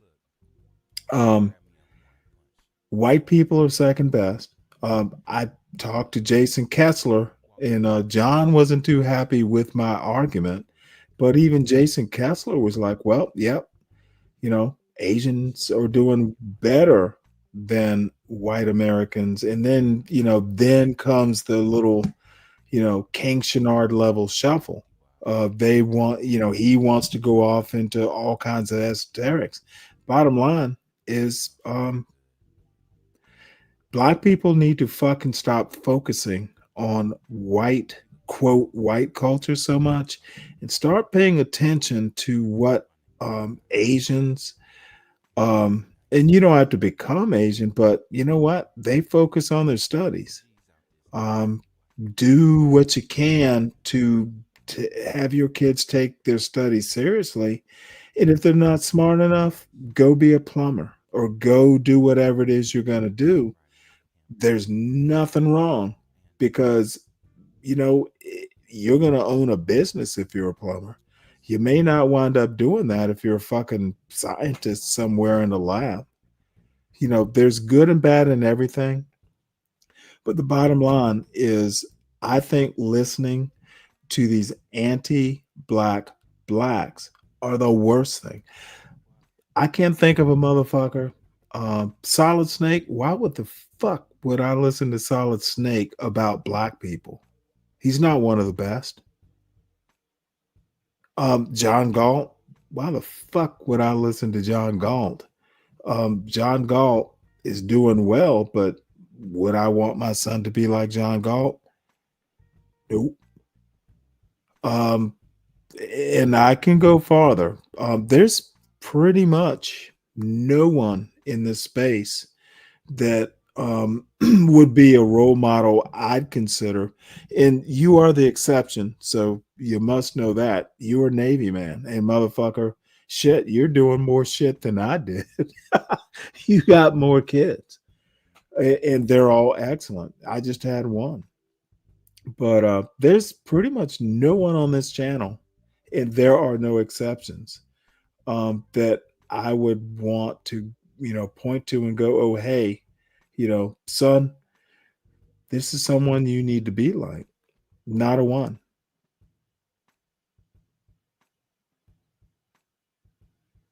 And you would be the exception. Honestly, these motherfuckers need to fucking join the military. That's why they're all pussies. Yeah, I think It's everybody like, should I haven't heard do at least a anyone on contract at this least, channel.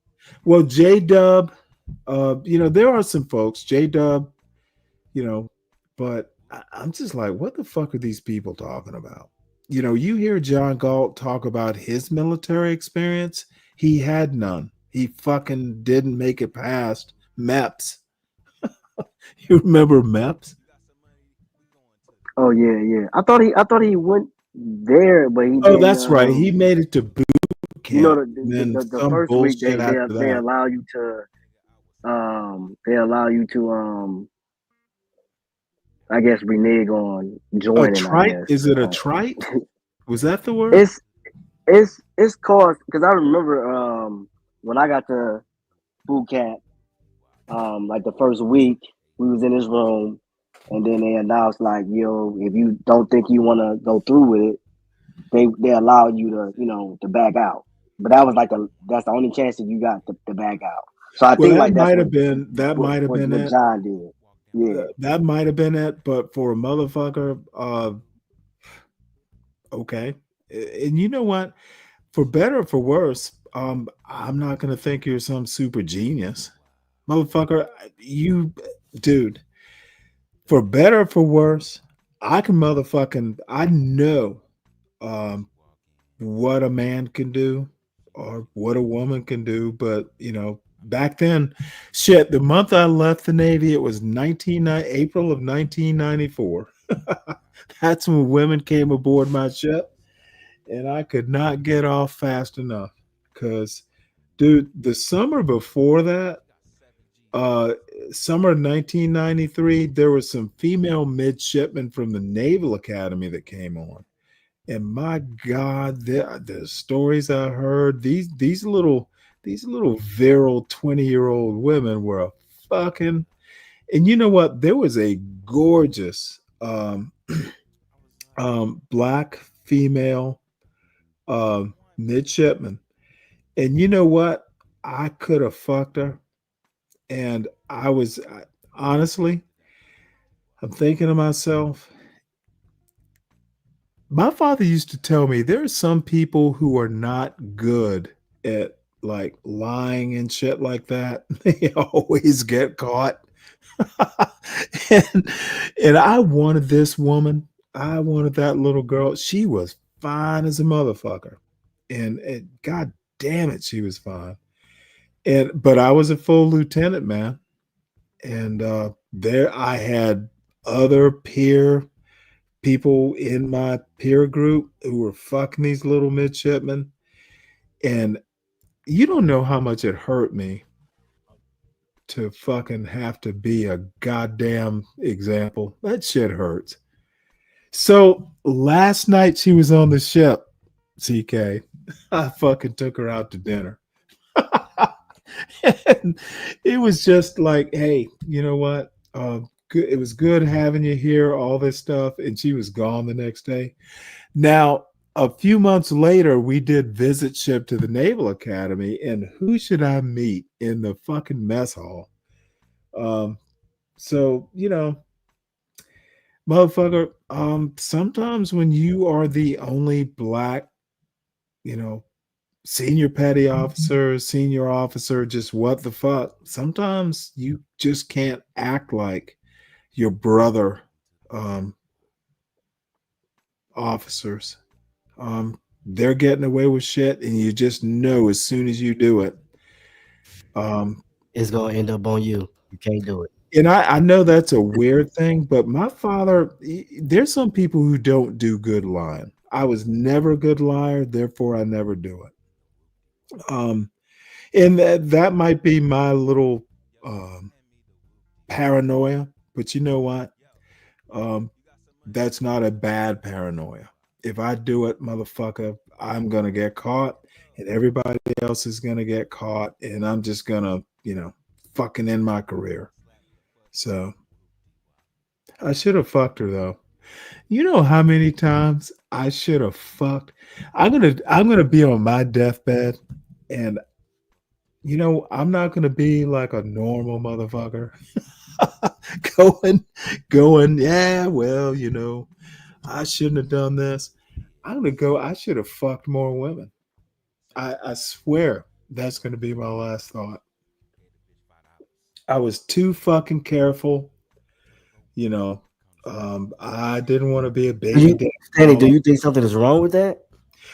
No, but god damn it. No. There's nothing wrong with it, but I should have fucked more. But who knows what I could have gotten away with. But no. I am where I am. My son is where he is. I got a wife that I could not have. If I couldn't have had her, all I have to say is it would have been second best. Motherfucker, she was the best woman I've ever known. Best woman I could have possibly married. And after it'll be 12 years, I think. It doesn't hurt, but that, you don't ever, if you can possibly, just cherish your life, cherish your kids, cherish your wife, cherish your motherfucking life. You can't do it every day because you'll forget. Damn, at least once a year on a birthday or at Christmas or something, you must, even if it's listening to old ass Stanley, motherfucker, you must cherish your family because it can literally be gone in 2 weeks. Saturday my wife was fine. Next day she's in the emergency room and then ICU. it was fucking, it happened so quick that, dude, you better appreciate it. And give your wife a kiss, hug your kids, because the shit can be gone really quick. And there isn't a day, I honestly thought that I would grow old with this woman and all that stuff. And so anyway, I don't want to get too maudlin, but you better appreciate what you got there, young man. Oh, I do every day. 2 minutes. Well, you've been on a ship, so you know what it's like. Oh yeah. Oh, look at this. Let's see. Average Groiper. That's a weird name. Black and gorgeous are 2 words notably unable to coexist with each other. How about Groiper and normal? There is no average Groiper. Groiper and average or Groiper and normal are 2 words notably unable to coexist because it essentially means you are maladjusted. So, thanks for being here, though. So let's finish this young lady's thing.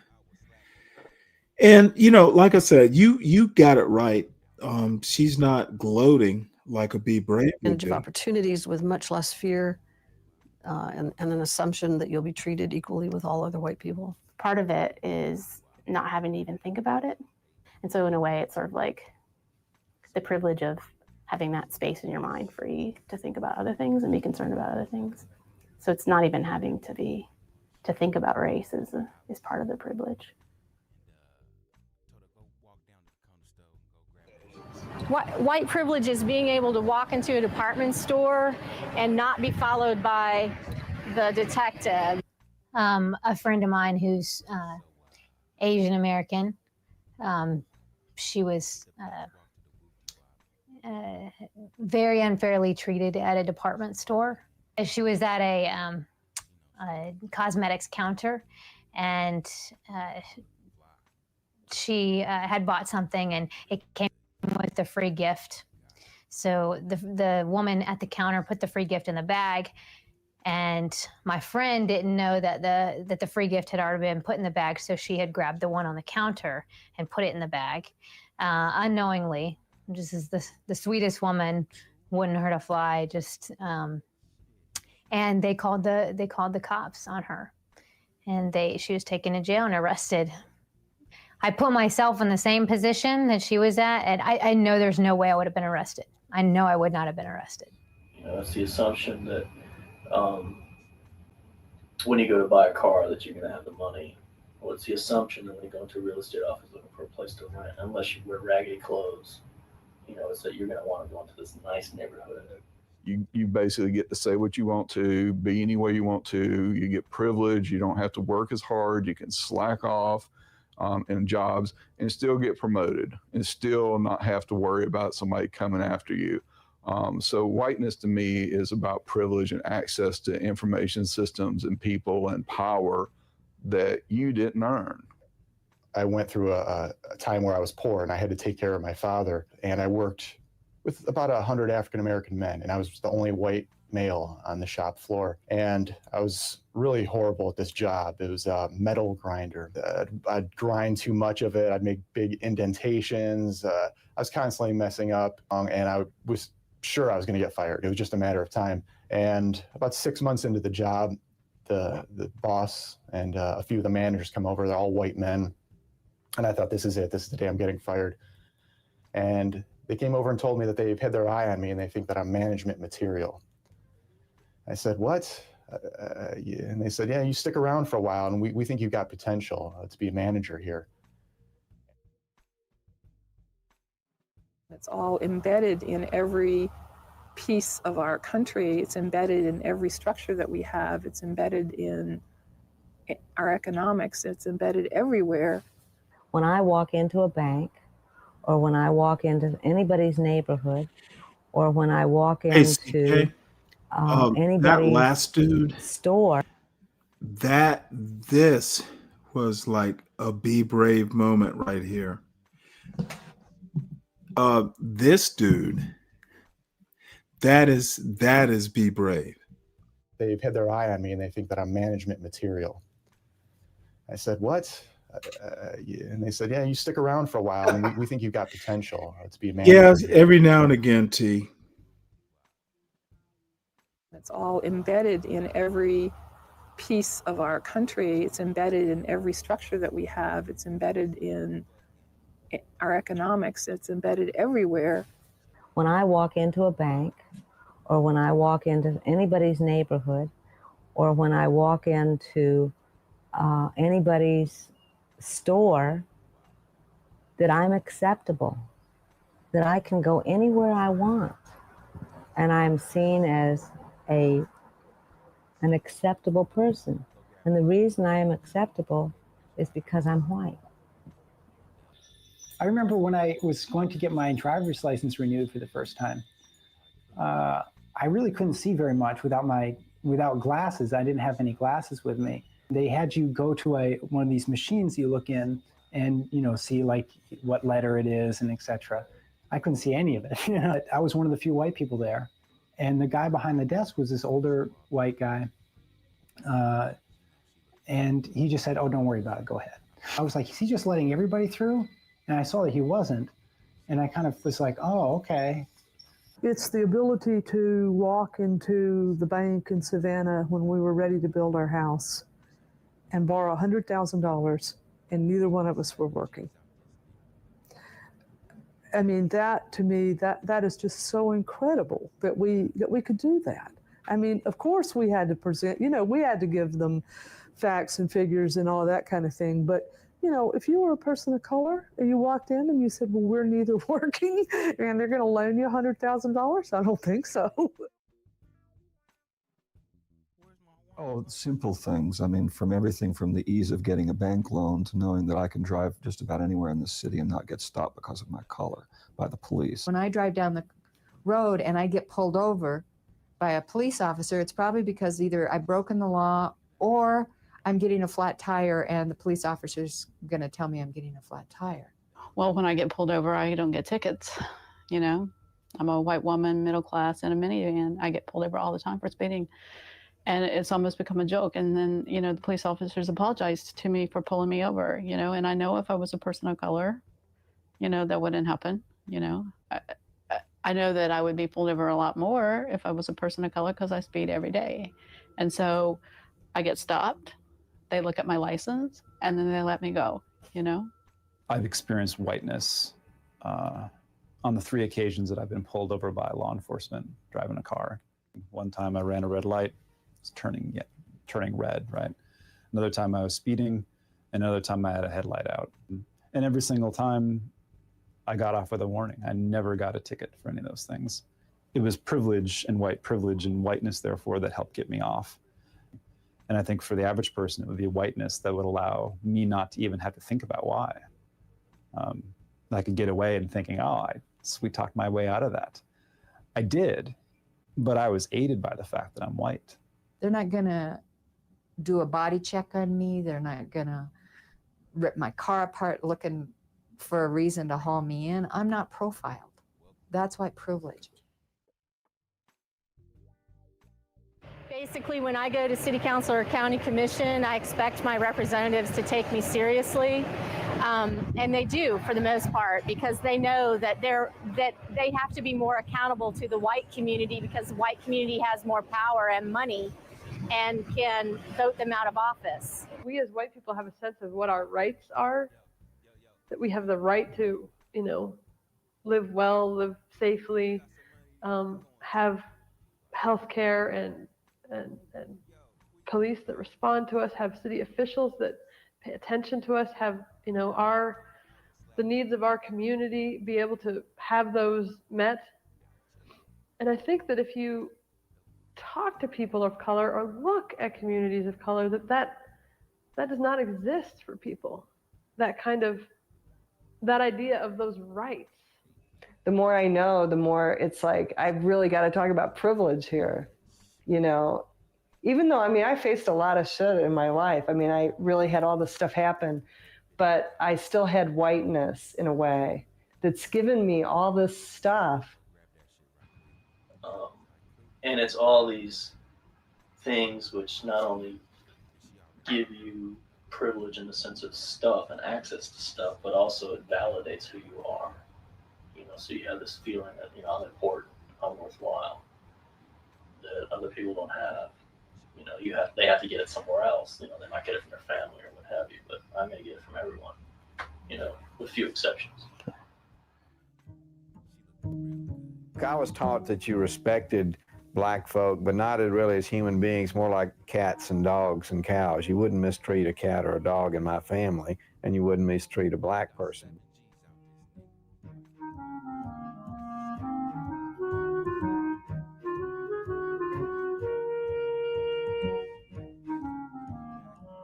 I don't have any trouble admitting that I'm a racist. I think it's absurd to try to fight with that. I grew up in this society. I was conditioned by it. I think internally in my psyche, I have grounded and rooted those attitudes, and I see it in me all the time. I mean, I'm always dealing with it. I don't think that makes me a bad person. You know, I don't think that means that I've grounded in original sin or anything. It just means I've been well indoctrinated.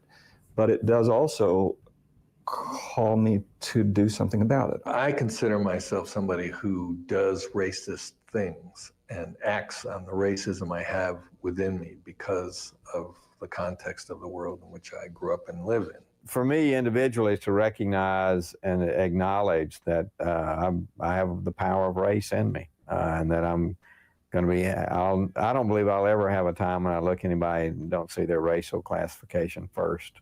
Oh, I hate to admit it, but I still have thoughts that I'm smarter than some black people just because of skin color. I mean, I'm sorry, but that still crosses my mind.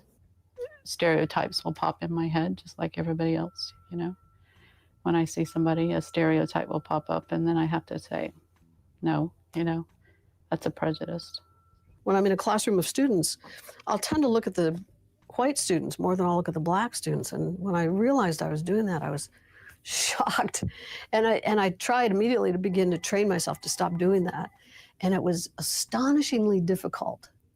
There was something about a natural tendency to look at white faces in a way that I did not have the same natural tendency to look at black faces. And I think that's a kind of an ingrained, inborn racism. Is all I can think of it as. I remember I was not racism. Talking with a young man named Sylvester, and he was saying, "You're racist." And I'm going, "I'm not." He's going, "You are." I'm not. You know, we went back and forth like that for a while. And then I had to go get refreshments. So I said, "Hold on." And I went upstairs, and my mother turned to me and she said, "Get a grip on yourself. You know, you're a white young girl. You've grown up in the racist society. You're racist. Deal with it. Move on." But that was, you know, that was an amazing gift that my mother gave me, because it allowed me to turn all of my defensiveness about it into, oh, well, maybe I am. Now, did she tell you to be and proud? Prejudice are very different things. And all of us have grown up with prejudices. Some of us have prejudice against people of color. Some people have prejudice against white people. And some of us are downright awful about it. Because so much of the focus is on personal prejudices. That's how I think a large part of the U.S. population analyzes race matters, is between different groups of people. Well, I think it works the same way. If black people feel that white people can be racist towards them, I don't see any difference between a black person being racist towards a white person. In high school, the high school I attended was probably 60% black, 40% white. And being white and in a majority black class, I was picked on and teased for that. So sometimes you come across people that feel because of what had happened in the past that we're held responsible. I'm 30 years old. I wasn't around when that was happening. I know what it feels like to be subjected to anger for something that I personally never did. If we're in the wrong place sometimes, it's obvious that we're in the wrong place, we're the wrong color to be in that place, you'll hear a comment. You'll hear a comment. You'll hear some things that's not so nice that you would never think that you would hear. Like what? You're a little too white to be in this neighborhood. When I was teaching, I was not privileged because I had to interact with a lot of stereotypes about white people, and I had to deal with them on that level. But I was privileged in the sense that I got the job in the first place. I think that one of the key things to understand about racism is, like Malcolm X said, racism is like a Cadillac. There's a new model every year, and it's racism is a dynamic social construction, so it's always changing, it's always mutating. So people that say, well, there's no racism anymore, they're referring to racism as it existed in 1950 or 1920 or 1910. Racism permeates every aspect of our society, and it's made a world that we live in that's very unequal. It isn't what you personally did or did not do, and I think that's such a hard leap for white people to make. Is like, it isn't something that I personally did, but it's something I personally have to work against. It ain't just a matter of who I am as a person or what I think or feel about other people. I think there's a hierarchy in our country that's based very clearly on skin color and on people's perceptions of what race you're in. And white are at the top and black are at the bottom, and Asian and Native American and people of sort of light brown hue are in the middle, and Latinos are down, and then blacks are at the bottom. Racism is not simply about how we get along on an individual level, but it has to do with who has institutional and social power. White people have the political and social power in our society, and that is a given. And if you look at if you pick apart social and political situations, you can see that very clearly. I think it's quite obvious. Whites get privilege and experience the advantage of being in a system that thinks white is better than folk of color, and so there's all this unearned advantage that's going on all the time. Particularly in a society like the United States, it's hard to confront racism unless you understand how, if you're racialized as white, you benefit from racism. Just because I am white and have these privileges, I participate in a racist system. And that doesn't make that, it's not my fault. I can't help it. I'm born to it.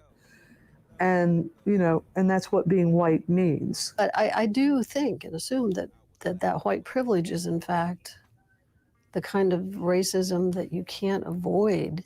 All I got to do is sit down and close my eyes, and things are going to just move forward in white interests. And there's a way in which I'm complicit. I collude. I don't say anything. I don't do anything to stop it or challenge it. And in that way, I really do think that's how racism works, and that's a way in which I'm racist. And the difference now is that I don't try and prove to anyone else or even to myself that I'm not racist. I sort of assume that, know that, and get on with doing anti-racist work as best I can. I believe that the very depth of understanding racism is understanding that process of us becoming white, historically us becoming white, and exactly what does that mean to be white, and how much of our humanity that we've lost. Because I think that the only way that whites can truly regain our humanity that's lost to the degree at which we've bought into white is through doing anti-racism work in anything that we do.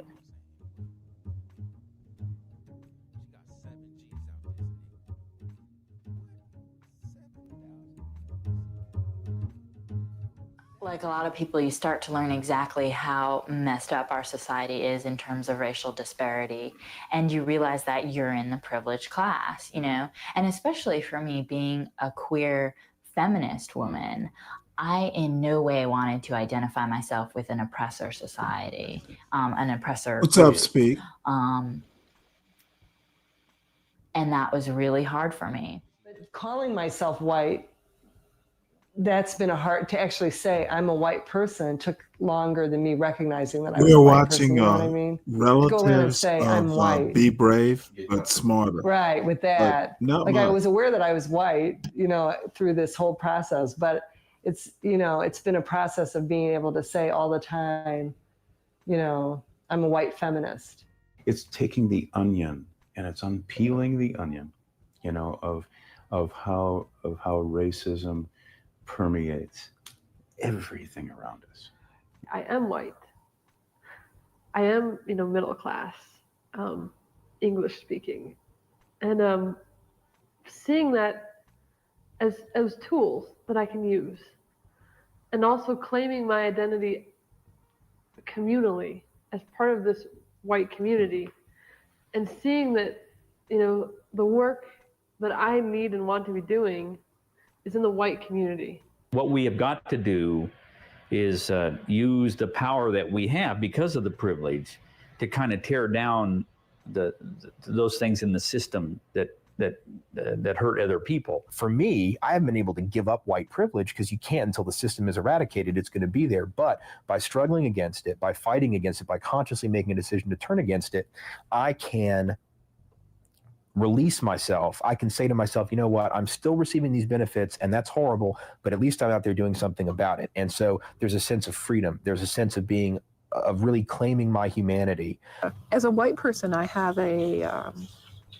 leverage. It's kind of funny because as a poor person, I never had leverage, but as a white person, I have leverage. And a woman, I didn't have much leverage either. But as a white person, I have leverage among other white people. They take what I say as being more valid.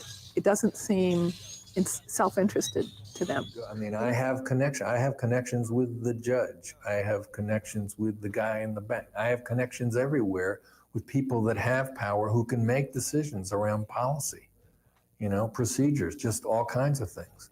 So at that level, I can use my influence.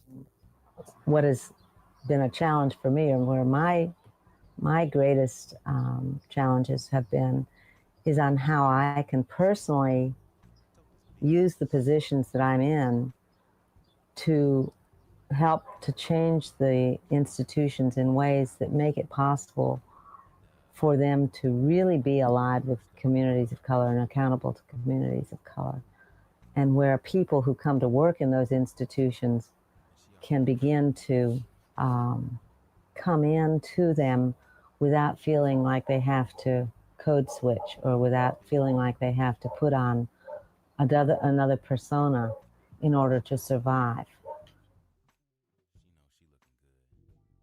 There's this whole world out there that I had no idea about. And as far as I can see, people of color, the ones that I have been close to, and the communities that I've been around, have a lot more figured out about how to be human beings than white people do. I think because we're cast as oppressors, we've had to get rid of a lot of pieces of ourselves that are human, and it's deadened us to a lot. I mean, it's deadened our sympathies and our empathies and our heart to other people. I think that not knowing that you come into this world with all this privilege makes us, you know, doesn't make us good people, in the sense that it doesn't make us, I'll take that back, doesn't make us the people we could be. It takes away from who we really are as true human beings when we start applying when you start benefiting from something that you didn't earn and you don't acknowledge and you don't do something about. If you're going along with the status quo and you're not doing something to make change, you're part of the problem. And I think a lot of white people don't want to have that discussion. When we pretend that our school systems are okay and that the criminal justice system is okay and media depictions are okay, and we just go along with it, we are part of the problem. No, I think the biggest part is you just don't understand if I do nothing your history, in this world, American because history. It is set up for me and you mine, get a better and sense because of the who you systems are if operate you for my understand benefit, how you then came I to am be. perpetuating that system. I These am letting it motherfuckers go are just on, idiots. And I am benefiting every day from it.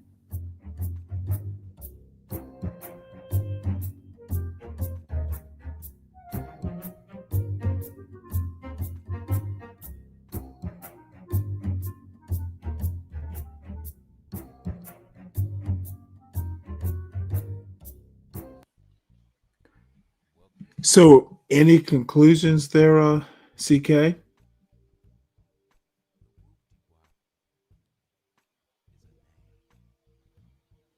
Uh-oh. Did you fall asleep, CK? Well, anyone who's still here, please make sure you hit the like button on your way out. Please make sure that you subscribe to the Stanley Cross channel. Can you hear me? I can.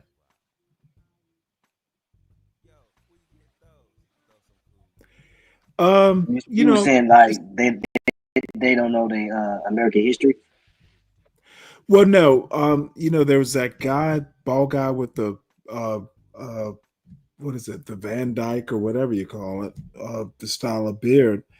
I think white people should stop just fucking personalizing it, because the one thing that these fucking idiots, um, you know, and I guess everyone does it, but you say white people suck, and then you want to take it personally if you're white. Bottom line is, people don't. I have found over my years, I'm a science major. You can be a math major. You can be any sort of major. But if you actually do not understand how American history evolved, how we came to be, and, there are a lot of complications and all that stuff, but I'm going to be honest, most of people's problems is they're not taught American history right. If you think that kids will be hurt by knowing America is white supremacist or had slaves and all this stuff, a good teacher will be able to say this was in the past, we're better now. So it is literally just, we want patriotic history to make our kids feel good. Kids will be fine if you teach our history right. So it's a cop out. In my opinion, it's patriotic education is a racist form of how you want to educate your kids. You want to act like this shit didn't happen, and you can't outrun your past. You can, you can't outrun it. You can do better. And America certainly has. It's not like America, of 2025 is 1925. No one's suggesting that, but you can't forget what happened in 2025, so you know how to continue to get better, is my point. So I don't think the anti-black blacks, like the John Galt plan, they're not good. I think they're just pretty much self-destructive. And I'm dead serious when I say a John Galt anti-black all black people can't do any shit right. Black people do more right than a John Galt may be able to understand. He wants to take his personal history, whatever, dysfunction he grew up with, and he wants to universalize it. And I think people understand it's entertainment, it's not history. Most black people are not like John Galt. They're not like Solid Snake. And if you can't fucking figure that out, the only people that anti-black blacks are useful to are be braves, the white trashers, like he calls them.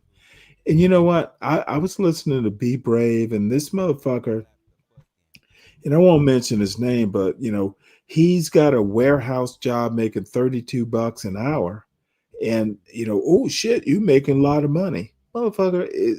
So this motherfucker is like, you know, I got a warehouse job making $32 an hour, and they're crowing like, hey, that's a good job. And sure it is, if that's all you can do, but I'm not raising my fucking son to make $32 an hour. I'm raising my son to like be the best he can be. And he happens to be a very good, very focused person who we won't measure his salary in hours. We will measure his salary in like companies or positions. You know, I'm raising my son to motherfucking make the most of his abilities. And, you know, there's nothing wrong with $32 an hour. What's wrong is if you think that's the best you can do. And if you are motherfucking 40 and your goal is to make $32 an hour, that's great. But don't be telling other people how to raise kids, or don't be talking culture arguments, or don't be telling America how it should be. Motherfucker, you need to make $33 an hour. We have a bunch of people in this John Galt space who really love sopping up their own sorrow. I think many of them don't have futures.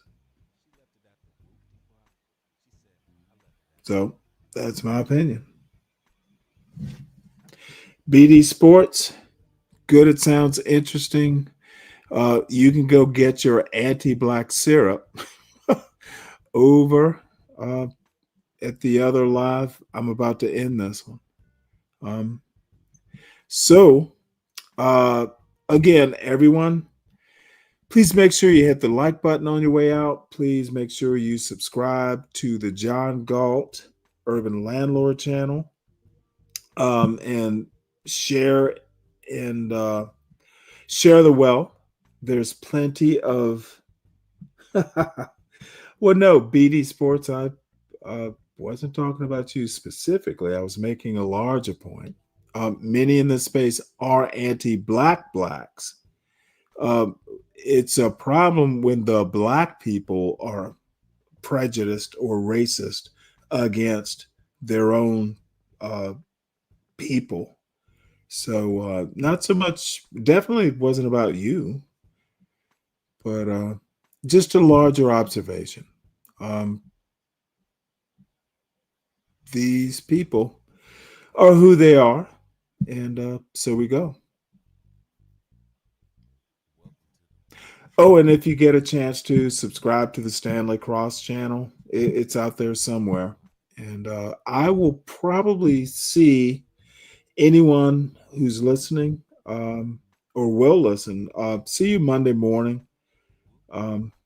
This was supposed to be a short show, and it's gotten up to 8 hours. So we go. Enjoy your weekend. CK, as always, it is always good to hear a young man who's got it going on. And hopefully we'll see you on Monday.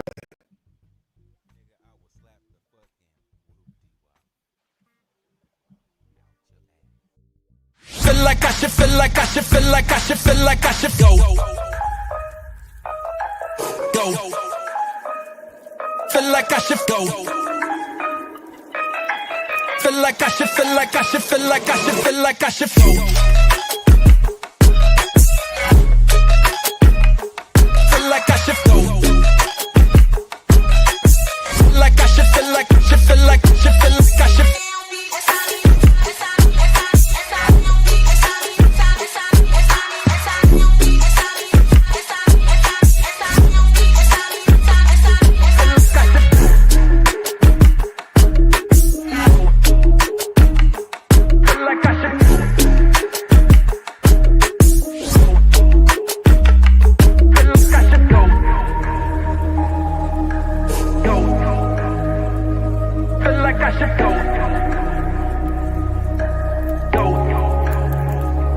Feel like I should go.